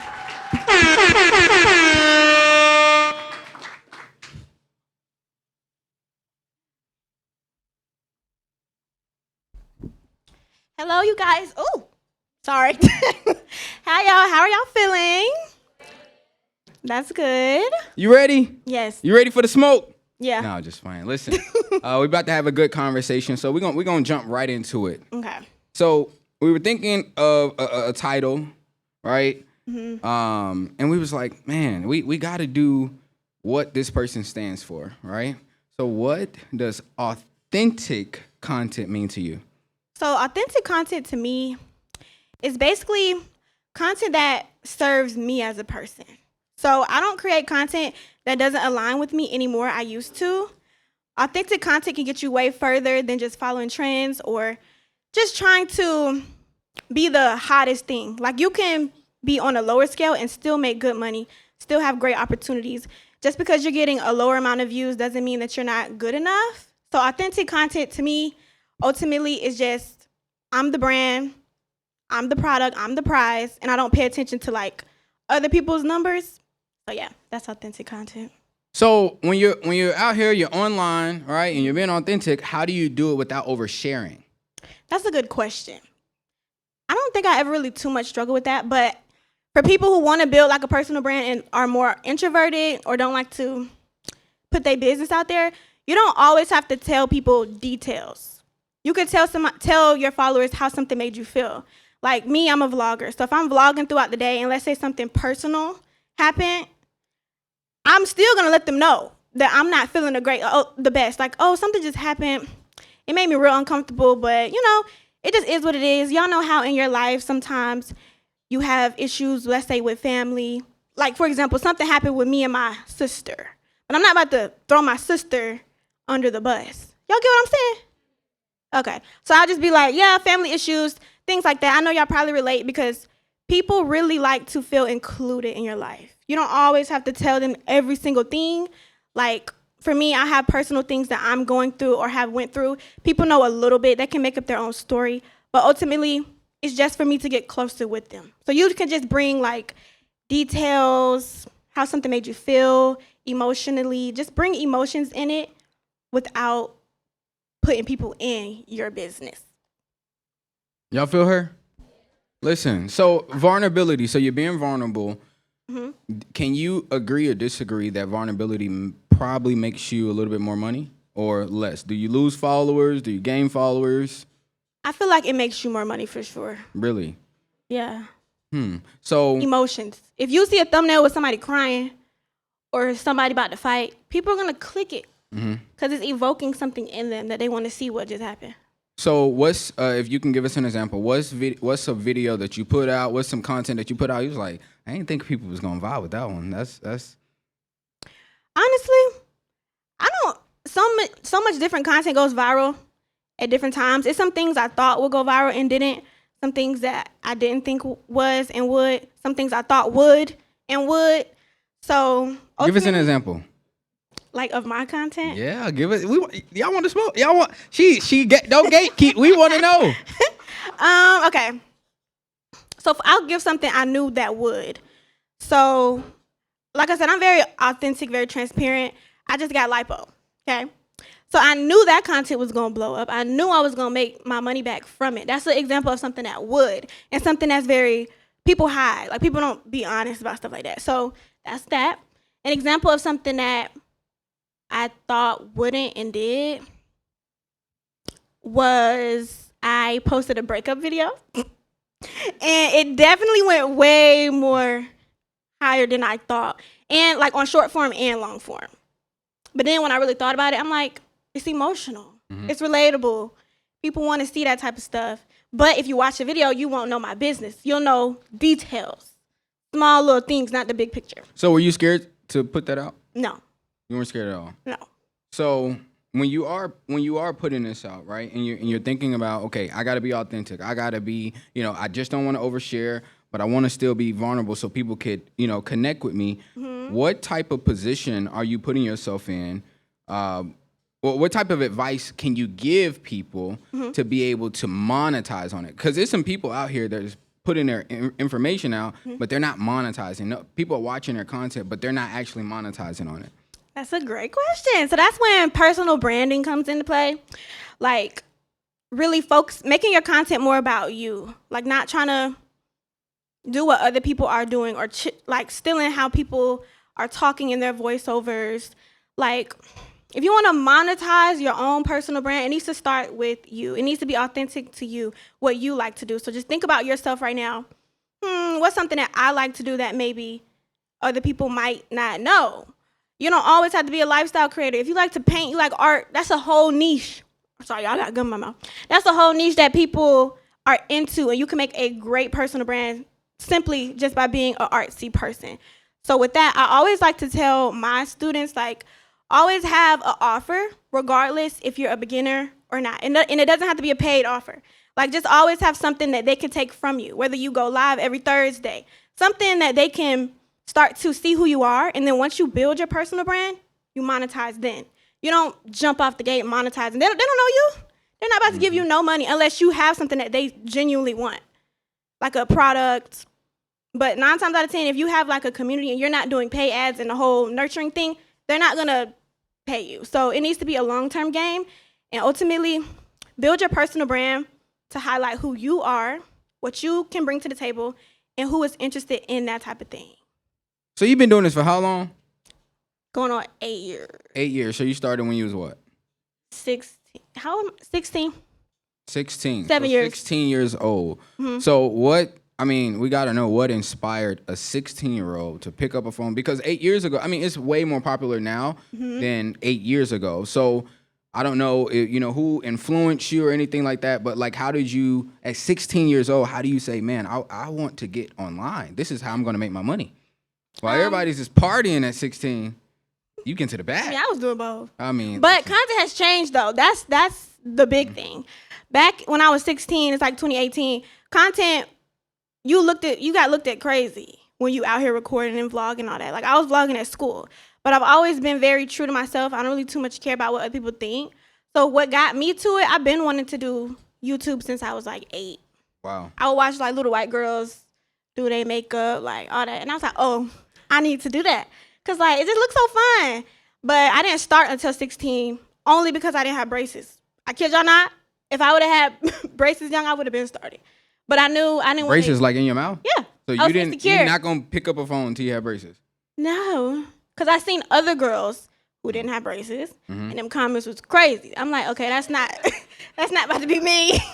So. Okay. So I like that, because that gets into my next question. So how can I say it? How do you stay true to yourself Mhm. throughout that process? Because I know you're looking, you're like, oh, that person does this, that person does that. And you have so many people opinions, especially on what you should post, what you shouldn't post. So how do you stay true to yourself throughout this process?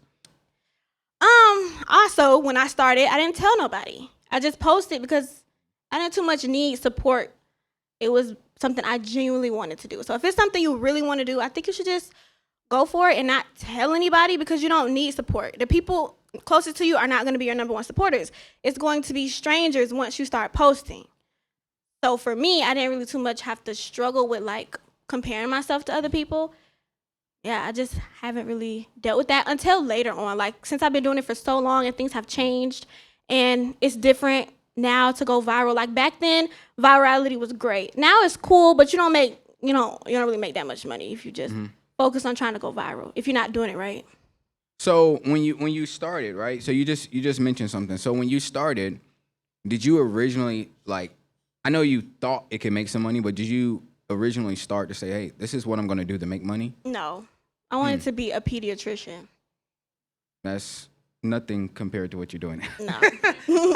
Nothing compared. So that transition, right? So you started off, saying, you know what, this is just something that I want to do. It was extracurricular, nothing like that. So that transition, when you start to see like, oh, this thing is making me money. When did that start? Okay, so I started at 16 or something like that. I started making money 3 months in. My first YouTube check was $800. And then... Wait, in 3 months? Yeah. Your first 16. YouTube check was $800? Yeah. Dang, I don't think I ever made $800 on YouTube. And I mean, how many views? I think I had, at the time, it was like 300,000, 400,000 views. 300,000 views. And this is only on one That's platform. low. That's my bad. Well, back then... I get 300,000. I'm telling everybody. My bad. So you got 300,000 views. You made your first $800, right? Okay, who did you tell? My dad. And what did he say? What? So, That's all so he said. that response, right? So, like, because I can tell, my parents just anything, right? And they be like, yeah, whatever. So do you feel like you got the support? Do you feel like you know, like, cause I mean, 16-year-old, I wouldn't want my 16-year-old on the camera. So how was that? I personally don't care about support. I don't know if I sound crazy. Because people are going to support you, and sometimes they not. Like, the bigger you get, the more support you're going to get, but it's going to be fake. I don't know, like, how many people genuinely support. Because we all focus on ourselves. We all have our own lives. So I do this for me. The personal brand is for me in the community that chooses to support me, and they don't know me. So, yeah. Did you go to college? Yeah. So you went to college. Did you finish? No. So what made you, 16, you already made $800 online. I mean, in 3 months, it's crazy, right? And you're in a situation to where you're picking colleges. Did you initially already knew, like, hey, I'm just here to network? Or what was the process in that? Because you're already in a situation where you're in a career field that's paying you at the time. So was that just something to do? Or is that something you intentionally? Like college? Okay. So let me give you guys a better timeline so it make more sense. So I started at 16, well, probably like late 15, going on 16, because I do have a Sweet 16 vlog, so I had to be 15. How many views that got? I don't know. But YouTube goes in waves, though. Like, Okay. you'll have high moments, and then it'll drop lower. You'll go high. If you give up at the low, you don't know that in 3 months, you was about to blow up again. It's just like waves, for me at least. Okay. But yeah, I did that. Then I started my first business at 17. So I've always had YouTube and some type of business making me money throughout this whole time. College, I didn't want to finish, but once I started going, my first semester, my business blew up. I chose money over school. So that's why I dropped out. Sheesh. Who else? Anybody would do that? That's good. So, you're in college, you're making money, right? You're continuously having this, this viral sensation going on. You know how to run a business. You're doing your thing. What is a moment that you're like, oh my goodness? Like, have you ever had a moment where you were like, I'm about to give up on this? This is On school or business? on business. On business. Oh, duh, yeah, definitely. Always. Yeah. Is it always like this, or it's just like, every once in a while? I feel like the older I get, the crazier the quitting feels, like the thoughts come. Because business is hard, y'all. It's not easy. It takes a lot of your energy, a lot of your time. And yeah, but I don't quit because I can't. So that's why now I'm more focused on passive income. Like, I'm more focused on getting into real estate and just things that don't require my face or require me to be present. But I'll always have my personal brand because I wouldn't have been able to get the opportunities that I have had if I didn't have my personal brand. So you say you started, but you can't. Why can't you? Because that's like somebody quitting their job and be like, yeah, well, like, I'm just quitting my job. No. So you're in a situation to where it's a passion. When did it start feeling like work? When I added business.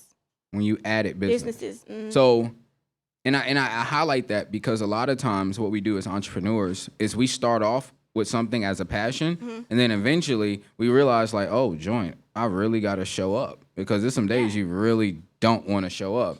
So within that transition, like, what is your because that's a huge responsibility. I tell everybody the first boss is the boss of themselves. So you have a huge responsibility to be able to say, you know what, I'm going to get up, I'm going to do this, I'm going to pick up this camera, because who in here like struggles with actually just doing the content? Like, for me itself, like, I be trying to put on my little phone, do my thing, but on a consistent basis, it's like, dang, I got to do this every day now, or I got to do this every time. So what is that process like when you're talking to yourself and you're having to force yourself to do certain things? As a beginner or now? I would say both, because you have some beginners. And who in here wants to like go crazy on the content in here? Right? So we got some people that are beginners. So they want to know, okay, what does it look like for when I start, and how can I be in a situation to where like I continuously keep doing this thing without it feeling like, oh. Make the content around your life. So whatever your life looks like, that's what it needs to be. If you have off days on the weekends are not free. The weekends are for content. The weekends are for building your brand.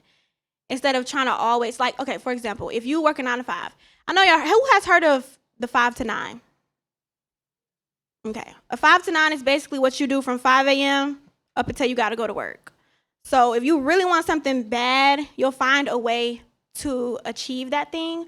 So for me, if I was starting out, it would definitely be around whatever I do. So if I have a job and I want to be a makeup artist, I would showcase that journey because people want to go along with you. Nowadays, everyone wants to be on content. Everyone wants to be something. Everyone wants to be a service provider. What else do people do? Airbnb host, all types of stuff.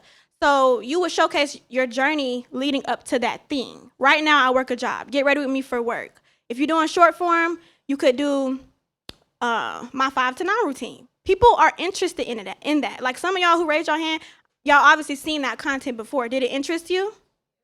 Yeah. So you could do that as well. It's not copying somebody. It's just getting inspired and putting it towards your life. So I would say make your content around your life. Whatever you do right now. You're a mom. That's what your content can be around. And as you blow up, as you get your community, they're going to follow you wherever you go. Like me, I started at 15. I'm 22. What I do now, I didn't start off as a vlogger. So they're going to come with you. And people still remember my face. Like when they see me out in public, they be like, oh, yeah, girl, I seen you. I see you on social media. I feel like I seen your face.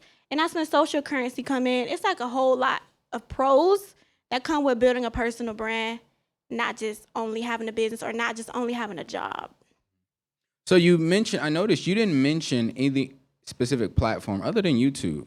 So are there certain platforms that you would suggest that they start with? Because, I have some people, they might be big on TikTok, but they're not big on Instagram. I think you should pick 2. So I would don't try to do TikTok everything. and YouTube, yeah. TikTok and YouTube. Yeah. So those are your top 2. Mm. So TikTok, YouTube, why not Instagram? Instagram be trying to keep up too much. I feel like they Okay. be just doing too much sometimes. Okay. So you TikTok saying stays the same. Mhm. YouTube stays the same. They stay in their lane. so the audiences, you feel like the audiences are a little bit different? Yeah. Okay. Now, what pays the most? YouTube. YouTube pays the most. Yeah. And okay, YouTube pays the most, Mhm. but TikTok, you can consistently build a good following. Okay, and you just funnel them from there.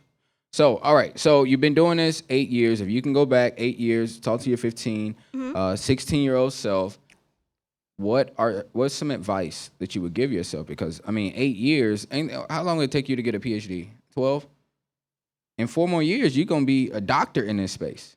Well, content changes. Like, I can't tell my 16-year-old self something that works now because it wouldn't have worked then. Mm-hmm. So with social media, it continuously changes. Like right now, followers are dead. It's not about how many followers you have. It's about how many people you're able to connect with. Okay. Followers don't equal dollars. I hope y'all know that. Just because you have a lot of followers doesn't mean you make the most money. There's plenty of broke influencers. Plenty. So it's more so about how you can connect, how you can build true, authentic community, and brands will pay you for that. Brands will pay you for you, or those people will pay you for your product. For me, like I said, I've had multiple businesses, and every single business has hit minimum 6 figures. Wow. Multiple. Wow. And it's only because I built a personal brand and they're connected to me and they feel like they know me, like the parasocial relationships. They really are true. Like people really Your feel people. like they know you. Mm-hmm. So That's good. Y'all get some game? Y'all get value? All right, y'all give it up for Soraya. Let's go. Good job.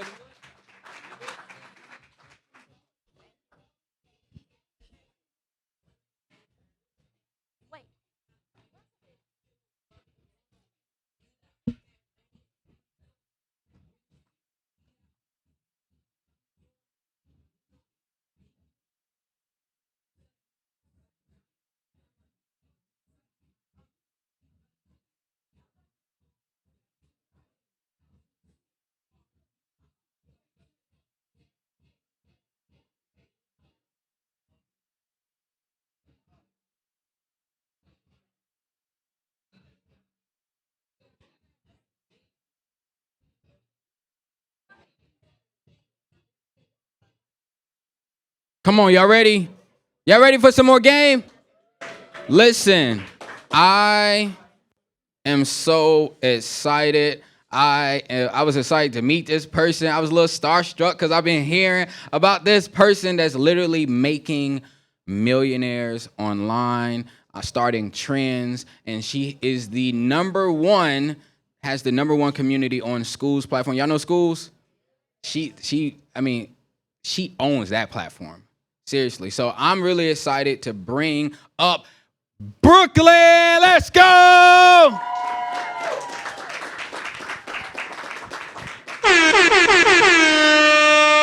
Let's go. You ready? I'm ready. Come on. Listen, I am so honored to have you here. Thank you. I'm so tired of seeing you in a different city. I'm like, dang, do you sit down? I'm back. So I'm really excited to have this conversation because you have done something that is, in my opinion, is fairly new, right? Yeah. And I believe it just got popular Within a year. within the last year. Yep. And you were able to take advantage of a trend before it was actually a trend. Yep. So I'm just excited. So since it's so new, can we give the people just a background Okay, a background on what I do? on exactly what you do? Yes. Okay, so I build communities. And right now I have 2 communities, altogether about 40,000 members within a year. Come on, can we give it up for 40,000? Yeah. Oh my goodness. Yep. 40,000? 40,000. We actually have one of my community members is here. Stand up for everybody. Come on. To you. Hey. Yep, next to you as well. So we have a 20-year-old I just met today. Come on. And then we have, I forget, what is it? Shioma just flew in from the UK. What? Yes. The So UK. that's the Come on. power of having a community. The support is amazing. So that's what I do. I'm not gonna lie, I'm gonna be a little selfish because these questions are for me. You know, let's I go. know y'all here, but these are legitimate questions that I really have because how did this idea come about? Like, is it something that you've seen? Is it something that's like, we got to do that? So I already had courses and ebooks. Anybody here kind of tired of the courses in the ebook space? Raise your hand. I was too. And so, but I knew that, we are in the information stage, but I just was tired of selling courses and ebooks. And so a few years ago, about 3 years ago, I built a community called Digital Boss Academy, and it was just on Facebook. Had about 150 members in it, kind of died down a little bit. I had other businesses and, COVID, all this stuff. So basically, that was it. I just was tired of the courses and ebook staged. And I wanted more community, more connection. I know that people will buy ebooks and courses, but they get lost and they get stuck and they need more support. But if you buy an ebook from me, I may never hear from you. You may never hear from me. Wow. You're not gonna, call my phone or beat down my inbox so you got a $50 ebook from me. But I wanted to help people. I had success, but it's like I want more people to have success as well. So I want to be able to help them. So that's what you can do with a community. So when you started your community, you were focused on allowing people to get information that's going to allow them to make money. Exactly. So did you say, what made you, did you specify exactly what because I've seen communities that have one focus. So how did you come up with the idea? Yeah. How did you come up with that? So basically, the community space went kind of viral last year. But the difference was I'm a huge problem solver. And so I saw other communities, but they were focused on one thing. So one community was branding. The other one was like digital marketing. So I was like, okay, well, that's nice, but I'm going to do multiple streams of income, right? So about Recession Proof, it has all of these different streams of income. So I was inspired by that. And a lot of these courses were $500 or more. And I was like, people don't have $500 right now. They're not getting approved for payment plans. Let me make something affordable for people. So I'm going to give you so much value that's worth thousands of dollars for $111. And it just blew up from there. You're not learning one thing. You can come in and learn 80 different streams of income. How many? 80. 80 different streams of income for how much? So I have 3 different levels. Volume 1 is $111. That is where you learn branding, and marketing. Then I have volume 2 that's where you learn multiple streams of income. So like TikTok Shop, Etsy, Pinterest, it's totally up to you. And then volume 3 is more advanced streams of income. Like you want to buy real estate, you want to get into wholesaling, you want to buy land. Wow. Yeah. And then so if you get volume 3, you get all volume 1 and 2 together as well. And the dope thing about this is because people always ask me, how did you grow this so fast? Because I'm focused on really helping people.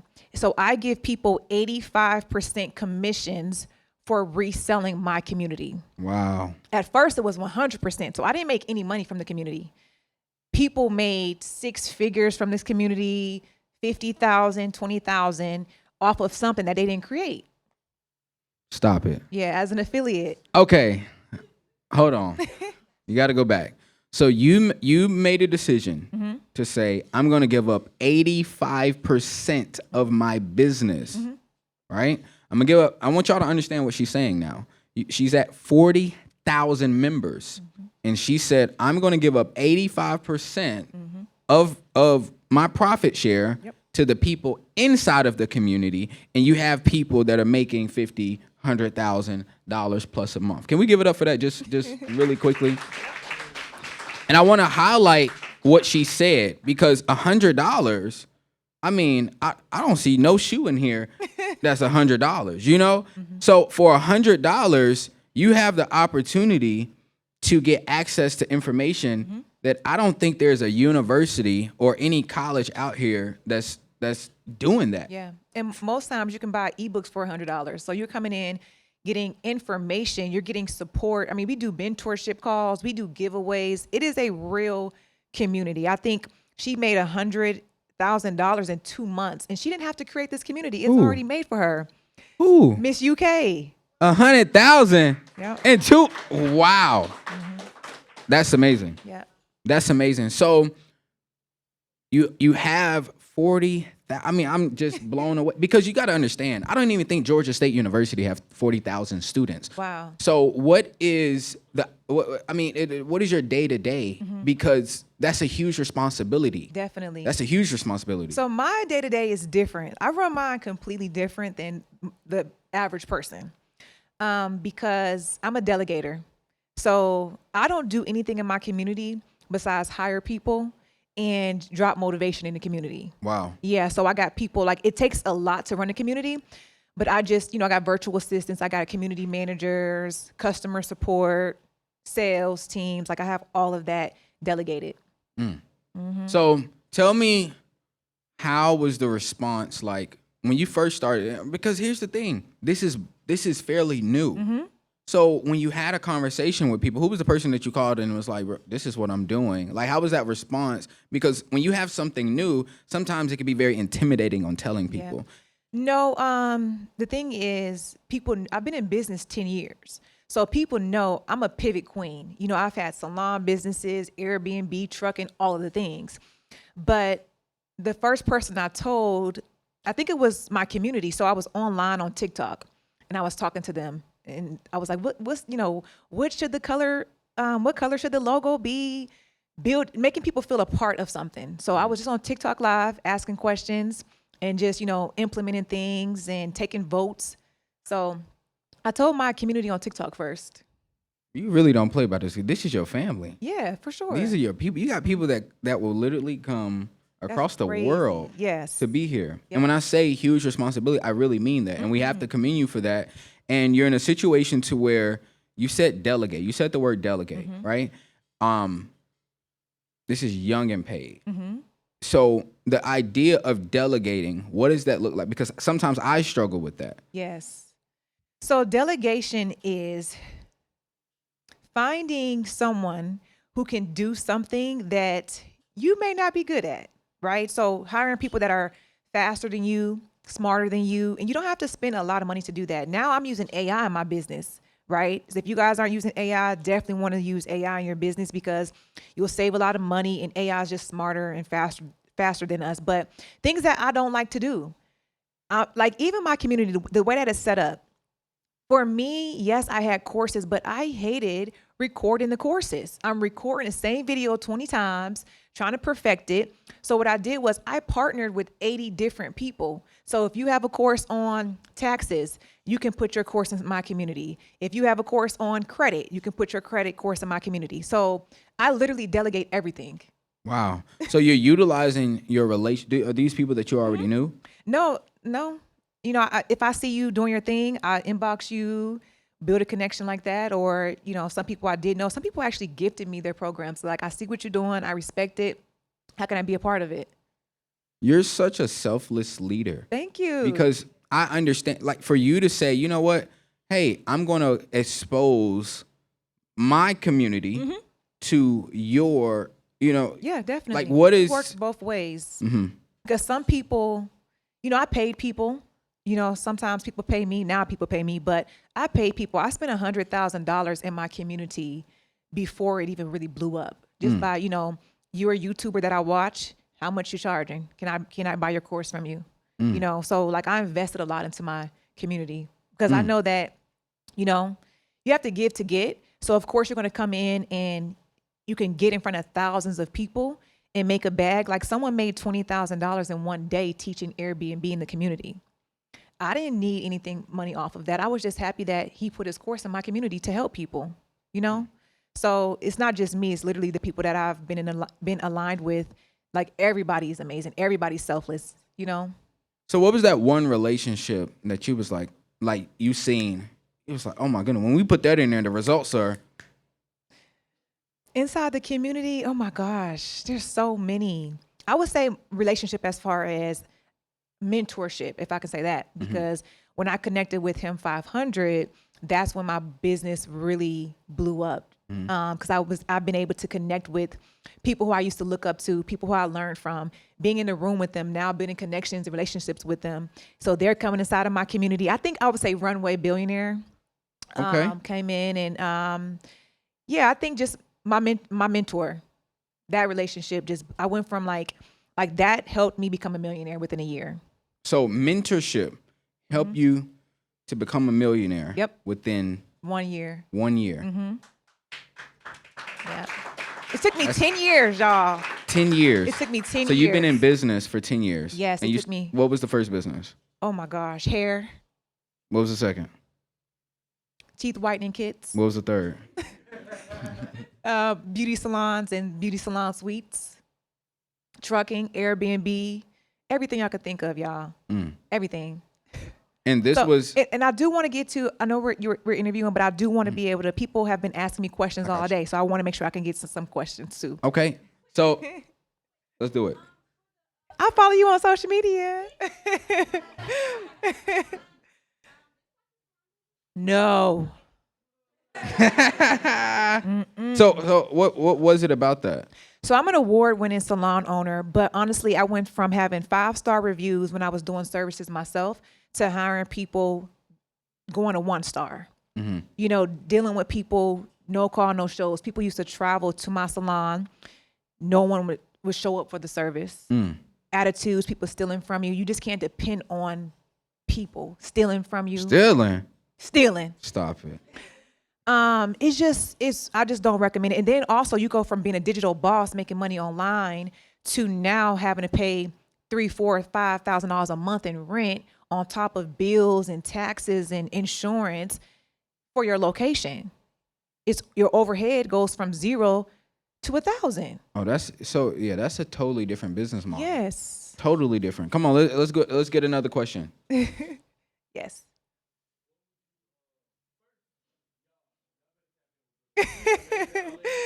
Oh, thank you. Thank you.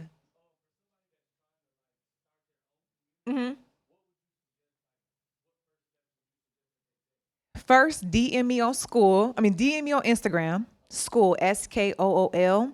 You get 2 weeks free for your community. Okay. And so I would recommend whatever knowledge and experience that you have, you can make a community from it, right? So use a good platform. For me, I love school because it's so easy for me to navigate. I'm not tech savvy. So I know like WAP, I didn't really like it because I don't know what I'm doing on there. So I'm not going to be active in there. Also, if I'm not active, my community members, I know that they're lost too. So school is very user and beginner friendly. It makes like people are super engaged in there, and it's like gamified. So I just won the school games. I'm going to go meet Alex Hermosi this month. Thank you. Yeah. So what I would tell you to do is pick the right platform. I recommend school. Go ahead and, decide what your goal is. Are you going to teach people? I think you're in baking, right? So, how many modules are you going to have? What are you going to teach them? How many times are you going to be inside of the community? Because people are not just paying for information, they're paying for support, they're paying for consistency. So are you going to do a call once a month? Are you going to do a call, twice a month? Like what does the support look like in the community?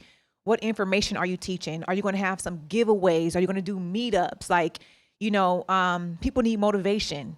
So for me, I would honestly, be yourself. Like sometimes we try to mimic what other people are doing in the space and we're not being our true authentic selves. So people are going to buy into you, right? So whatever feels good to you, do it for other people.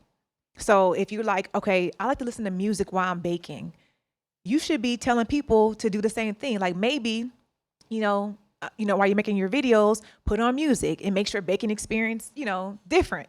So just whatever works for you, put it inside your community. And then also with a community, you can offer but with a community, you get paid every single month. So Soraya was talking about passive income. You guys, I make $100,000 every month passively from this community. Woo! It's hot up here. Yeah. I feel it. I feel the money. Y'all see her name? Billionaire Brooklyn. So that's just from this one community. My other businesses are doing six figures too, but this is passive income. So you want to think about the price, right? Are people going to pay you $100 a month, $30 a month? I recommend anything less than $50 a month because as soon as you start charging, $100, $200 a month, people start canceling. So just, find the pricing, what's the goal, and then, how many times you're going to show up. And also, if you want to collaborate with others, find other bakers that may specialize in cakes if you do cupcakes, and partner with people. Was that good? We got time for one more question. Hi.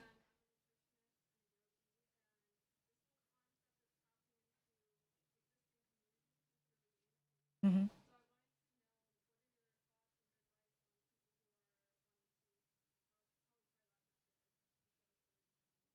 Oh, that's great. So I like, once again, when you start from scratch and you build your own, it takes a lot of time, money, energy, trial and error, right? So I love selling something that's already done for you. So for me, I was an entrepreneur for 10 years. I just became a mom 3 years ago. My time was very important to me, right? So I didn't want to be booked and busy and burnt out anymore. So the fact that I can come into someone else's community that's already built, they already have community, they already have mentorship, they already have everything done for me, and I could market because I'm already good at marketing. I could market this product and I can make profit from it. To me, it's just easy money. I still make money, but I just get my time back. I'm just kind of lazy now. So I want my time and I want to make that easy money, right? So I think that you could do both. Starting out with a community that's already done is just, this is why a lot of people are having success in this space because they don't have to create a course or a community. It's already done. So it's just very simple to get started and easy to get started. That's amazing. Thank you. That's amazing. So, you want to do one more? Come on.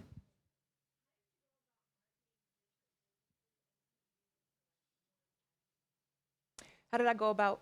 Marketing different businesses and being able to put it into one package. So I don't market all of the businesses, but if I did, I would just create content and say, talk about TikTok Shop. All right, if you want to learn this is actually, you can learn this inside of this community, right? But I don't market all of the businesses. What I do is I tell people that there's 80 different streams of income inside and there's something for everybody. So you pick what you want to learn. Wow. Yeah. That's amazing. Did y'all get some value? How many of y'all, who's about to go join the community? Yes. Listen, I'm about to be a member. You got a new member? Yeah. Go. What we doing? Tier 2 or 3? All of them. All 3 tiers. I need that. Yes, Listen, yes. I need that. So listen, I need y'all to give it up for Billionaire. What city we going to next? Miami. Miami. Y'all give it up for Billionaire Brooklyn. Let's go. Thank you so much. Thank you for having me. Let's go. Hey, y'all don't go nowhere. We got some people that's coming next. I'm telling y'all getting all value, all game.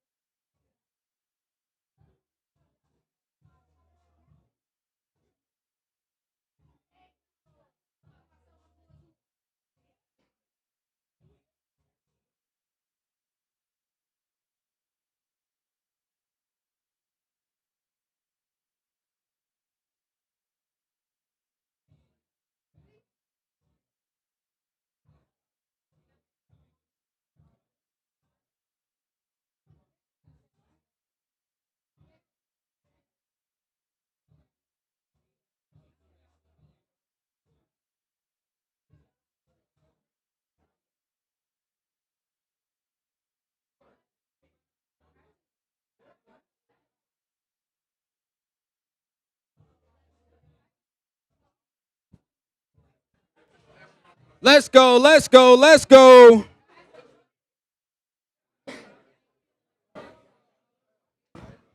All right, how y'all feel? How y'all feel? How y'all feel? How y'all feel? Everybody good?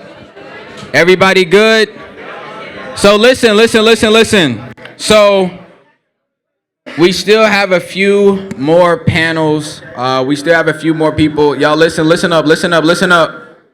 So we still got a few more amazing people that are coming. I'm really more excited for this next group of individuals because these guys are really killing it in their space and they're about to expose everything that they've been doing. So in about 2 minutes, these guys are about to come up and give y'all some game. So everybody go grab a drink of water, go use the bathroom, do what you got to do, and we're gonna come back up, okay?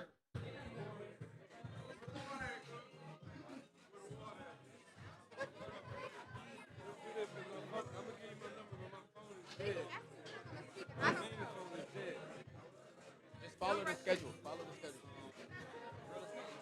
Don't worry about the time, the order.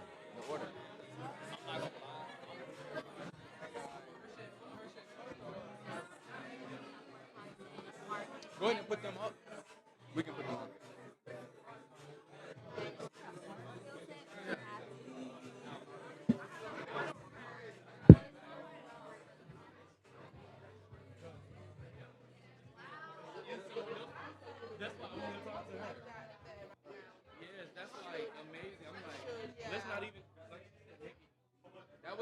That was good. We gotta get a picture. I ain't got my phone. You got yours? Yeah. Yeah. Let me get yours because I'm not.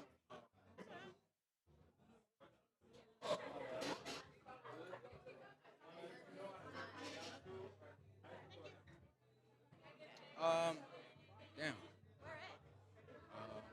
You right there? I'm gonna do it in like, we're gonna start in like 3 minutes. Everybody's talking and shit. I ain't have time. You about to take a picture? You wanna take one? Yes. Y'all wanna take one? Yes.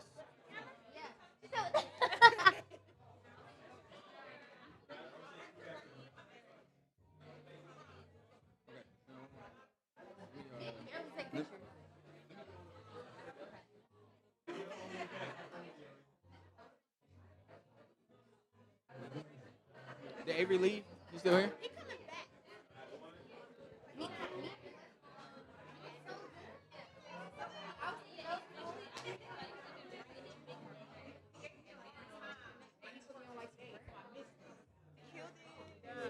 We gotta get a picture before you leave.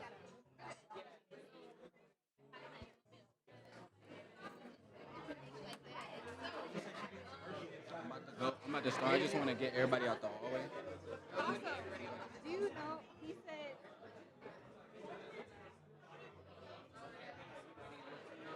Yeah, tell him I said what's up. That's my guy. Yeah, he did day 4. He still trades. I think he's an educator.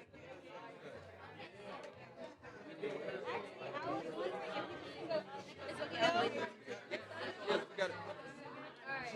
What's up? Hey, the young you gotta pull up. Hey, we're gonna do one in Miami next. You gotta pull up.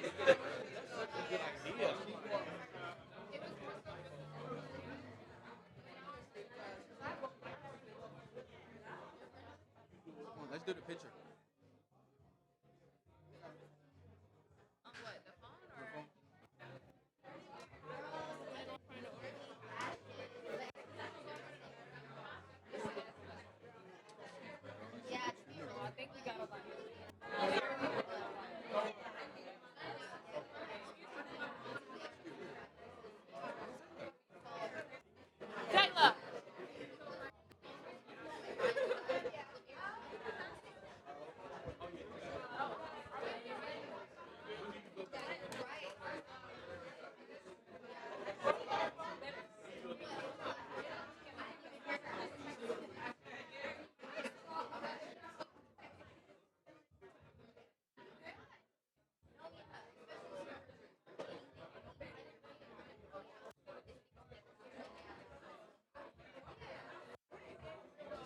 All right, y'all.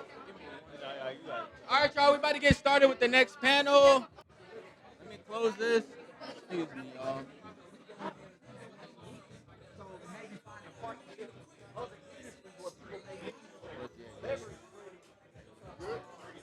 Where's Ye?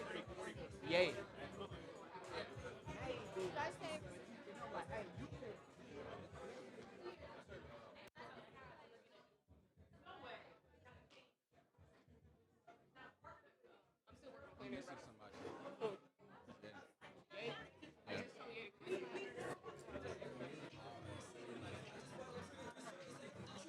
Hey, Tommy good? Where's Tommy? All right, bet. Where's Ye?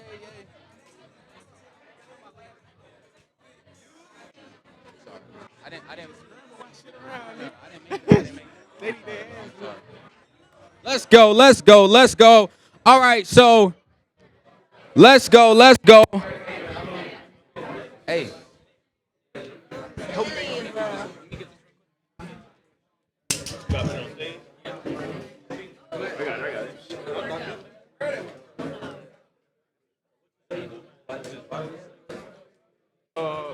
I do fix and flip, so I buy property, fix and flip. I do beauty construction. I also have Dominican agency. So when you get in the food table, that's a pre-licensed classes I have also. But mainly my bread and butter. All right, let's go, Young and Paid. I'm super excited for these next individuals. They are literally changing the game. Anybody from the east side of Atlanta in here? Come on, we got the east side. Listen, I'm going to call this panel the East Side Boys. Yeah. So listen, the first person I want to bring up, I'm super proud of this guy. He has continued to grow. I've been able to watch his growth. And to even get this guy on a stage is really incredible. So if y'all are ready for the game, this guy has built several six-figure businesses. And I'm telling you right now, the game he's about to give, for him to be able to build a successful business very young, under the age of 25. This guy, Josh Shepard, in the building. Let's go! Let's go. Hey, if we can get some more mics up here. So this next guy, listen, this guy is cold. He started dropping game. Everybody in here is gonna feel poor because this guy knows so much information, and he's always continuously evolving. Every time we get on the phone, it's never less than an hour. So I'm telling you right now, this guy is another individual that's been able to create multiple 6-7 figure businesses. And anybody in here ever had Subway? Anybody? Everybody had Subway? This guy is the youngest Subway franchise owner in America, period, or the world. Is Subway worldwide? In the world. Can y'all give it up for the world? Listen, so I want to bring up my guy, Tommy, right in the building. Good, man. They look rich, don't it? Hey, I got some rich friends. Listen, this last one, this is my brother right here, man. I'm talking about high school days. I'm talking about literally talking hours and hours about what we are about to do. And I've literally seen this guy do some incredible things that I'm telling you right now, I still kind of don't even understand how he does it. But he has an incredible brand that's not just in America. Everybody say not in America. This guy has so many people ordering in Europe, all over the world. And I'm super excited for my brother, Ye in the building. Let's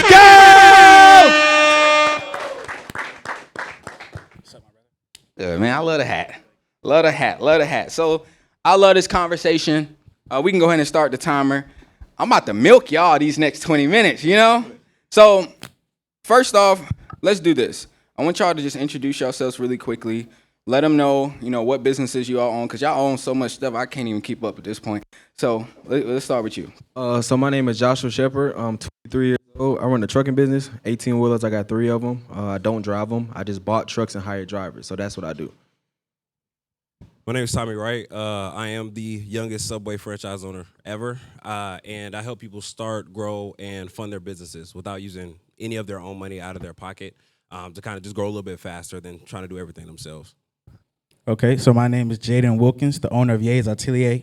I'm a 6 to 7 figure clothing brand that I help other owners generate the same amount of revenue, and this is my industry for sure. So I talk to y'all. I think I talk to y'all like at least once a week, right? And we're in a situation to where this is a season where like the age. I wish they would have told y'all their age, because you would be amazed at what they're doing at their age. But I'm also amazed at the lessons that they've all learned in a short amount of time. So what, and y'all can just pop in, what is a L that you thought was a L but ended up turning into being a lesson?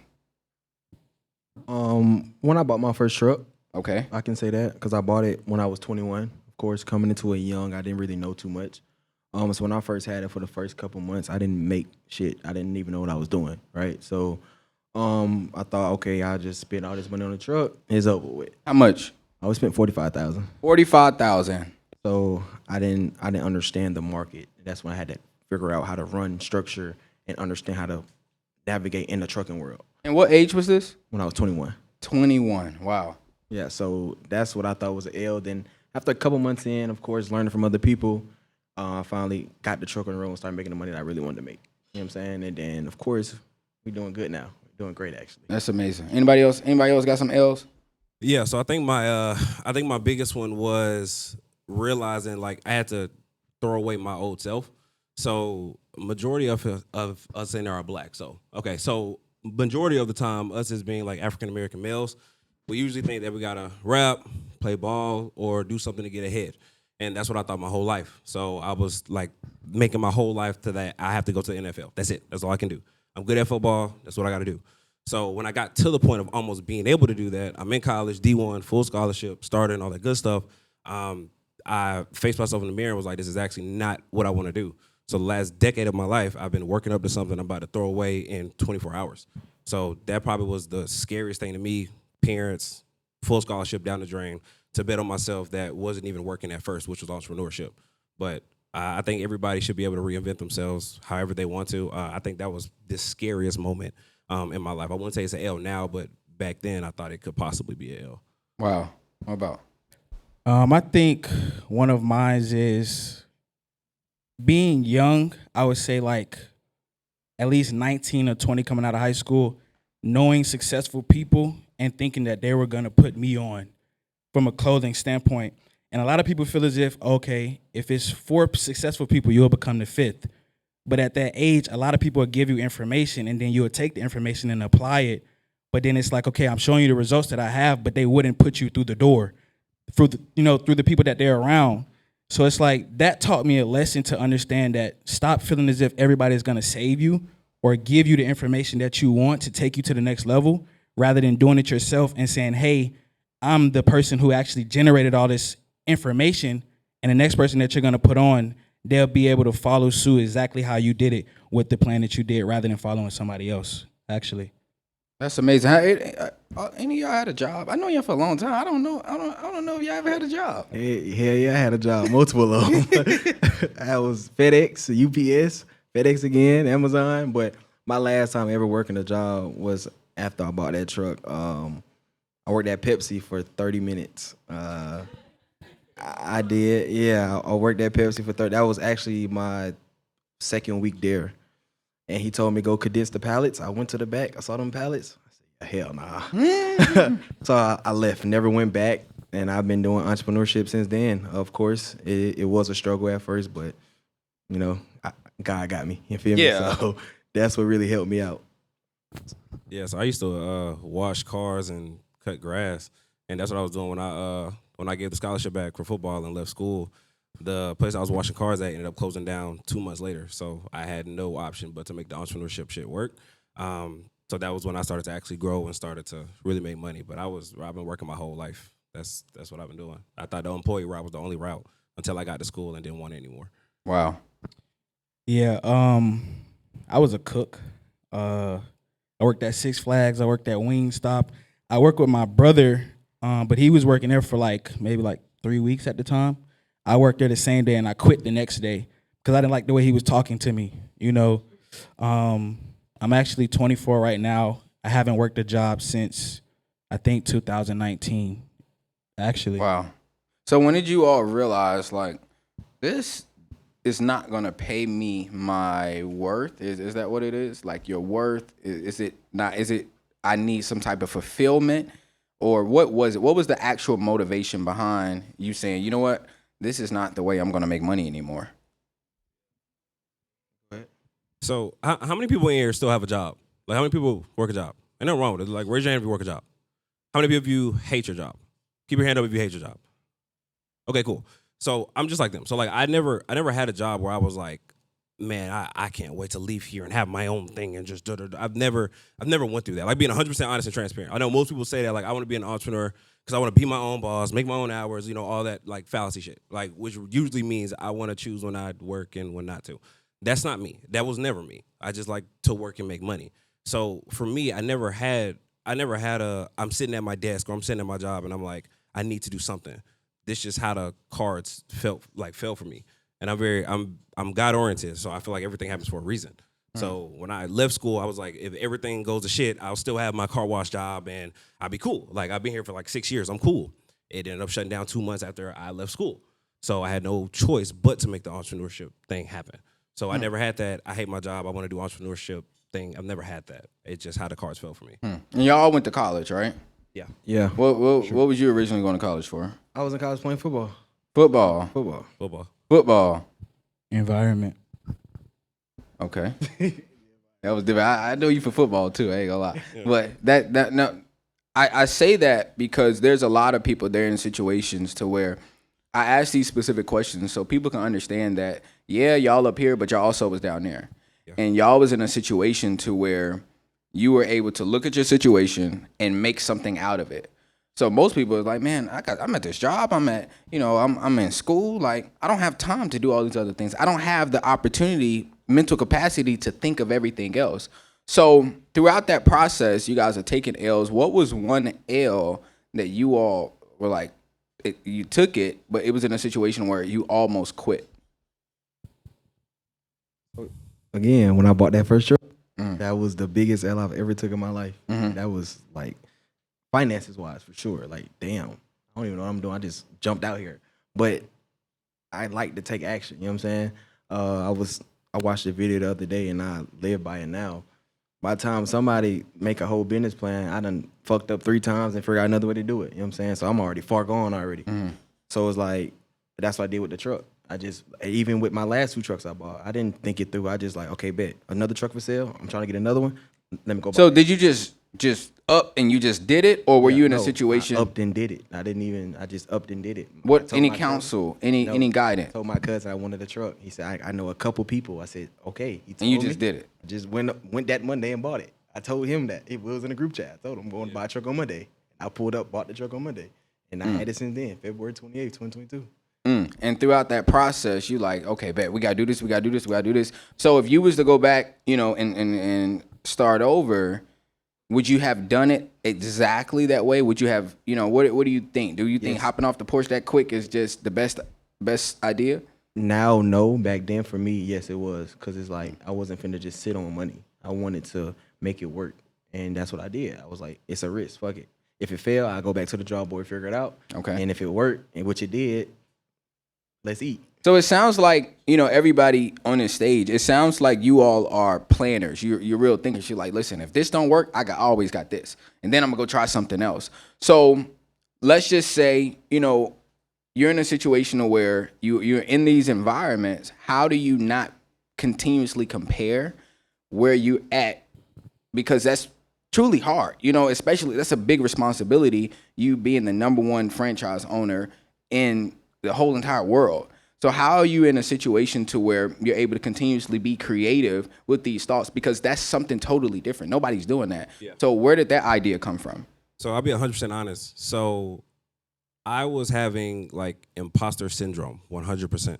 So like, how many entrepreneurs in here feel like they have like anxiety around their businesses or any of that stuff? Like you're not as far along as you are, you're not going as fast as possible. So I've had that. Every entrepreneur has that, in my opinion. Like I think it's a real thing. And I was having that while also making $60,000 a month. And I say that to say, don't think money is gonna change all that stuff, because it doesn't. New levels, new devils, every single time. So as I was moving into like the credit space and the funding and helping everybody do this, everybody and their mama does that. Like everybody. Like you can't scroll on Instagram about somebody saying, hey, they're gonna fix your credit, get your business funded, and all that shit. So I was having imposter syndrome doing the same thing.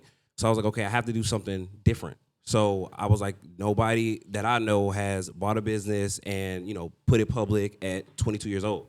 So I said, okay, I'm gonna do that. That turned into I'm gonna get a franchise. That turned into I'm gonna buy a Subway. Then I looked it up. I was the youngest Subway franchise owner to ever buy his own store. And I did that all off of business credit cards. So I didn't have to have any money in my bank account. Nobody's ever done that shit before.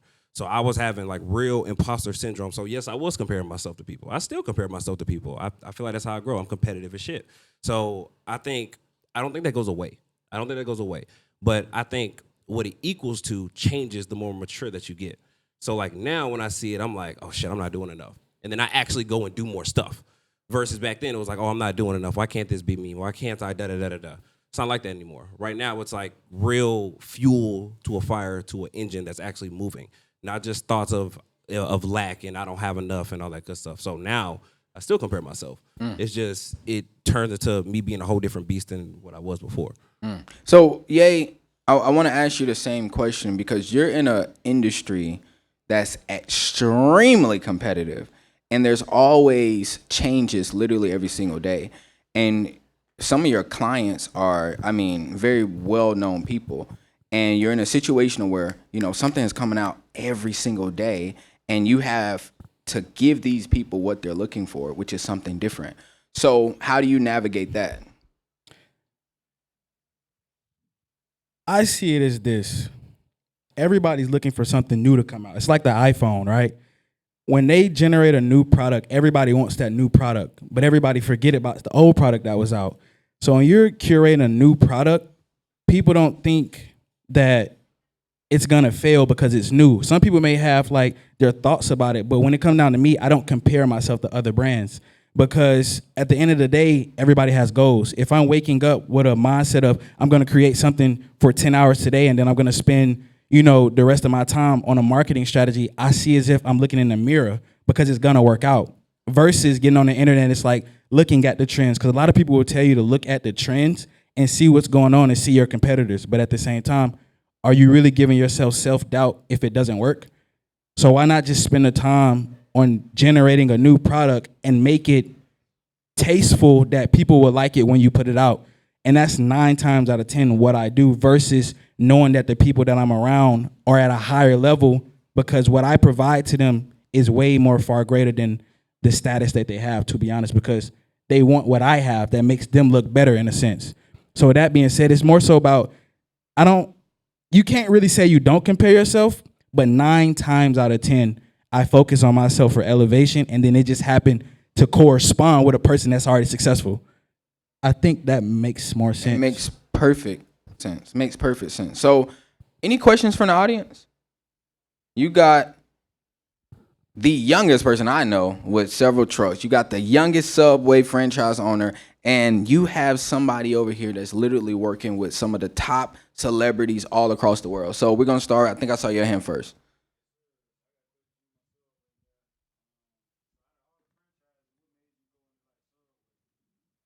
So being honest, it was the lowest barrier to entry. So I considered Subway, Marco's Pizza, and a McDonald's. 2 out of the 3 required me to have $1 million net worth. I don't own a house. So to have a net worth of $1 million, I had to have cash in the cash of $1 million. I'm not there yet, just being honest. Subway only requires me to have like a quarter of that. So I was able, like I said, I did the creative business funding thing. So I'm like, okay, cool. So I can go and get funding. It's a play for anybody that wants to get either high loans, or you don't make that much money, you want high loans, or you want to buy a business, buy a franchise, whatever. So what I did was I got funding on my business side, liquidated all the fucking credit cards, liquidated all the lines of credit, let it sit in my bank account for 4 months. Because I know when I go and apply for a franchise or to buy a business, they're gonna ask me for the last 3 months of bank statements. So let it sit there for the 4 months, 0% interest, most of it, pay it all back after the 4 months, give them my bank statements. Now they say, oh my God, he's financially acceptable, yay. Now I can go do whatever the hell I want. So a lot of people are like, hey, I can't do this because I don't have money. I can't do this because I don't have resources, yada, yada. No, you just don't have the information yet. So that's what I did. So if anybody wants to take that play, go for it. But literally get the money, liquidate it, sit in an account, age it, and then you can go do whatever you want. And it was someone over here.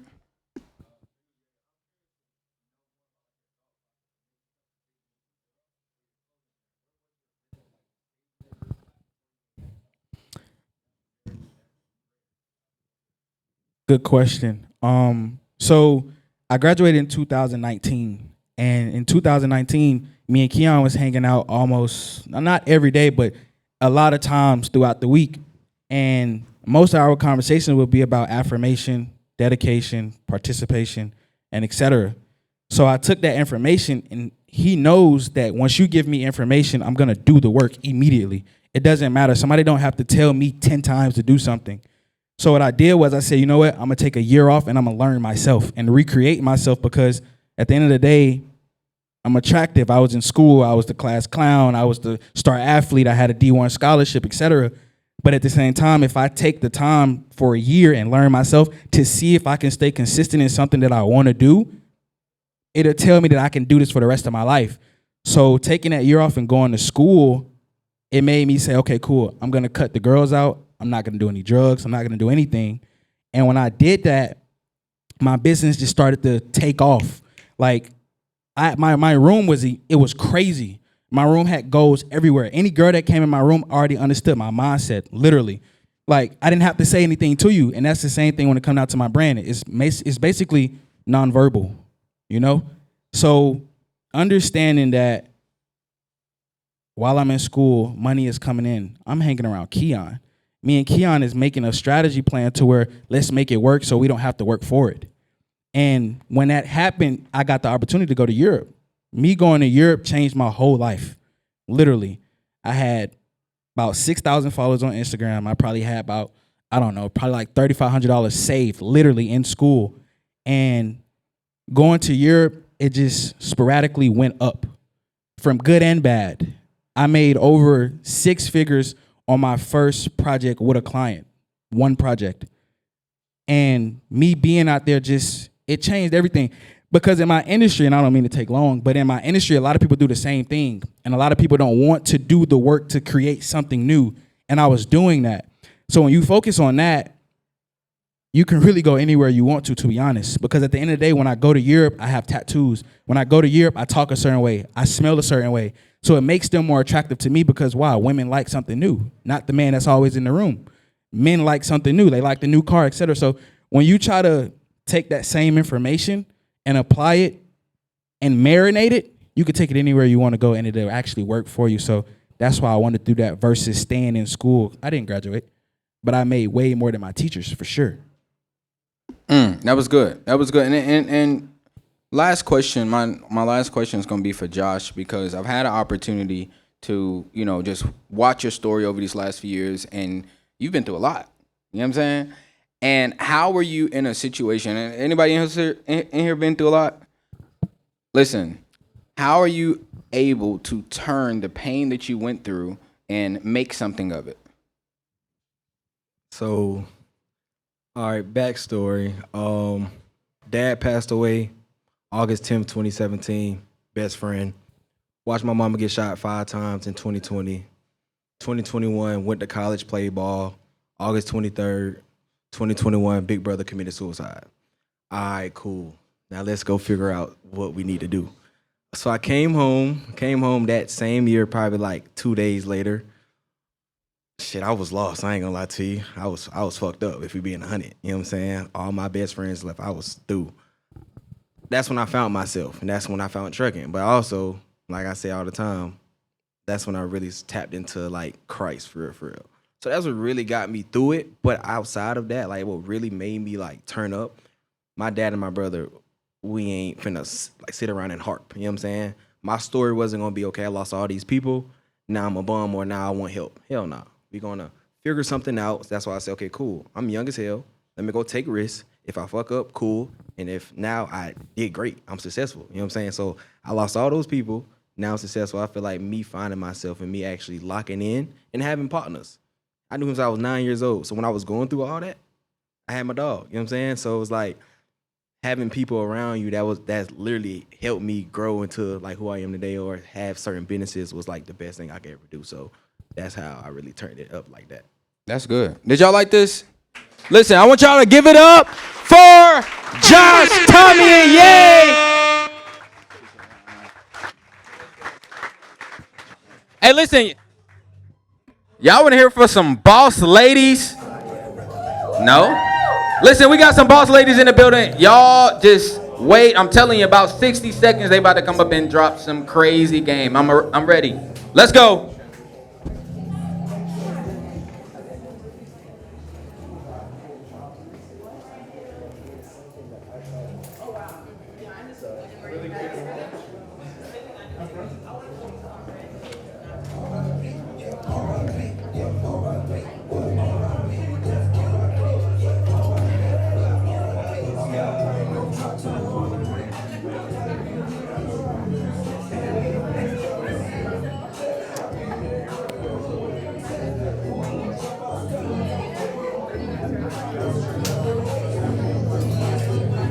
I'm gonna add.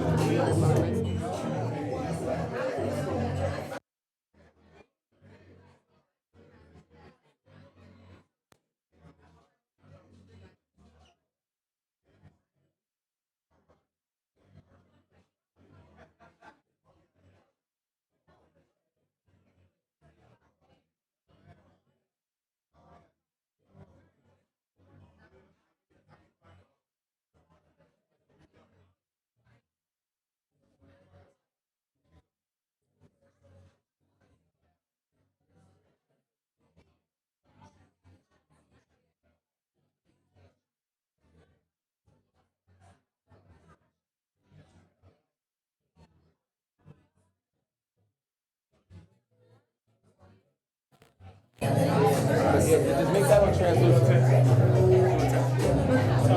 Yep.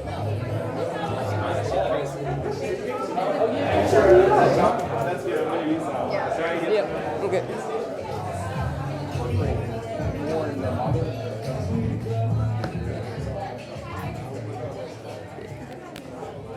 Hey, what's up, y'all? Yeah. Hey, I know we got a few ladies in the room. Hey, ladies, raise your hand real quick. Okay. Hey, so I got a lot of women in entrepreneurship making big bang. Say big bang, say little bang. Yeah. So look, I want to introduce some wonderful women upstage. The first woman I want to introduce is Brittany Bell. I've been watching her online for years, and we recently just met in person, but we've been talking online for a very long time, and I've been able to see her raise over $10 million and then flip that to 20 mil, 19.4 to be exact. So Brittany, go ahead and pull up on stage. Everybody give Brittany a hand.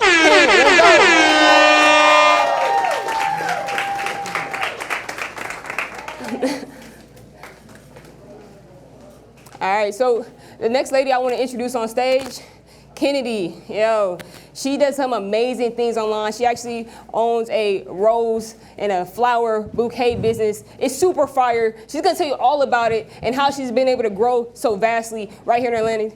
Kennedy, pull up, let's go.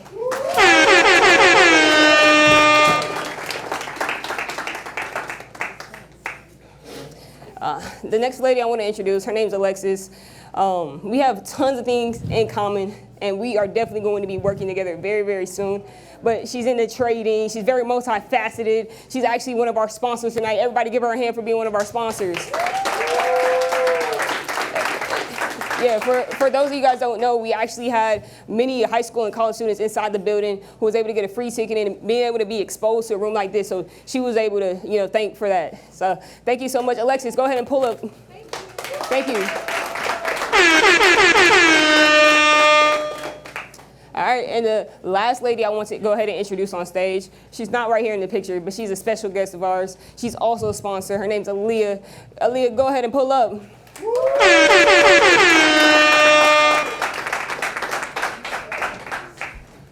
Mike. Appreciate it. Hand her the mic.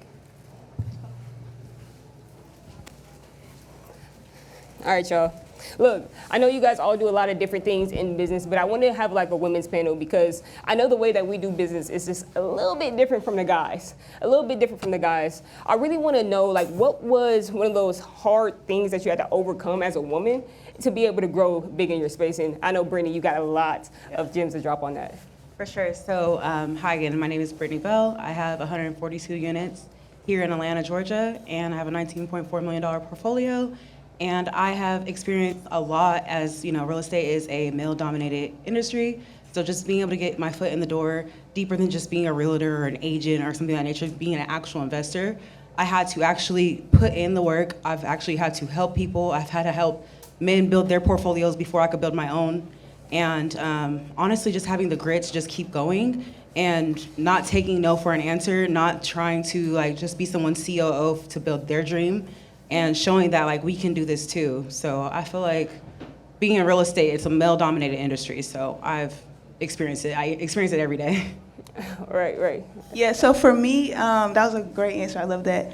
My name is Aaliyah. I own a tax and accounting firm, and so it's a very male-dominated industry, so what I had to do was just collaborate with bigger people. So I used to work for Grant Cardone, so I utilized his name all the time. And then when I got mentored, I was mentored by a lady named Annetta Powell, so I would just always name drop. Kind of like Keon was talking about before, it's just the power of collaborations. So if you don't have any money, you don't have a name, just utilize other people's name, utilize their brand, their respect, and then you just are ethical and build your own name. Hi everyone, just to reintroduce myself, my name is Kennedy Sinclair. I do own a floral studio here in Atlanta, Georgia. And as you can kind of hear when I say floral studio, we don't really hear of, men doing it and that type of thing. But for me, I would definitely say a lot of my customer clientele are men, and a lot of people don't really realize that. And so for me, when it comes to engaging and having these conversations, in a way where, of course, the men are paying and the men are the customers, just making sure that I'm always on my P's and Q's, always being not only respectful, but also resourceful. I'm someone that when a lot of guys are purchasing flowers, they're like, oh my goodness, I need this, I need that. I have a lot of DMs when they're saying yo, right? Instead of hi or hello. And so just making sure that I'm maintaining my composure and not being too emotional in a sense, because sometimes that's a little disrespectful, right? And so just showing them that I'm a businesswoman first, right? This is an Instagram page, this is a floral page, but I'm still a businesswoman and you have to address me as such, and kind of asserting my dominance in a good way. So, yeah. That was good. I'm gonna veggie back off of what each of them said, being in especially the two of you, being in a male-dominated industry. I would say remaining feminine.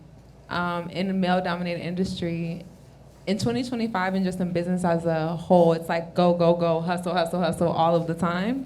And so really being tapped in, tuned in, and turned on to who you are while you're elevating through all of these levels of success and showing up as everything for everyone, and just making sure that you're filling yourself up, but staying feminine, soft, but also, as she said, being a woman in business, but also who's standing on business in a feminine way.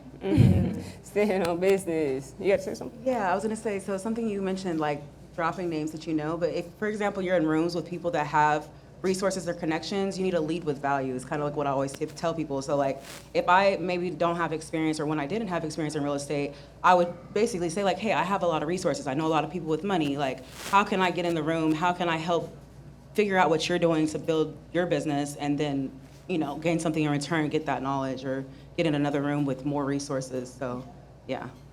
Yeah, someone say brand association.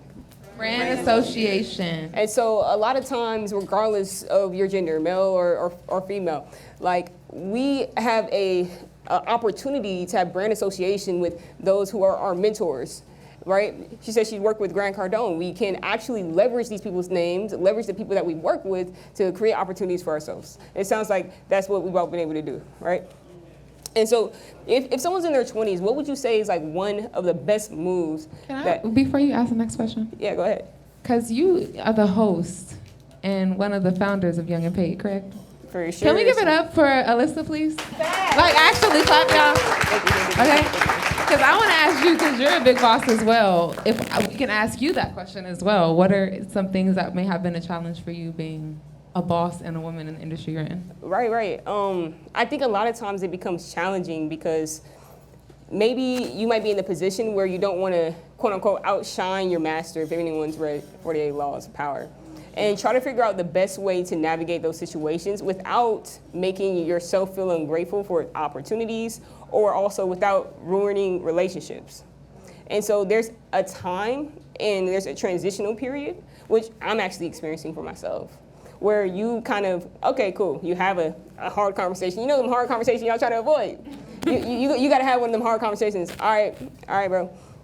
I really care about everything we built together. And you know, at this point, it's time for me to shine. And I already put in the grind, and it's time to shine. And I think that conversation is very, very important, and don't wait too long. As soon as you have the inkling that you need to have that conversation with whomever you're associated with, then have it.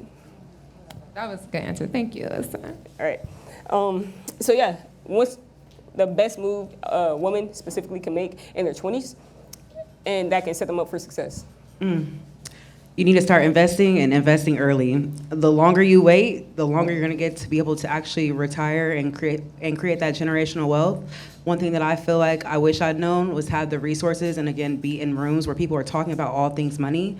If you start at 18, you're gonna be a lot further along than someone that starts at 30. So even if it's $100 a month, $1,000 a month, if you just wanna even get curious, whether it's trading, real estate, any type of money-making opportunity, you wanna start taking action as soon as possible. I think that's the number one thing that changed my life, is making the decision to stop investing into things that wasn't gonna change my life, and start investing into my future, which was, creating wealth.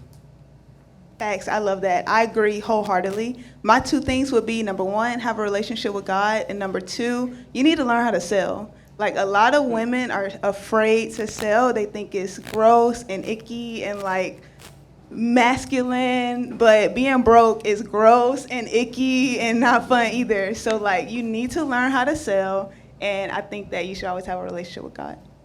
I definitely am going to piggyback off of that. I definitely agree as far as having a relationship with God and making sure that you're always centered. I would also say it's really, really, really important as women to admit when you do not know something, admit when you need to figure something out, or just in general, figuring out, okay, let me be a sponge. I don't know this. What room do I need to be in? What person do I need to humble myself to go speak to and ask questions, even if they are younger or maybe they're older and they're a little intimidating. So just being very, very humble is a huge skill set that I think even myself, I thought sometimes I may have, but I didn't really apply it in the best way. And so now, at this current age with my current businesses that I have and just going forward, being able to fully embody that. I would say, can you ask the question one more time so I can make sure? Yes, what's one of the best moves that a woman can make in their 20s to set them up for success? Okay.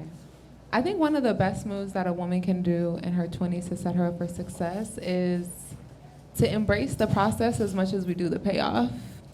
Like in social media highlight real world, I know a lot of us in here are content creators or have large social media followings, and that is such a blessing, but it comes with a burden for those who are onlookers and trying to understand how to get where you are, right? So all they see is the payoff. They see a 1-minute highlight reel, and that's what they're striving for. And oftentimes in that, we skip over the process of who we need to become.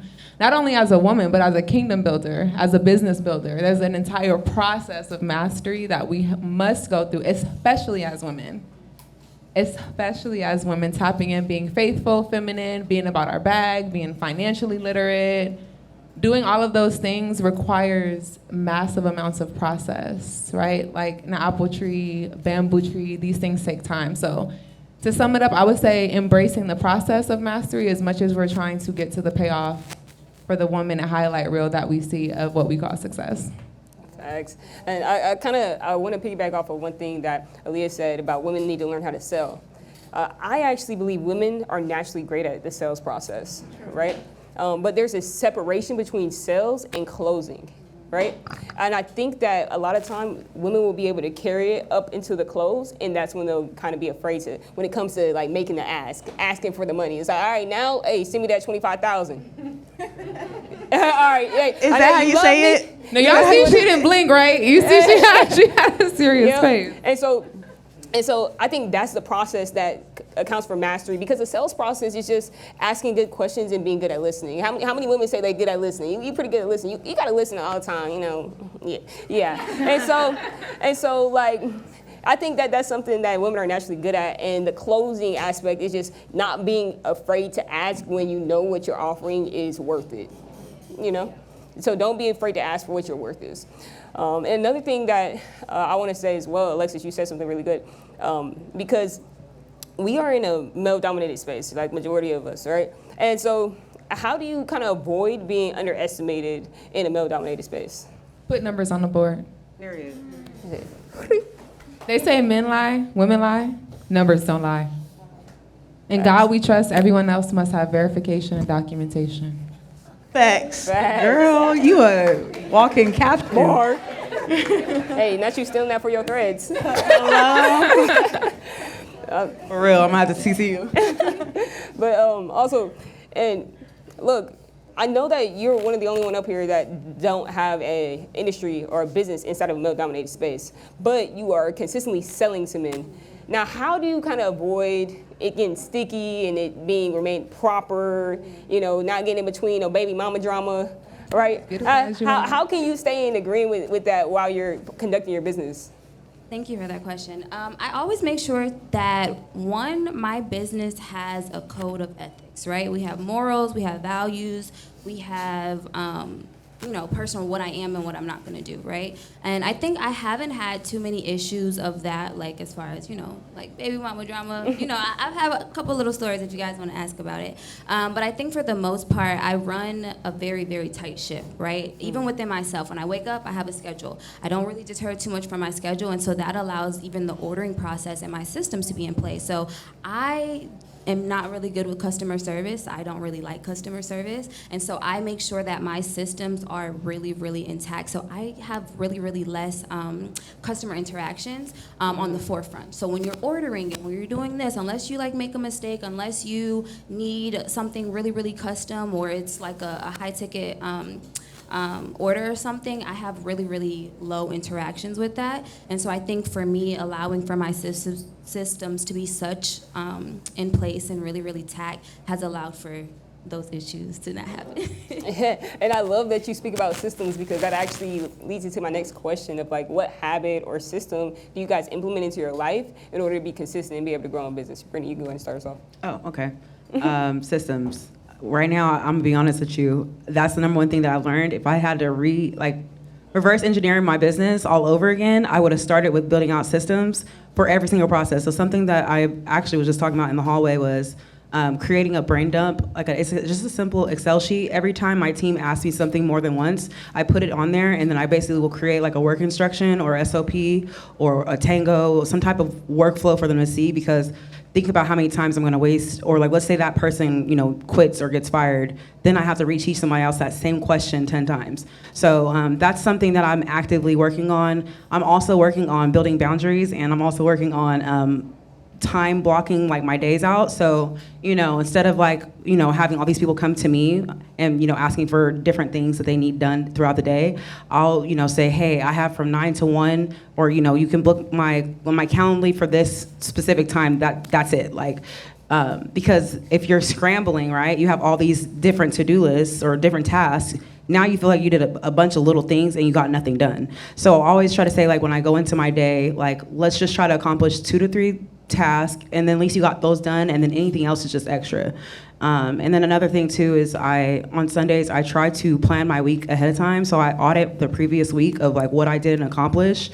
And, you know, I basically have a ongoing to-do list that is never ending. And then I pull some of those tasks into my weekly tasks and say, okay, I'm gonna pull this out in those time blocks that I mentioned. So time blocking and creating systems so that way people can stop asking for the same thing over and over and over. So that way you're not working in your business and you can work on it as a boss, so.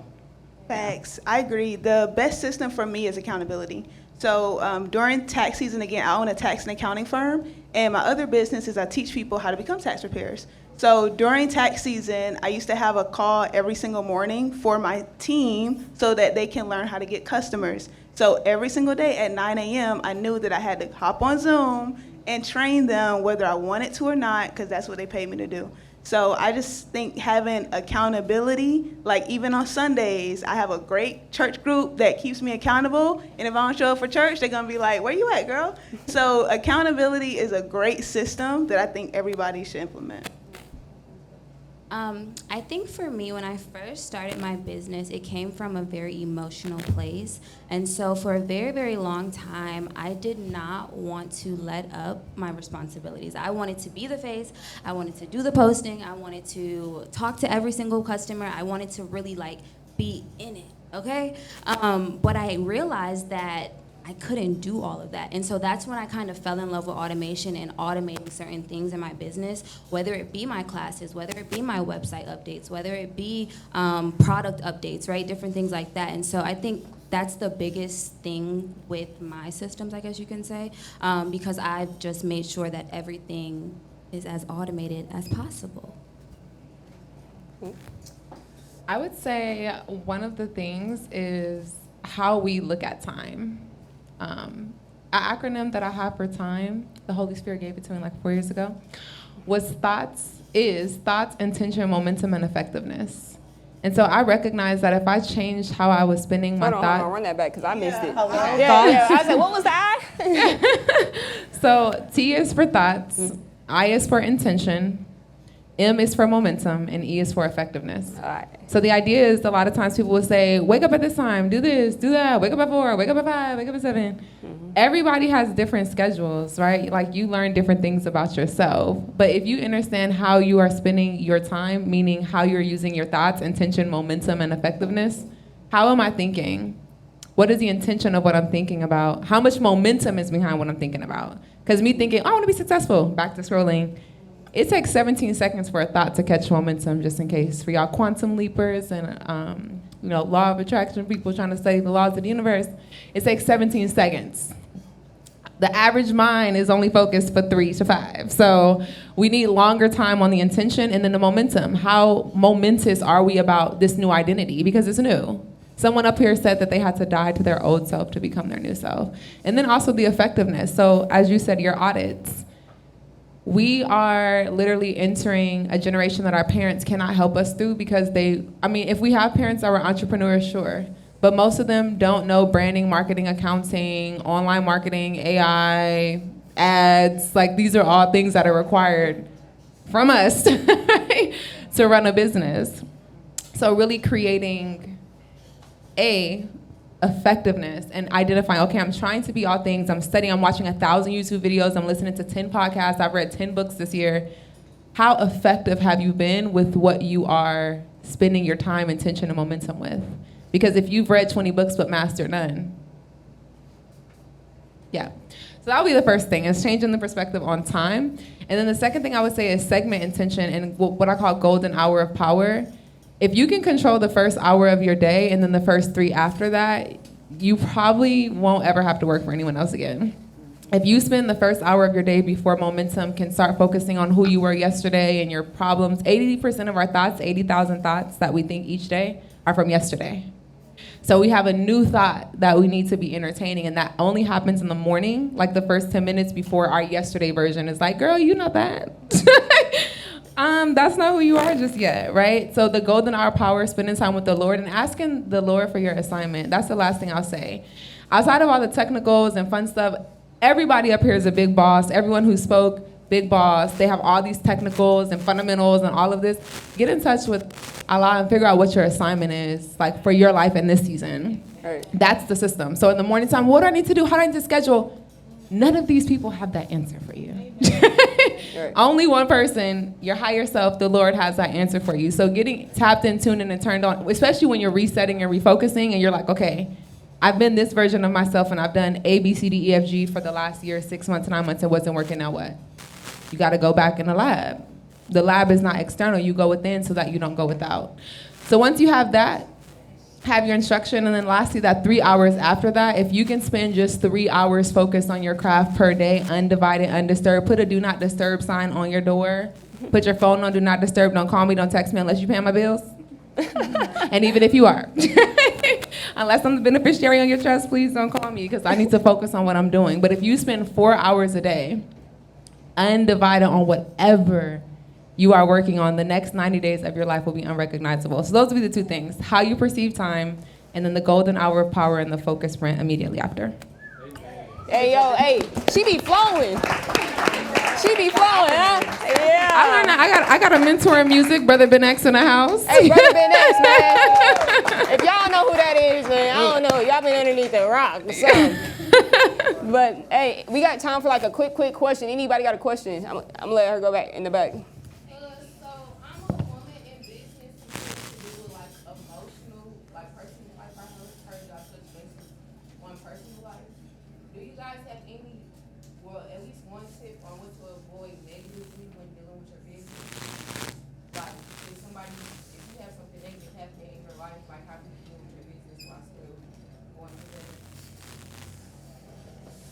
I can speak a little bit on that one. So one thing I learned a couple months ago is you have to assess where your stress triggers are, right? So have you ever woke up one day and was like, oh, I don't feel like doing this, I don't want to do this, maybe I have an order, maybe I have a customer, it's just so much going on right now, right? 9 times out of 10, that plays into what she just said about your day yesterday. If you got into an argument with someone or whatever, that was a stress trigger, right? You didn't de-escalate it properly. And so when you can assess where your stress triggers are, it'll allow for you to put that kind of like in a different area so that you can focus on what the task is at hand, right? You don't have a lot going on. It hasn't been a bad day. It hasn't been overwhelming. You just were focusing kind of on the wrong things, right? And so it's really important that, so like I said a little bit earlier, I'm pretty structured. When I wake up at like 7:30, 8 o'clock, from there to like 1:30, I'm working, right? So whether I'm posting content, making content, getting flowers, doing whatever, I'm busy, right? And so for me, a lot of times if I can't have uplifting conversations on the phone, or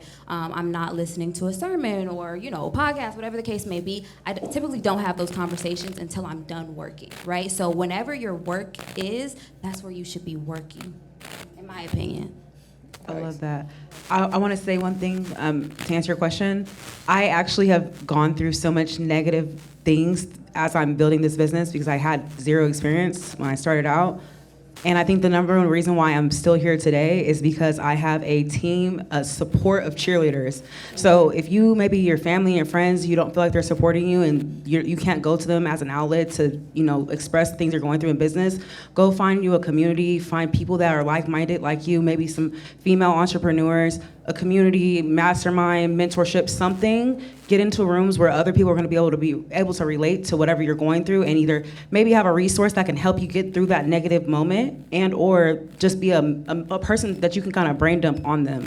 That has helped me so much. There has been so many times where I'm like, I don't wanna do this no more. I don't even know why I woke up and said I would do this, and it was somebody saying, keep going. There's a reason, like this is your purpose. You're doing this for a reason. So on your bad days, don't let it be like the outcome, right? Like nothing worth having is gonna be easy. So if you have negative days, you just need to find people that you can just have that outlet with. And even if you don't have the community, get on ChatGPT and start talking to it and be like, hey, this happened. How can I work through this mentally? So, Facts. you know, but really, like, I mean, there's people in this room, people on here, like, find you a community, find people, women, that you can align with in the journey you're on.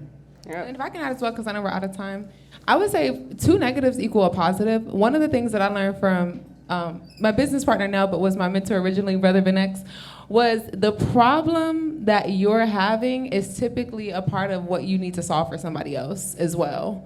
So I think a part of it is, yes, decompressing from, I don't want to deal with that. But the other part is, hey, if I'm going through this negative thing, the likelihood is that there's probably 100% other people also going through this, and documenting and journeying how you're getting through it to figure that out, if that makes sense. So using your problem also as a superpower to help others also typically helps you take it off of you going through something and how God is putting you through it, making you strong enough for it to liaison someone else through it. So. Well, but hey, we're gonna wrap up this panel. Give a hand to all my ladies on stage. Yo, thank you guys so much for answering all those questions. I appreciate all you guys for pulling up. Thank you. Get it. Oh, yes. Oh, stay for a picture real quick. I'm gonna stand in the middle. Yeah, yeah.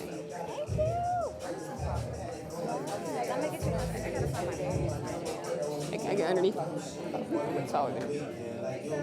Hold on. No, my phone is, someone has it. Ready?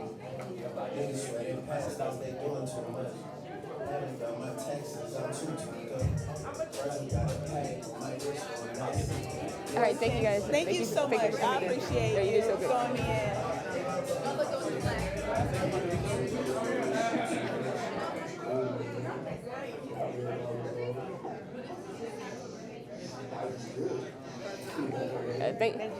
Thanks, Josie, for pulling up. I guess we gotta work with you soon. I'm gonna DM you.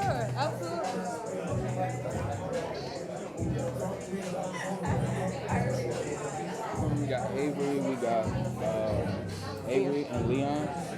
So, do you want a tag team? This is the last one because we gotta be out here at 5. Yeah. You want a tag team? Yep.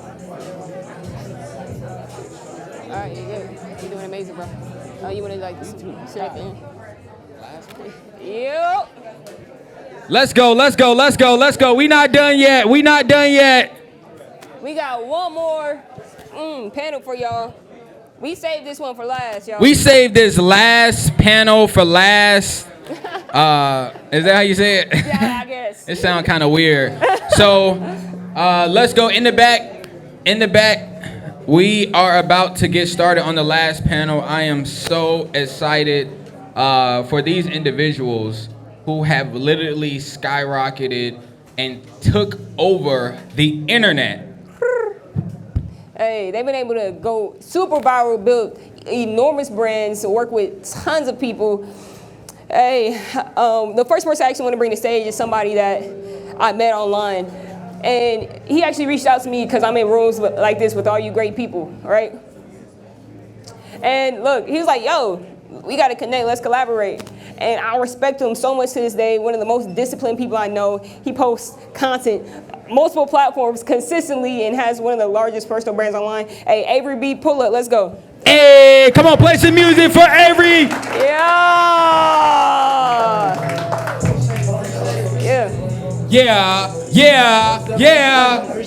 Appreciate it. I got it.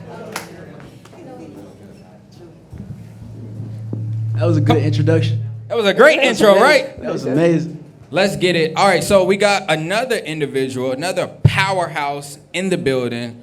I know y'all seen this guy videos. I just know it. I had an honor knowing this guy for the last few years, watch him grow and partner with some of the biggest brands there is and really take this social media thing. Like, he's not just posting like everybody else. He is really out there in the trenches. He's very well known. I got my brother Leon in the building. Let's go. Let's go.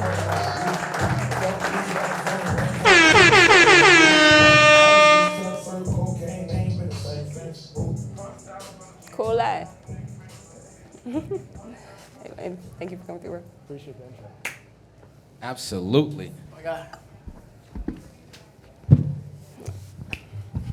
Hey, yo, so elephant in the room. Theo, Quan, not here.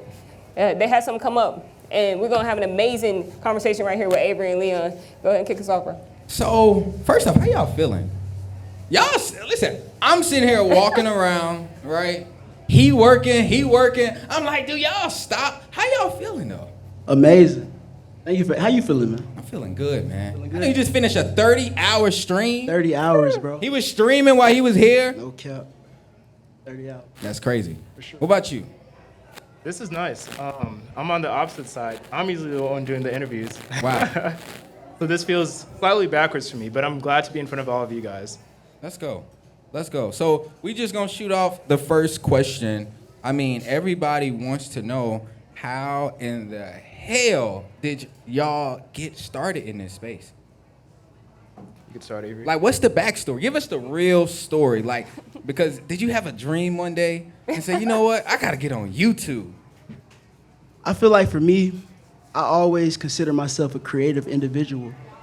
And I like to think of things in my head and actually see them come out somewhere on whatever platform. So it started with the editing side. I never wanted to be like in the camera. I always was like a closed off individual, introverted and stuff like that, which is weird to, you know what I'm saying, say that I am an entrepreneur being a content creator now. Yeah. But it started off just editing myself. Like, you ever seen somebody clone themselves on the couch? I was doing like little stuff like that. Mm-hmm. That's how it started. And it just went from there. All right, so for me, started in 2019. I was a senior in high school, and we had some extra time. I was in weight training, and I decided to make a fitness skit. It was just for fun. I just downloaded TikTok, didn't think too much of it. 2 weeks later, I'm touring UGA, and my phone starts going crazy. I check it. My TikTok has like 40,000 views, which is crazy for me at the time. Go back home that weekend, wake up the next morning, it's at like 200,000 views. By the end of that weekend, it reaches 8 million views, and I have 100,000 followers. And from there, just started making content. And right now, just for everybody, on Instagram, how many right now? On Instagram, I have like 1.4 million, TikTok like 4.6 million, and YouTube 1.7 million. Wow. Well, YouTube, how many right now? YouTube, 1.2 million. And are we more on TikTok or Instagram? YouTube, man. Yeah. He got like 5 YouTube channels. This man too locked in on one. He got singular focus. This is amazing. Yo, so you guys have slightly different brands, right? Yeah. So I want to have like a question that will target both of your stories.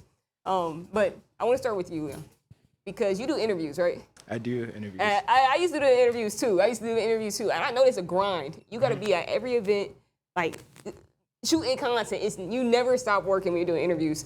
But how are you coming up with your concepts for your videos? Like, are you looking for inspiration and you're like putting your spin on it? Or are you like sitting there thinking in the mornings, like, what question should I ask today? Like, to walk me through the content planning part. Okay, so I feel like to answer that question, I have to tell you guys a little bit more about myself. So whenever I first started making the skits, like that was just me making content for fun. But growing up, I was super introverted. So starting to do interviews was a way of me pushing myself out of my comfort zone so I could get better at talking to people. So my interviews aren't because I'm a great host. It's more so because I'm really good at reading analytics. So I see what trends are going on in social media. I take inspiration from like TV shows, movies. Because whenever I started doing interviews back in 2019, everyone was doing like those high school interviews. I don't know if you ever saw those videos on YouTube, but like just asking people in their high school like random questions. I took inspo from Jeopardy, Wheel of Fortune, and started doing trivia videos where I give prizes to people. So it's really just paving the way, because when I started doing interviews, no one was doing what I was doing. So I take inspo from traditional media and trends and then take it into the interview space. I love that. And I think that because media, like a higher level media, when they're producing movies, they put a lot of thought and energy into this, right? And so if you're able to leverage that and then bring it on social media, like obviously you guys see the results that can happen. Exactly. And Avery, I know you have like a cult-like following. Like, but before we met, I actually knew this other guy. He loves you, and he would always be watching Daily Avery on YouTube. Daily Avery, and it's like, how did you build that cult-like following? People that just really mess with you, mess with the movement. It's gonna sound real cliche, but just having fun. You know what I mean? Like waking up figuring out what I'm gonna do during the day and incorporating it with content. I always say like, don't do content, be the content. And I just really live by that. So like you just go try new things, experience new things. Everything. Have fun with friends. Everything. Everything you can think of. Exactly.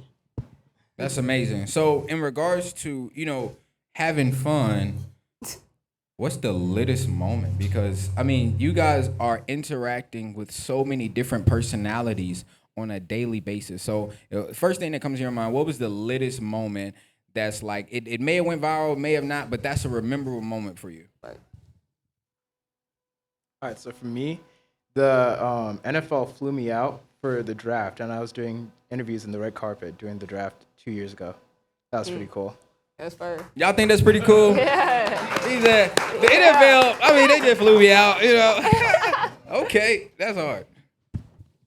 For me, it's so many, man, but one that comes to mind instantly, I met one of my childhood favorite rappers, and I got to interview him, go through his house, and actually got to make a song with him, so that was crazy. Wow. Yeah. What's the rapper? Who was the rapper? It was Rich Homie Quan, R.I.P. Hey, shout out to Rich Homie Quan. Let's go. Yo, so yeah, I remember when I saw him shoot that, I'm like, yo, this man's fire. It was so engaging from the beginning to the end, and he was like knocking on people's doors. It was crazy, and was able to go into his crib and actually make a song right there on the spot. And by the way, AB, he's a content creator, but this man really a rapper for real. Nah. And so I really want to ask, is there any other like next steps for you guys' career? Like, are you guys looking to get into acting, music? Like, what's next? So I love the business side of social media. So for me, I'm a creator. So people watch me for the content. So I was always super analytical with my content. And then I realized I love the business side of things. So the majority of my money, like income from social media, comes from brand deals. So I've always been basically closing high ticket deals every single time I was making money from these sponsors. And I grew to like that side of things. So I started an agency, helped creators grow. And then from there, I was like, I feel like I want to do something slightly bigger than this, than working one-on-one with creators. So I started a consulting company working with businesses, helping them scale. And now it's just teaching. So working with businesses, working with creators, helping them scale. That's where I want to be long term. And when you say helping them scale, helping the business scale, are you helping them connect with content creators? Are you helping them be better content creators? Like, how are you helping them? So with these businesses, it's sitting down with them, seeing where they want to be. Is their goal to gain more reach? Is it to gain more followers? Like, what do they want? Then building a social media plan for them so that they could grow. Because a lot of businesses now, think Duolingo. They're building a personal brand. Like, you're becoming a fan of Duolingo. Like, they're a brand now. So that's the route a lot of businesses are trying to go, but they don't really understand social media because the majority of the money was going into just traditional ads. Right. So it takes like someone who understands social media to help them scale. Think Dr. Miami. That's someone who's built a crazy personal brand on social media. So whenever you think plastic surgery, you think Dr. Miami. So that's where I take my clients. That's how I help them. I love that. David? That's fire. For me, more so providing a bigger impact. You know what I mean? I came from the entertainment side of things, and throughout the entertainment, you will see bits and pieces of me talking about something like very impactful or very real, and people will always resonate with it and say, nah, that was crazy, that was motivational, I really felt that. And these are the type of conversations I have on a day-to-day basis with friends, family, peers, and things of that nature. So making a channel based on that and actually seeing the results of it is crazy. Like, I have people coming up to me saying, like, I changed their life. And that's a different type of feeling than somebody walking up to you saying, like, oh, I like when you know what I mean? Yeah. It's just different. So definitely venturing off into that path. And go a little bit deeper, because you ain't talk about the type of game you be giving. Like, this Crazy. man, look, he's an athlete, a rapper. Yeah. Like, he got a lot of different qualities, and on that channel for AB Academy, like, you really give a lot of good game. I want you to go a little bit deeper in that. For sure. That was just a passion project. And I think everything that you do out of passion, it always yields the best results, because you're not doing it for nothing but the benefit of how it feels and the benefit of other people, you feel me? So, like I said, it's conversations I always had, like growing up into something where you didn't see or nobody else, and we was talking about this earlier, like coming into social media or having the things that you always wanted, it's no blueprint. It's nobody to tell you, hey, go this way, do this. So I had to learn from a lot of my mistakes. I had to fall on my head a lot of times. And I just really get those lessons on the internet, and a lot of people can take those, extract lessons, and shortcut their process, whether that's fitness, YouTube, anything, you know what I'm saying, under the sun. No, that's dope. That's dope. So I got a two-part question, and you mentioned motivation, right?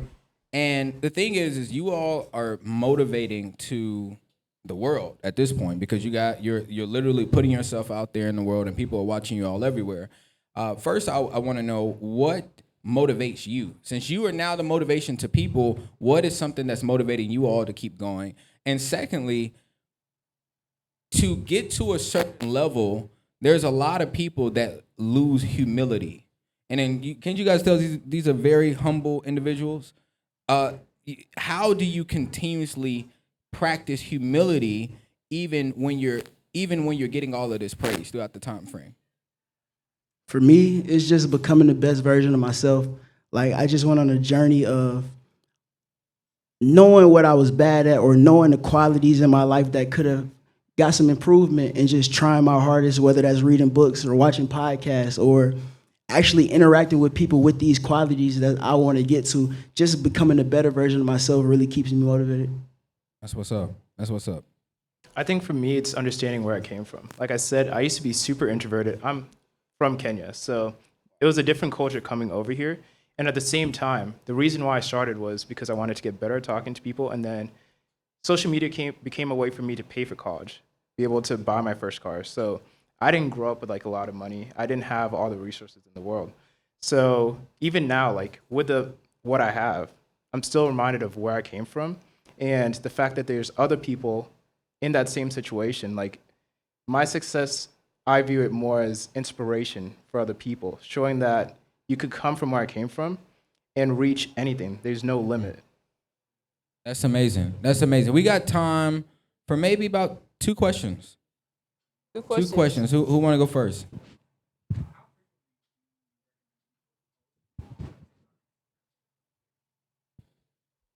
It depends. What's your goal?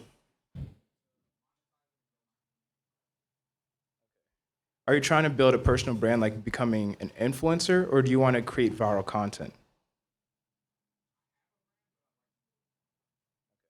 I would say my recommendation, especially if you're trying to scale, is posting at least every other day, but focus on the quality of your content. Like, make sure your editing is good. You're looking at your competitors. Like, what I tell people whenever they're first starting out is look in your niche. Who are the top creators in your niche? What time are they posting? What hashtags are they using? How are they editing their videos? You could learn a lot through studying their content, because the thing is, they've gone through years of like research, trying to figure out what works and why it works. You don't have to do that since they've already done that. So look at what they're doing and then replicate that in your own style. You're gonna skip a lot of time, like time wasted doing trial and error. But I would say minimum 2 times, at least once every other day, and then look at those creators who are doing better than you. That was a great answer. Mm-hmm.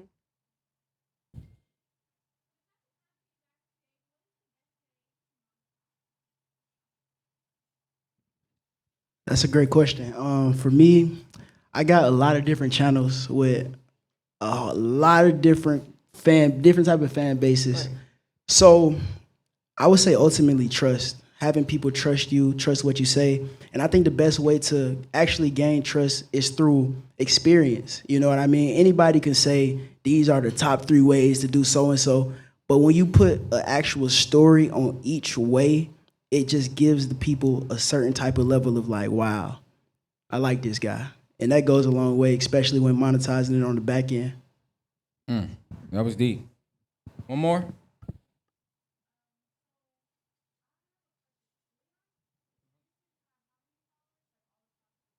Slightly over 8 million. All right, so like I said, I was paving the route for street interviews, especially in my niche. So it took me, I would say 3 years to reach my first million. And then from that first million, everything else came like pretty quick.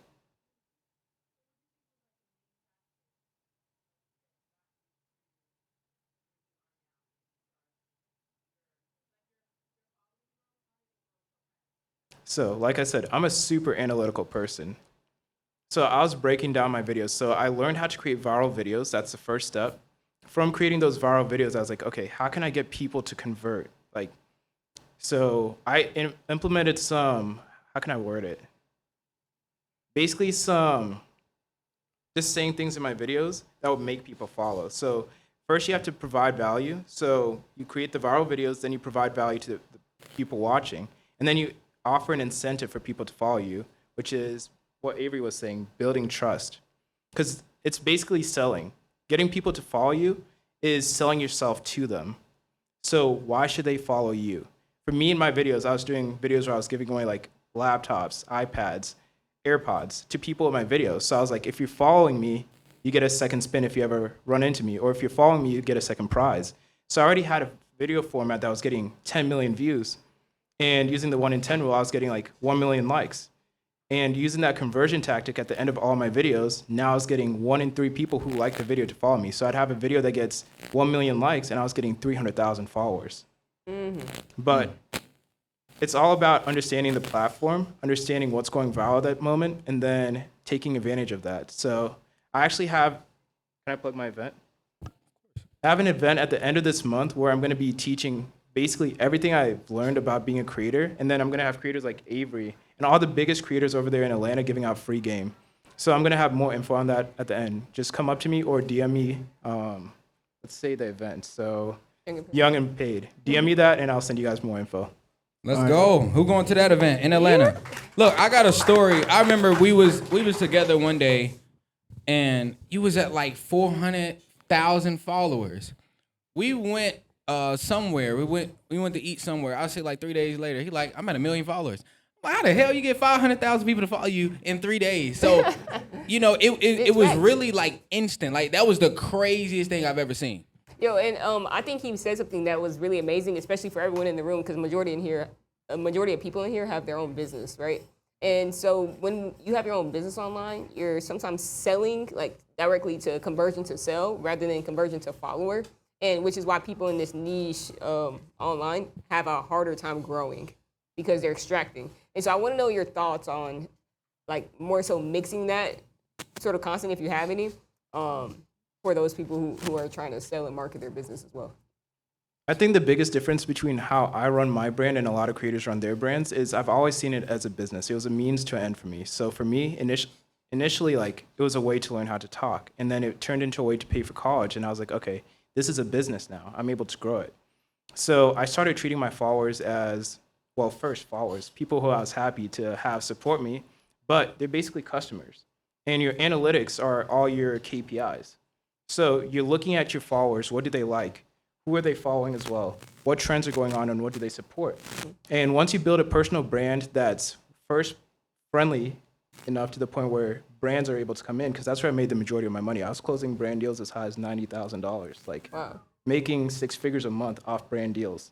So once you learn who your audience is, what they want, and you're able to build that trust with them, you're selling to them. So they follow you. That's the first point that shows that they're interested. And then from there, you have people who support you. You have good content that brands want to put advertisements in, you know? So the second way to make money from me, besides platforms, is brand deals. That's where a lot of creators struggle. But that's been my biggest strength, and the people who I work with is biggest strengths, because we're building brands that can scale. And when businesses see that, they want to put themselves in like our content. So I've worked with the NFL, I've worked with the NBA, I've worked with Urban Outfitters, T-Mobile, like all these crazy brands, and they're all bringing in like crazy money. But what about the businesses that you consult? Like, what do you tell those people who are trying to sell directly online and not do brand deals? Okay. If you're trying to sell, it's all about building that personal brand that people want to follow. So if, let's say I'm a restaurant, you have to show people, first of all, why they should trust you, because you're eating their food. Getting someone to eat your food is a crazy level of trust. They have to trust you as an individual that you're not trying to poison them. They have to trust that your food is going to be better than their go-to spot. So it's creating content that shows exactly why you should be trusted, and then showing why your product stands out compared to other people, and then just remaining consistent. Because the more your content pops up in front of their eyes, the more likely they are to finally try it. So if you're not posting consistently, how are they going to see you? And if they're not seeing you, how are they going to buy from you? Wow. Wow. Since we're on monetizing, you know, and you all have totally two different methods.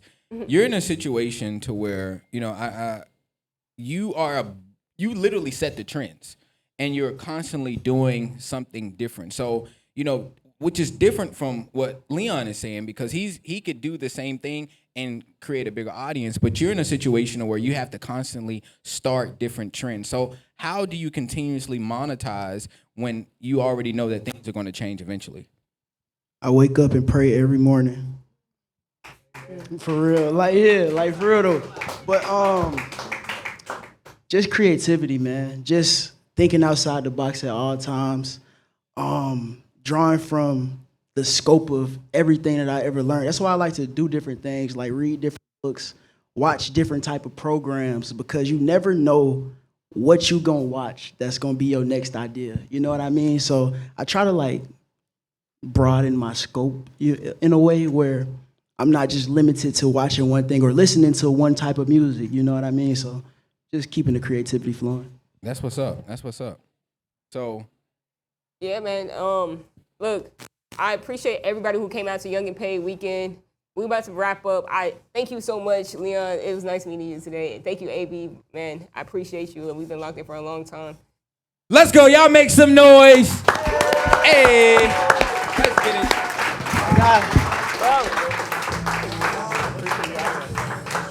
One more wrap-up video before everybody leaves. So, all my friends are just very like. so wait. And you guys are. Yeah, we about to flick up. Put the mics down.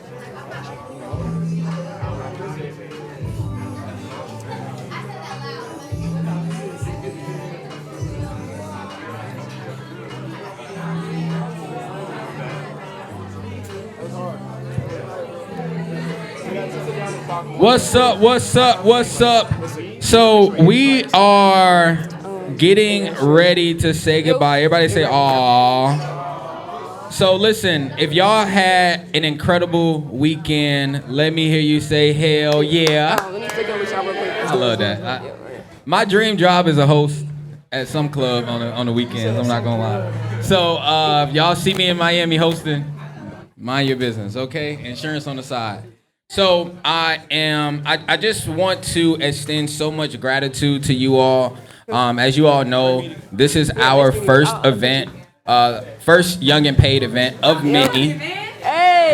And we put together this weekend because we truly wanted to highlight some individuals that can give you all some great surface level information. And I'm telling you right now, if you all apply everything that you just heard, your whole entire life is going to change. And next year, this time, everything is going to look totally different. So Completely.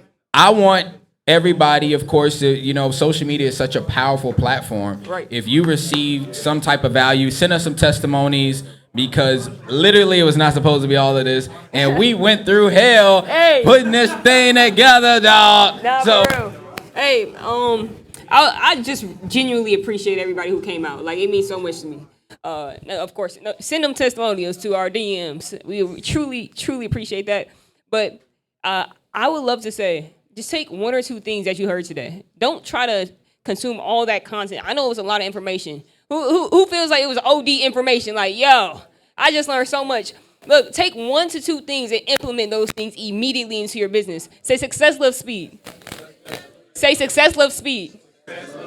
So next week, you need to go ahead and get started on implementing some of the things you heard today, but just focus on 1 or 2 things. Focus is your superpower. Let's get it. I appreciate y'all. Young and Paid Week, and we out.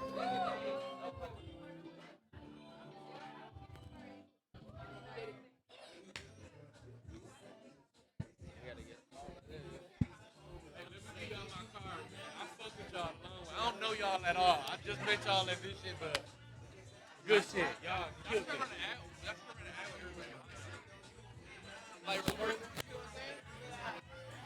Yo. Would y'all love to mess with us and help us out real quick? Yo. Hey, Auntie. Hey, I need everybody to pull up. Yeah. Everybody pull up real quick. We need to get some ads, because this ain't the end. We need as much content as possible. Yeah, we're going to shoot it this way. Can I get a phone up there too? Yeah, shooting this. Oh wait, but you're gonna be shooting a picture. Where's Jaden? Can you shoot this? Can you shoot a? Like, come on stage. Like one big happy family, y'all come here. Hey, everybody. Squish in. Tighten up, short people. Let's go, let's go, let's go. Thank y'all so much. Nigerian wifey, let's go, girl. Come on. Yes. Come on, Leon. We can't leave y'all out. Everybody in. Everybody in? Everybody in front. Over here, corner.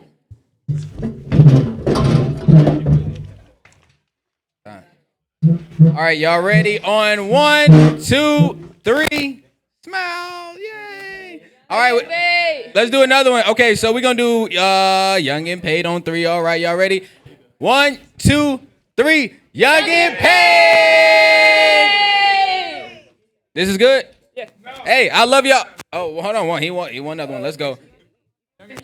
On 3, we all Young and Paid. Let's go. 1, 2, 3. Young and Paid. Let's get it. Y'all get home safe. Love you. Hey, we outside tonight. I don't know where y'all at, but y'all better be with us. We got section.